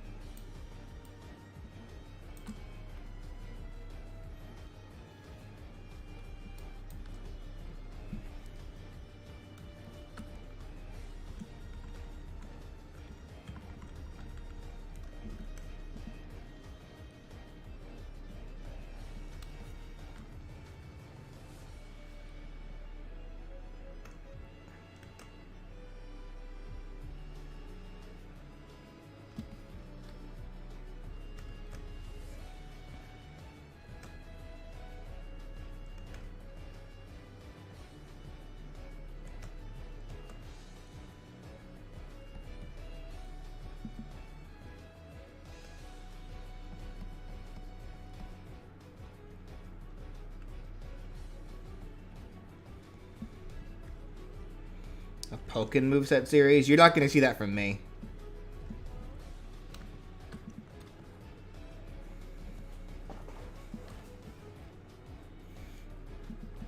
I played Pokken a little bit, but I was never any good at it.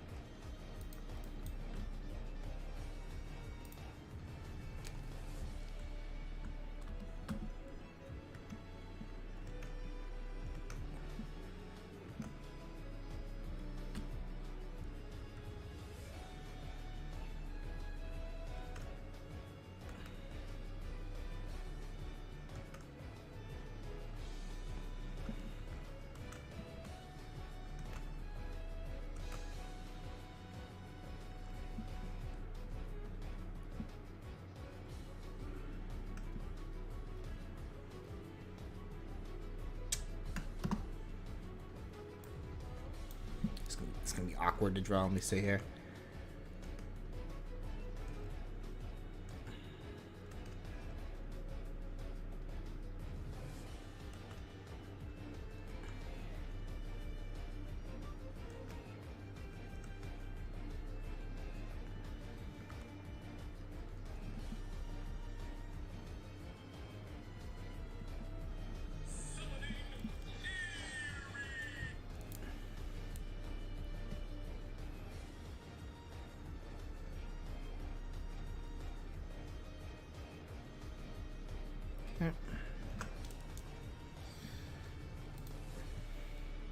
Will I make other content that isn't moveset related? Maybe. It's not necessarily off the table, but I don't have any plans for that anytime soon.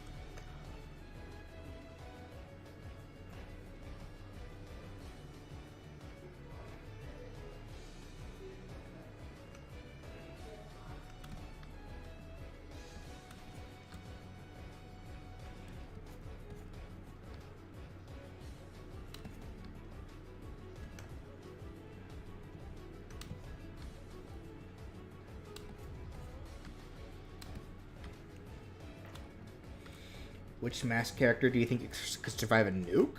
I don't know. Probably a good chunk of them, I guess.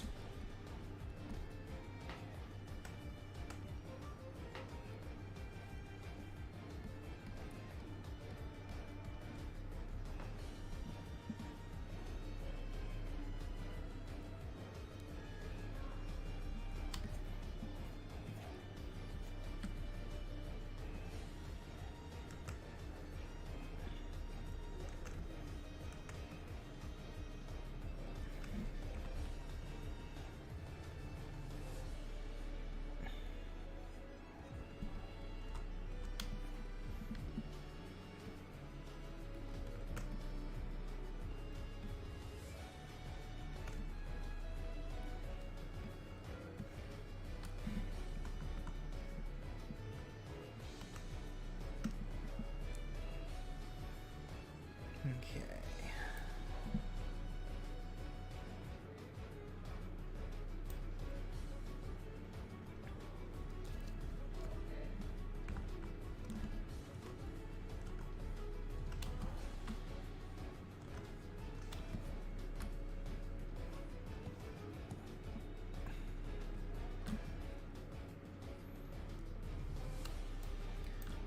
What do I think about Deadpool? Depends on the medium.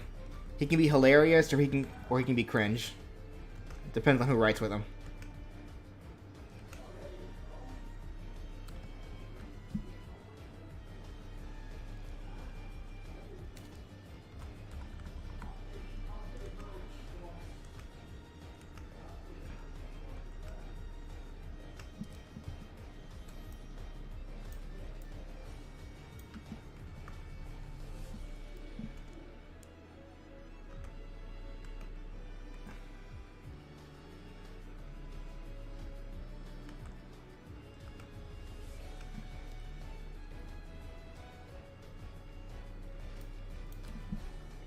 Thanks, Dylan.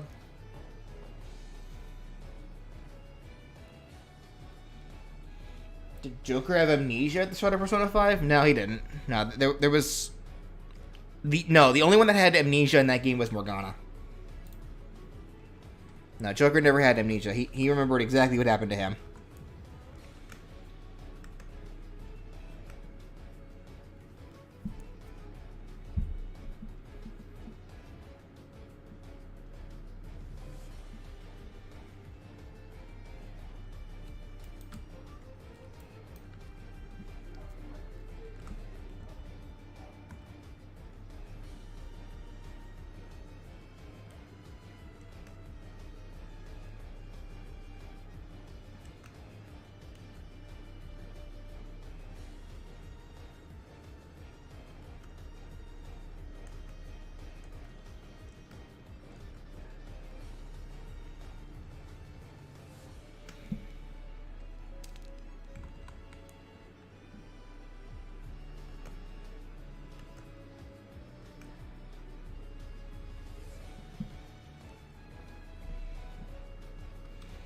Besides Mario Thousand Year Door, what's my favorite Mario game?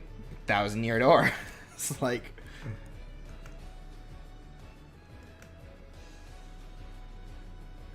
I also like Bowser's Inside Fury.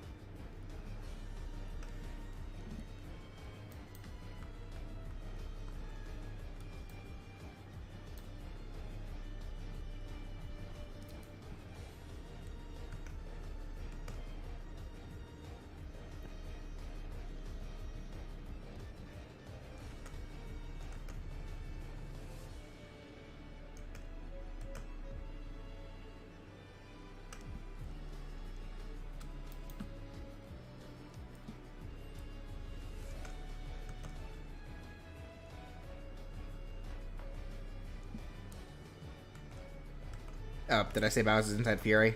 Bowser's Inside Story. My bad.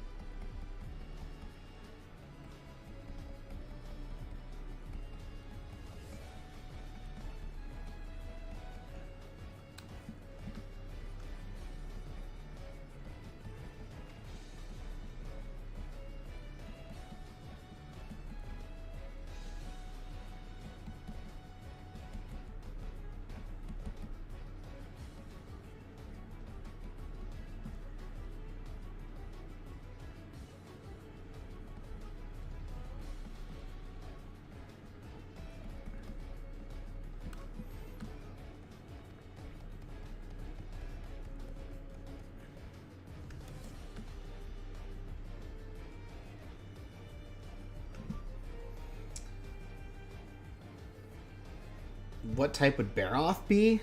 Probably a rock or a ground type. Just because its whole thing is scooping up mud. So probably a ground type, actually.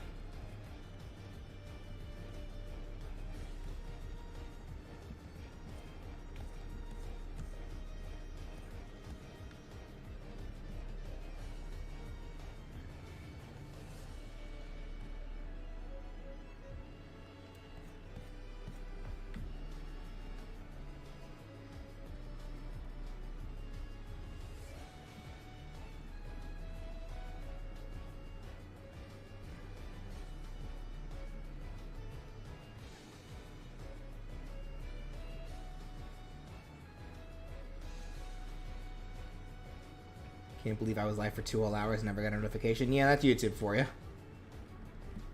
Like, do you have the did you hit the bell? Like, do you have the bell notification thing on? 'Cause that might be why you never got notified.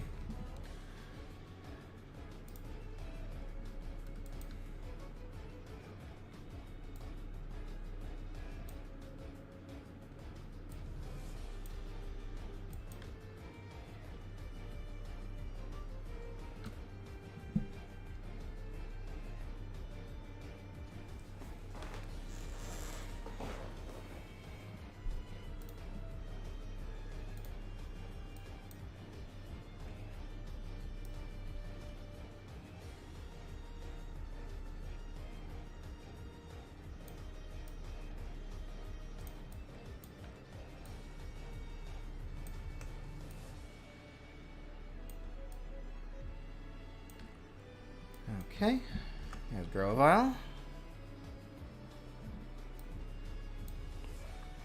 Now from Mudkip.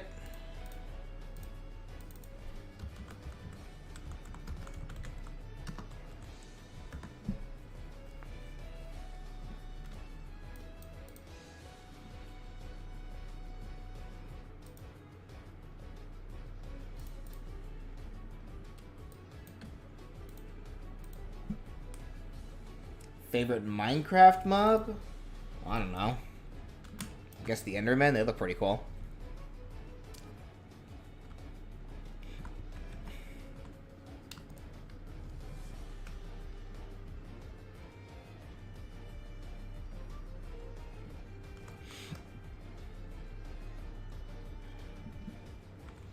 Yeah, this one should be pretty easy. Blaziken will take a little bit more time just because Blaziken has more detail on it. The Mudkip should not take very long at all. Yeah, so I'll probably be done here in about the next half hour. I only planned on doing the Hoenn Trainer today.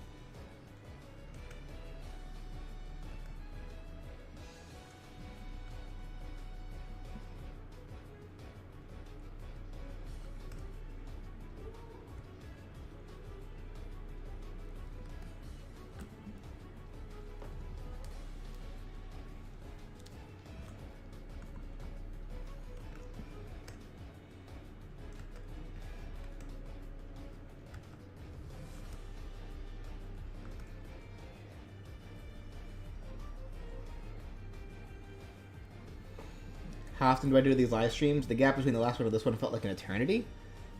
I mean, it was only like what? 'Cause my last live stream was it was only like 6 days. Like it just depends on when I'm available. Because like I got to make sure that I'm working on the movesets too.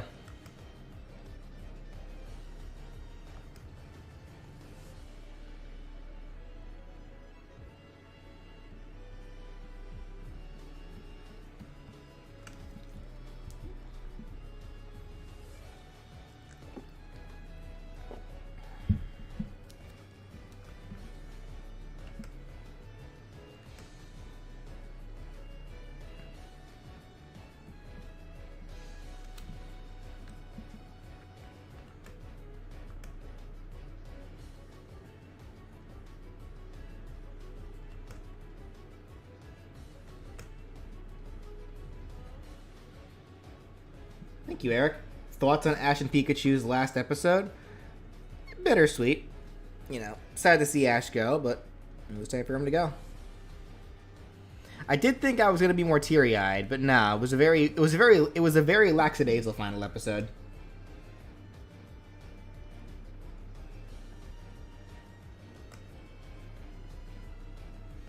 Well, it's cool to see Pidgeot come back though. For all that time.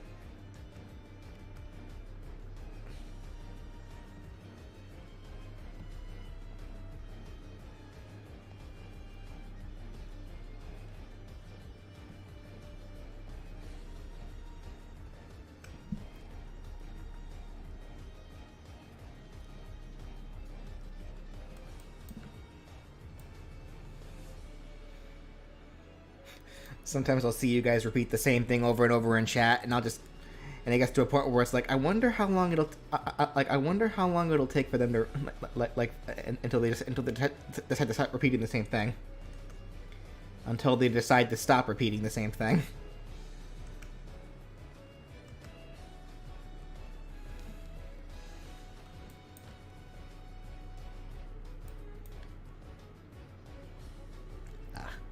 I hate my stutter so much, man. It ruins everything.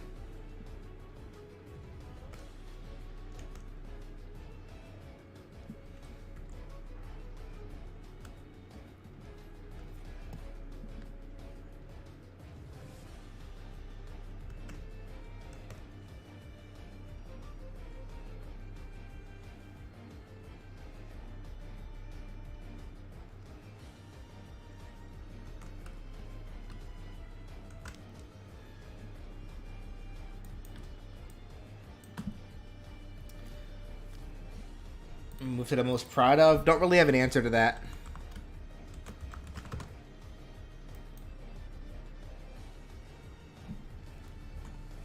Because I don't post an episode unless I am proud of it.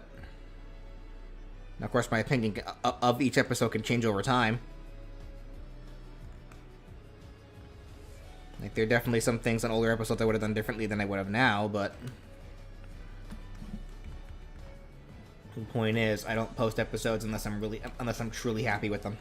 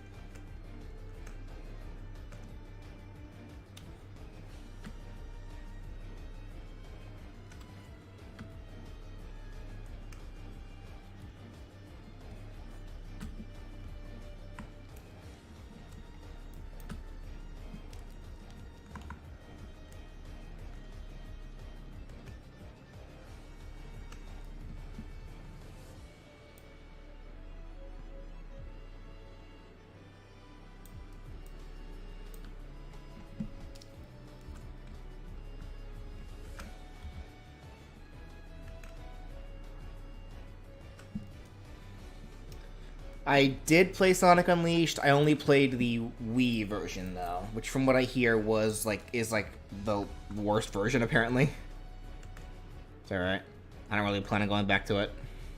Did not care for those Werehog sections. Which again, from what I hear, seems to be the general consensus.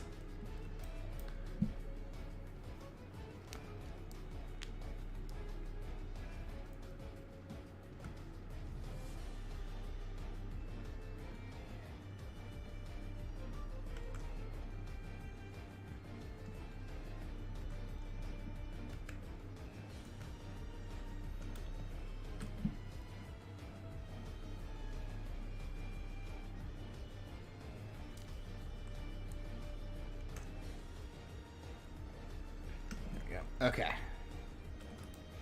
Alright, Mudkip's done. That was easy enough. Alright, now for probably the harder one. Blaziken.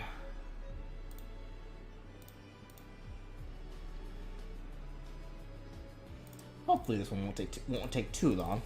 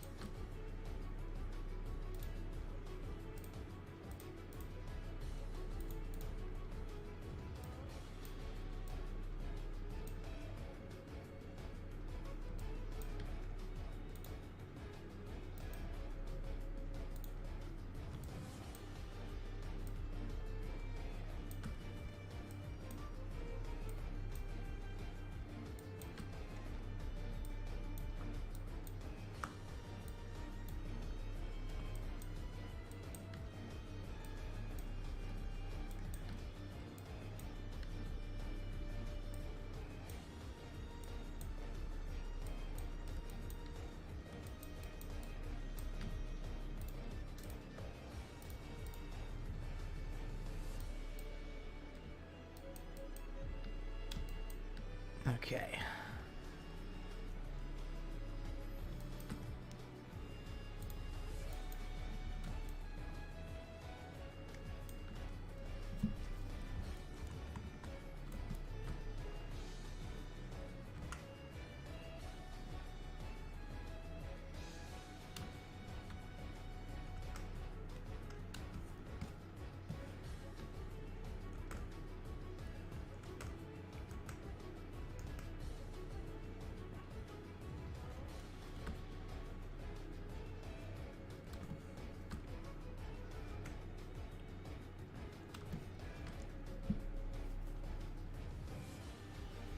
Yes, I did know that Freddy and Jason get started in Mortal Kombat, as well as a bunch of other characters like Alien and Predator, Terminator, the Joker.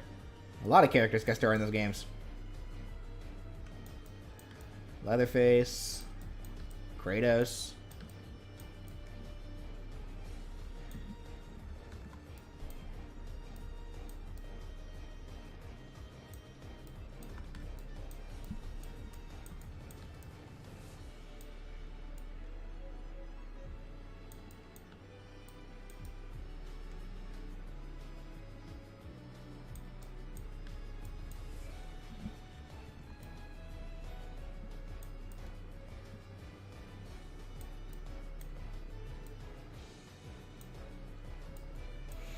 Honestly, so many characters have guest starred in those games. You can turn it into a guessing game. Who guest starred in Mortal Kombat? True or false? RoboCop. True. True or false? I don't know. Didn't think I'd get this far.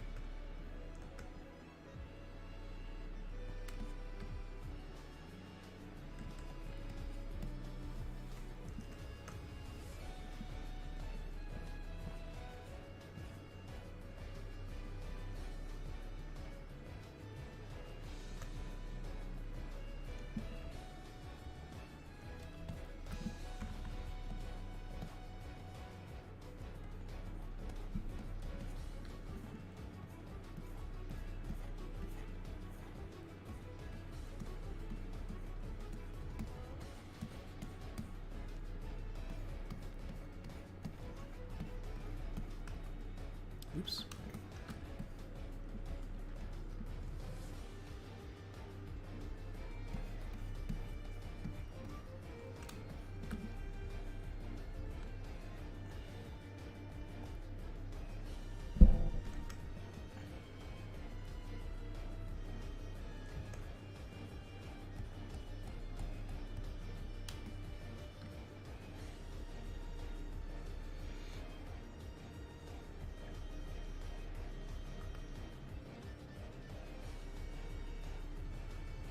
Yeah, it's like I wonder like if anyone's like made like a list of like characters that could be in Mortal Kombat and maybe made people guess like like of this list who was actually in Mortal Kombat.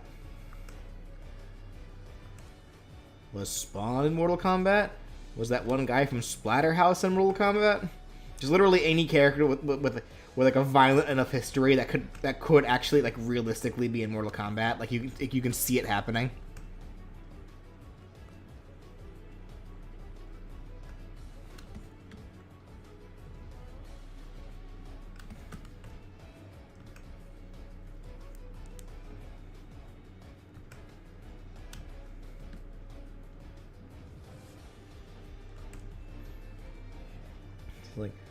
Like Keegan from Walking Dead? That'd be a fun trick question.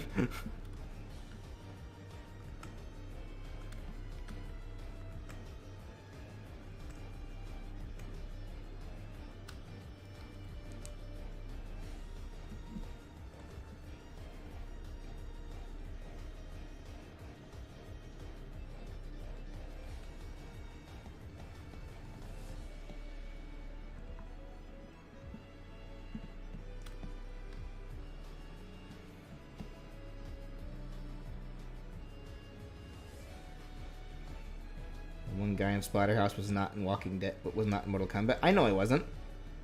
That's what I'm saying though. Like you can turn it into a game. Like any character from like any explicitly like violent like sort of violent history or like from media or whatever. Like you can say they were in Mortal Kombat and people would have a hard time like knowing whether or not it was true. Because when you say characters like Terminator or RoboCop were in Mortal Kombat, at that point people are going to be like, okay, but who wasn't? Okay, so who wasn't Mortal Kombat at this point?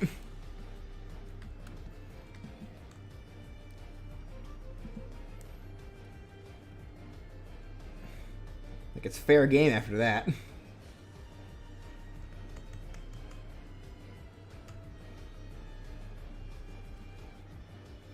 Nemesis from Resident Evil in Mortal Kombat? Yeah. Like, you can literally say that and people would probably believe you.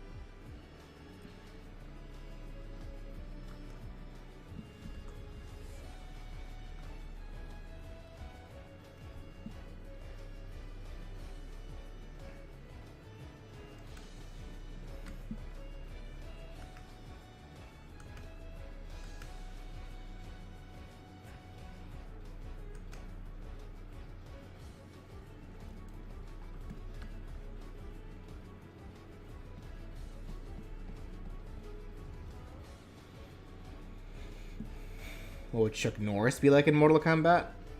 I don't know. I don't really know a whole lot about Chuck Norris.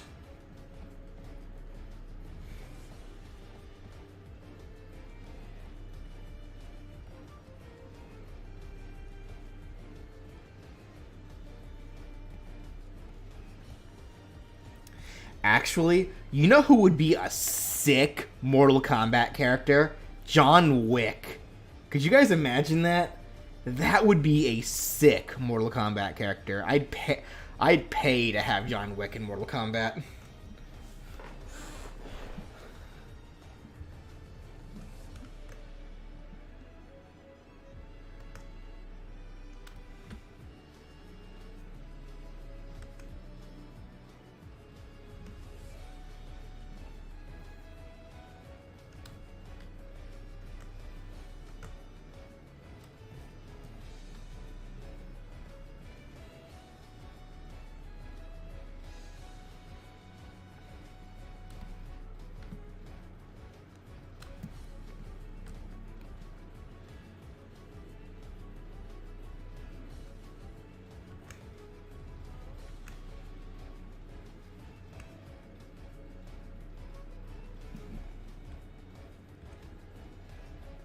He killed a man with a pencil. I mean, so did Joker. And he is in Mortal Kombat, so there you go.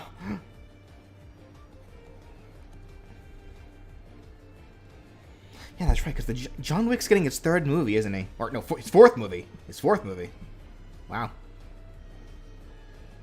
You know, I'm actually...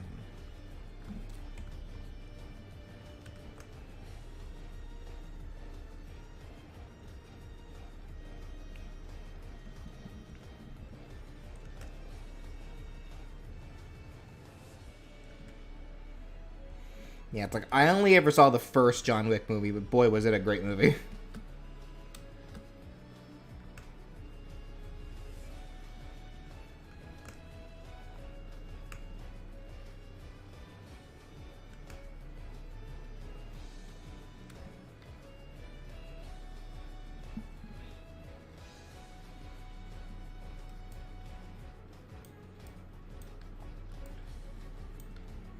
Yeah, I just brought up what it'd be, what I think it'd be like if John, well, how sick it would be if John Wick was in Mortal Kombat. That's all I was bringing up. Cause like you guys can see that too. Like I feel like John Wick could believably end up in Mortal Kombat. Like that actually seemed feasible. That actually seems feasible to me. Like if they wanted it to happen. And we are there are apparently thoughts and rumors of Mortal Kombat 12 on the horizon, so who knows?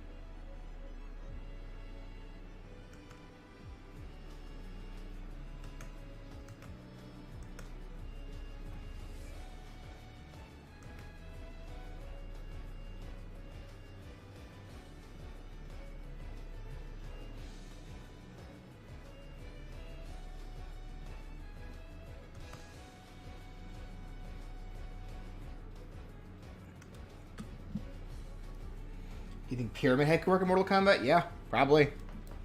I would like that. That seems very feasible to me too.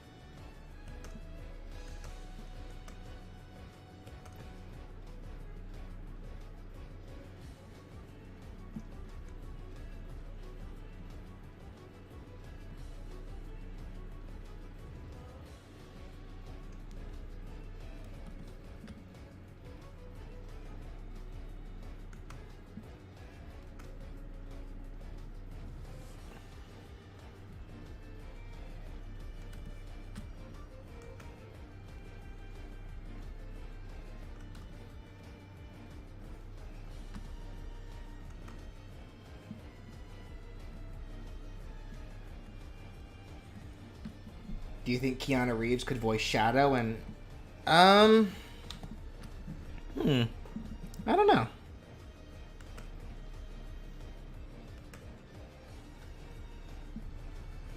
Potentially.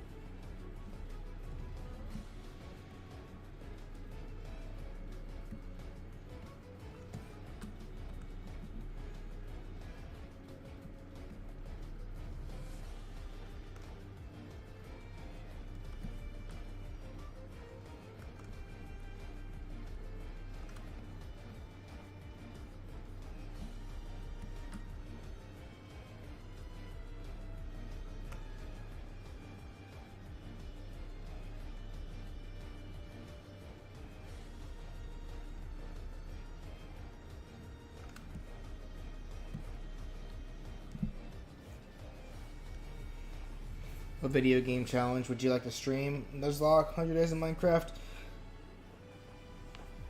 I really have no interest in streaming any of those.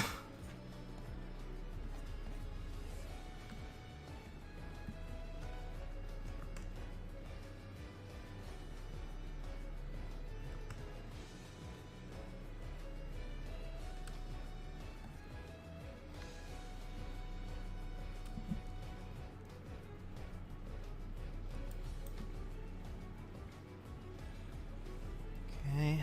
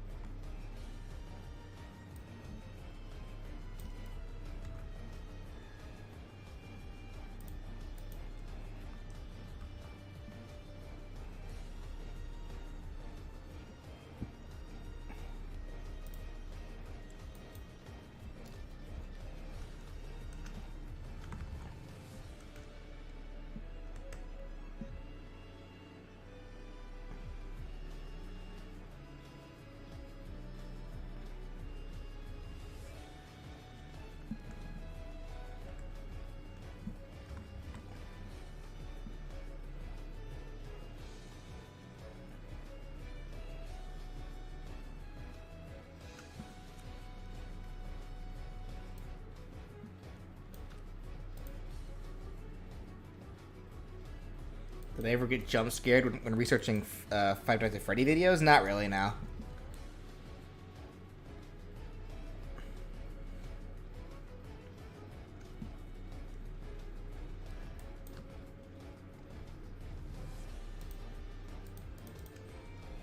Okay.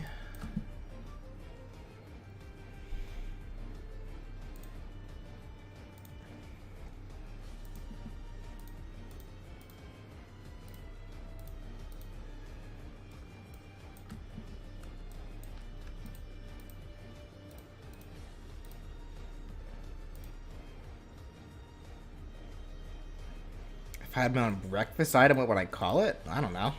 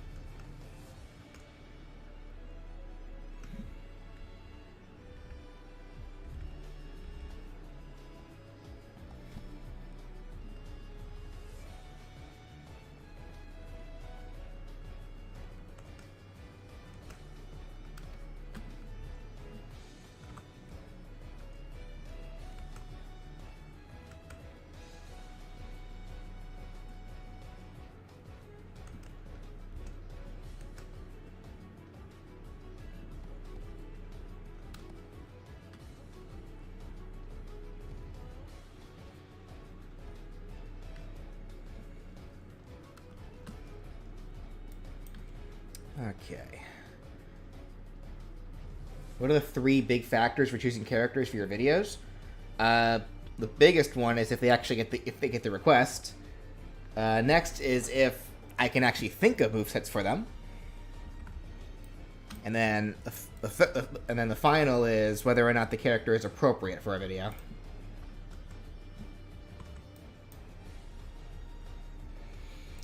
All right, now for the hardest part here. Blaziken is covered in feather, so I gotta kind of feather out the shading around here.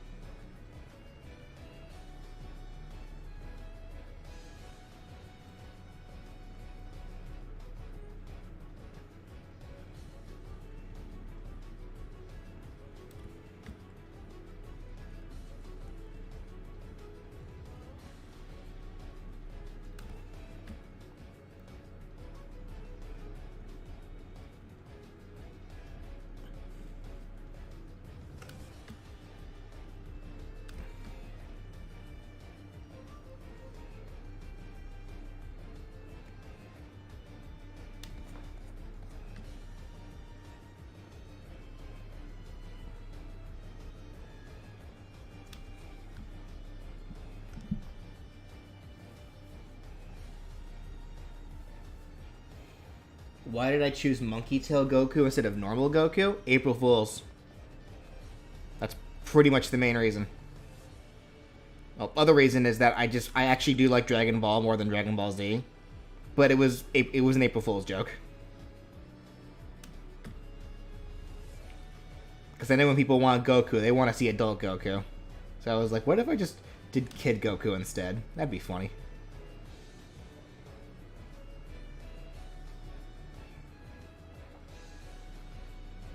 Because the power scaling thing I actually don't care about. Though, what I find funny is that people in the comments will try to argue that there are characters in Smash who are stronger than Goku. And I'm just sitting here thinking, are you crazy? And to this day, no one's been able to convince me. Well, actually, no, never mind. That's not true. That kind of got thrown out the window as soon as Sephiroth joined the roster. So,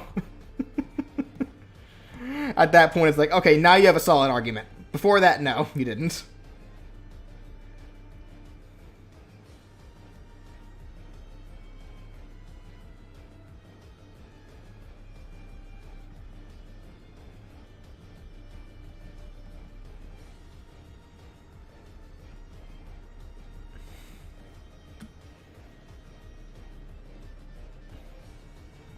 Because people are trying to argue things like Kirby or Rosalina, and it's like, no.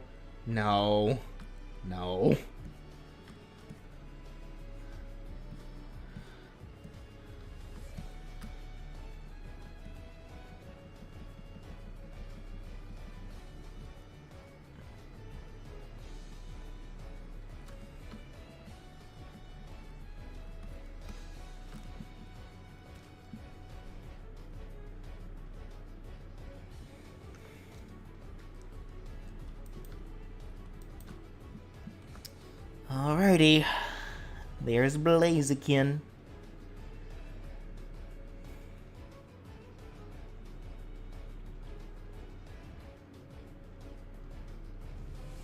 Okay.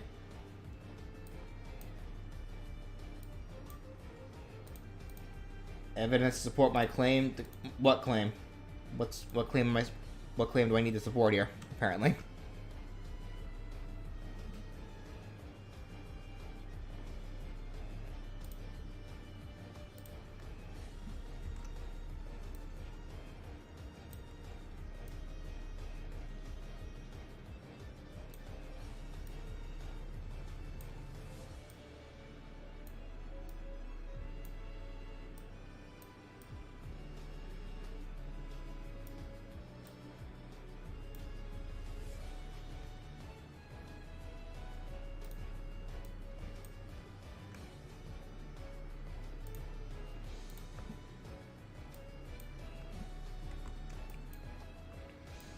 That also said, you guys think I care enough to actually make these arguments regarding power scaling in video games? Because I don't.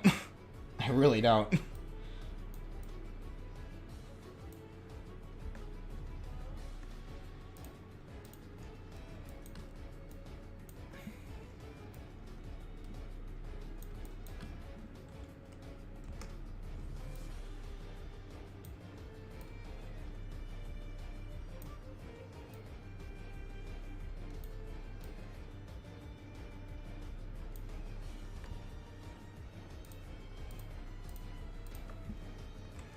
Like, I may be a nerd, but I'm also a nerd with better... What? Oh, oops. Like, I may be a nerd, but I'm also a nerd with better things to do with his time.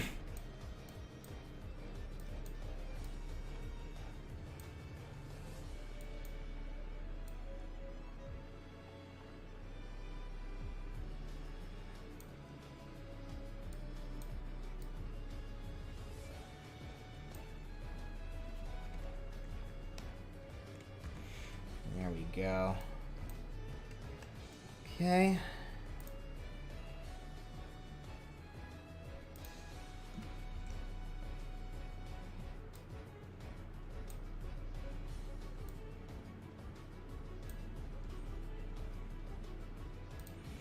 Very nice. How do they look, guys?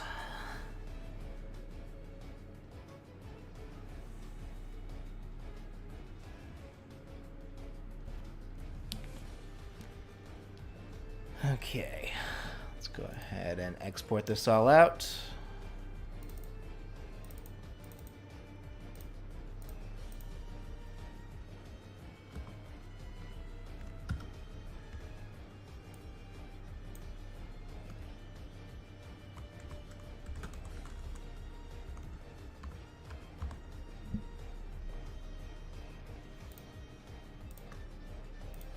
Also need to do them separately for reasons.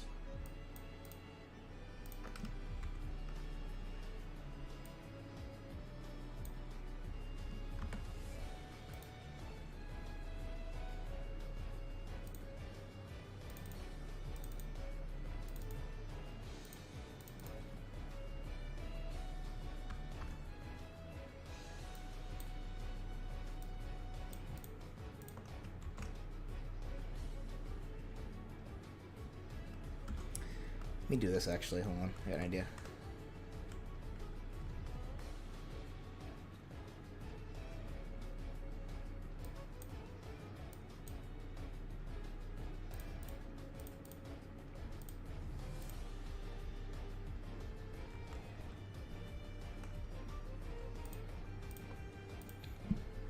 There we go. I'll have to repose them, but that's fine.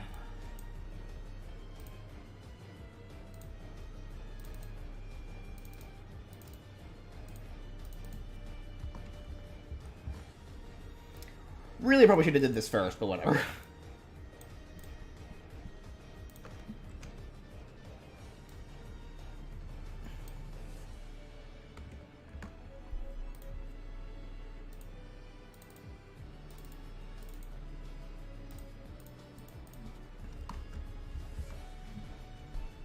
I still remember back when I was going over like my first sets of like mistakes video stuff. When I got to Hoenn, someone was complaining that I didn't include Leaf Blade as an attack for Grovyle, when there was very clearly Leaf Blade attacks within the moveset. They just weren't specials. They were basic attacks. And I was like, I mean, if you watched other parts aside from just the specials, you probably would have figured that out. Did Brandon ever find a shiny? Yeah, he did eventually.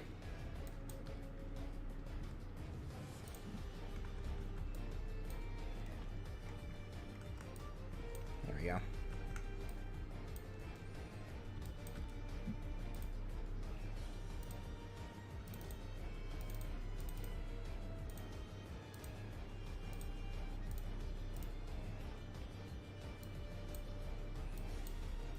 Let's repose them. What happened to the Nitpick series? It's still there. I just, have other things I wanted to do.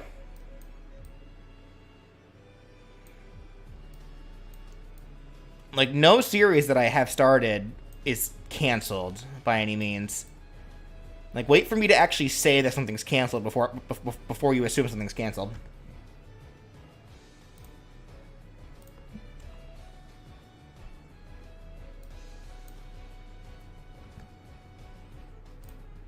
Like, if I don't say it's canceled, then it's not canceled.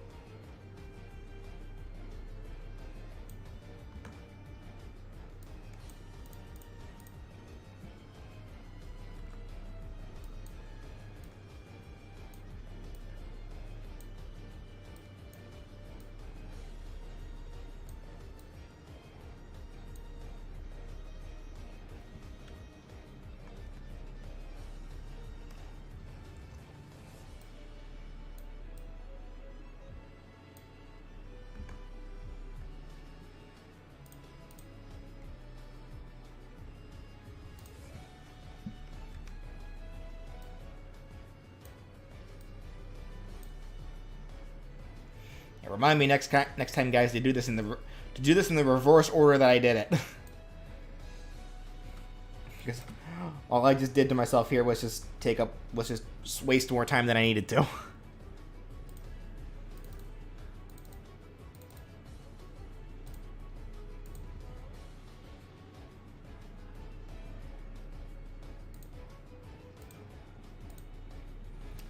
And actually, real quickly, what I'm also going to go ahead and do here is this.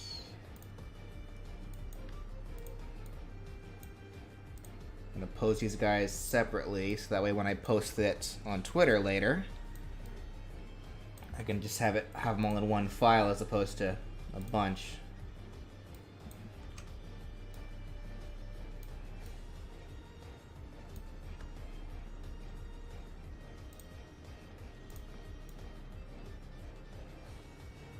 There we go.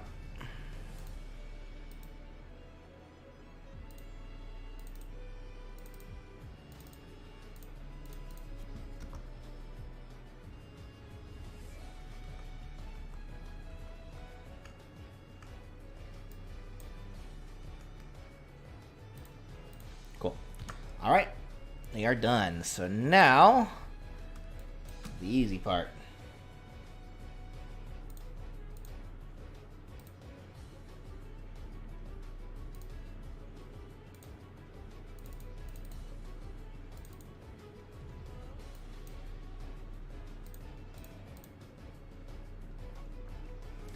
In Legends Arceus, did I pick Adaman or Irida? For the end stuff, I believe I picked Irida.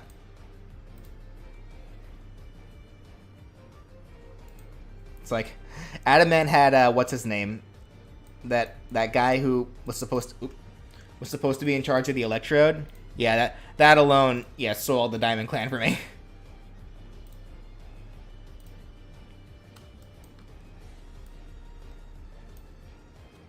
Mela, I think his name was. Yeah, Mela. Yeah, Mela sucked.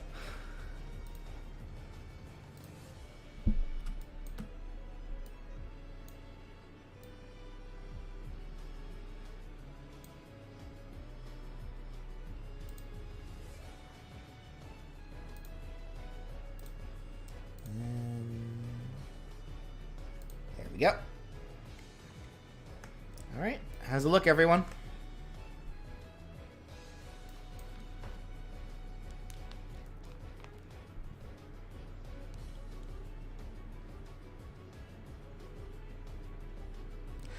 You know what I just noticed? Oh no. How did no one else notice this actually? What happened here? Why are her eyes like... Oh, I gotta fix that immediately. Oh dear. Hold up. No, we're not done yet. I messed up her eye something fierce there. How did I screw that up?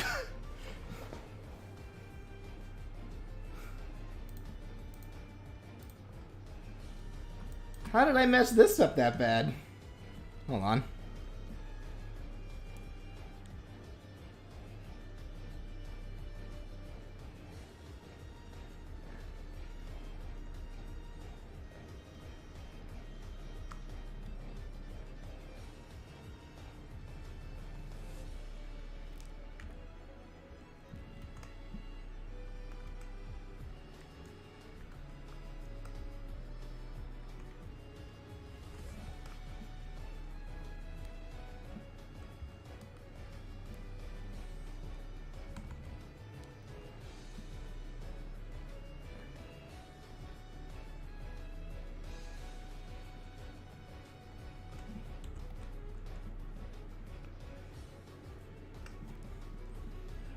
There we go. I'm gonna clean it up a little bit now.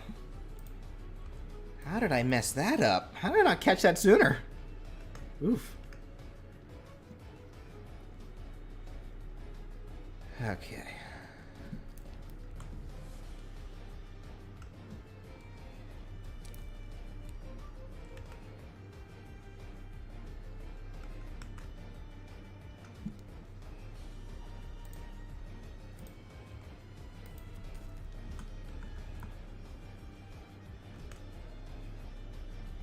Some derpy looking May going on here.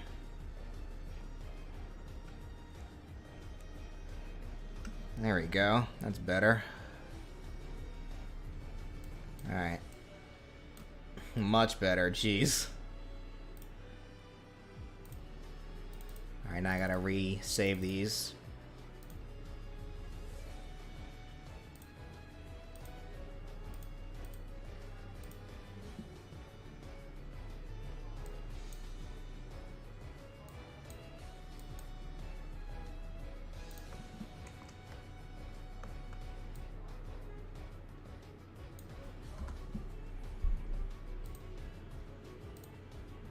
Like, was that in the sketch?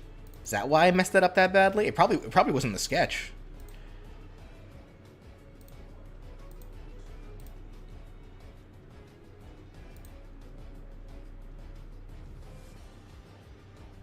Oh, I see what I did. I made the right cube. I made the right eye a little higher than it was in the sketch. Okay, well, it looks better now.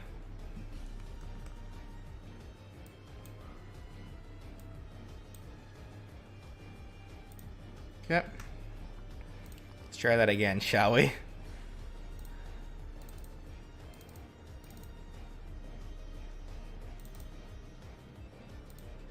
Oh, no, don't do that. There we go. That's what I wanted. Realign them.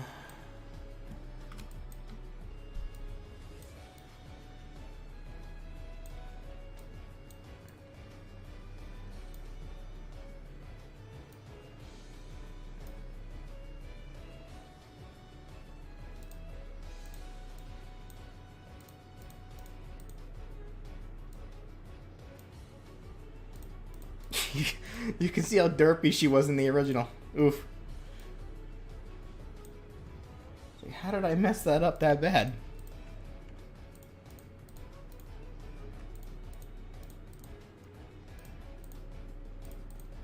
Okay. Alright, now how's it look, guys? For real this time. Without you lying to me.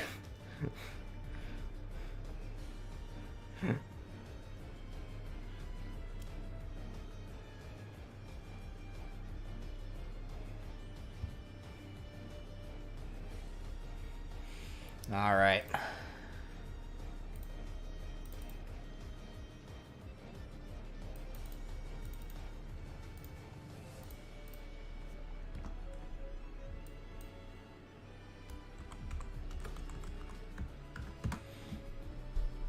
Which Homestar did you pick? I generally go with Mudkip.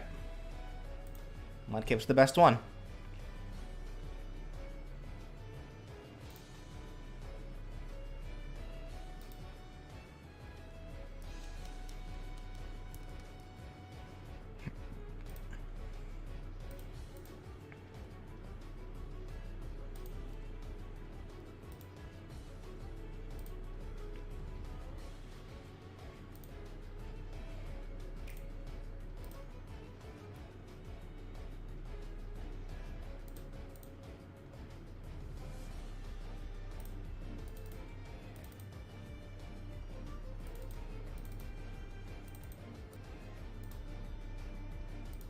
There we go, and saved.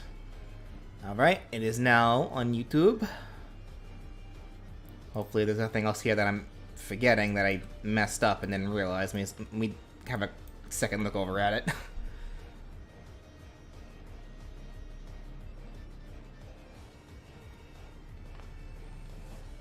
If I played Guardian Tales, I have not.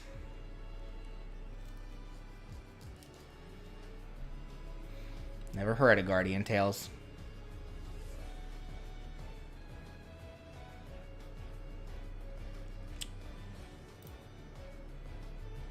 Let me make one little change here, actually. I'm not going to say anything. I'm just going to make this little change.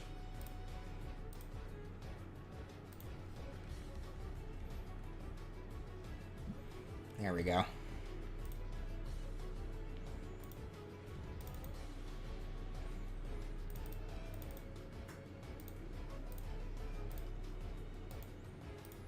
I'm not gonna say why I'm changing it. If you caught it, you caught it. If you didn't, oh well.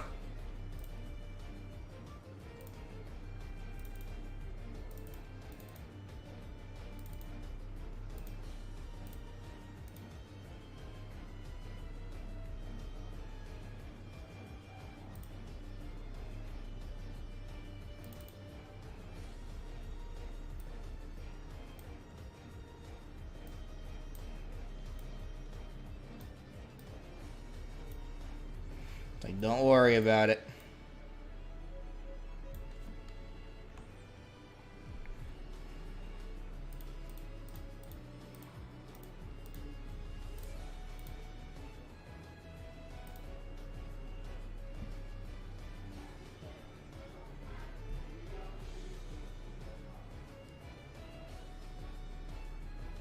Wouldn't Blaziken's wrist flames produce light? You'd think, but they never seem to. Like, I added a little bit of light on them. Like, there's like a small fade on them, but you'd think they would. But yeah, like in all media where you see them on, they never actually produce light.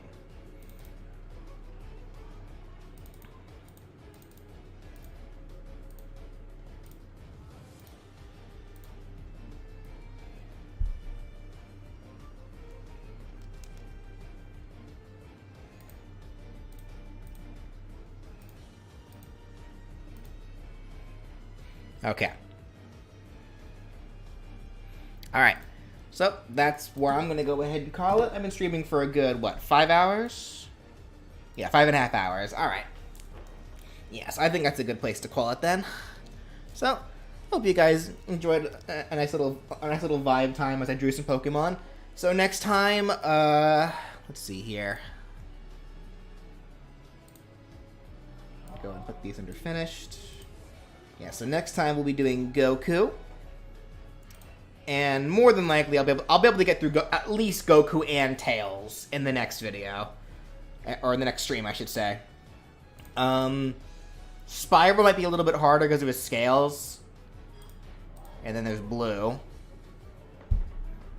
who has at least simpler Pokemon designs, so that might be a little bit easier. So, next time for sure, Goku and Tails, both of them at the very least. Yes.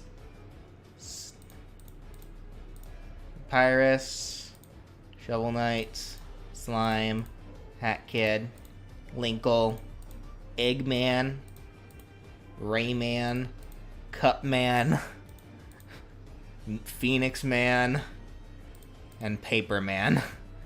Alright, have a good night, everyone.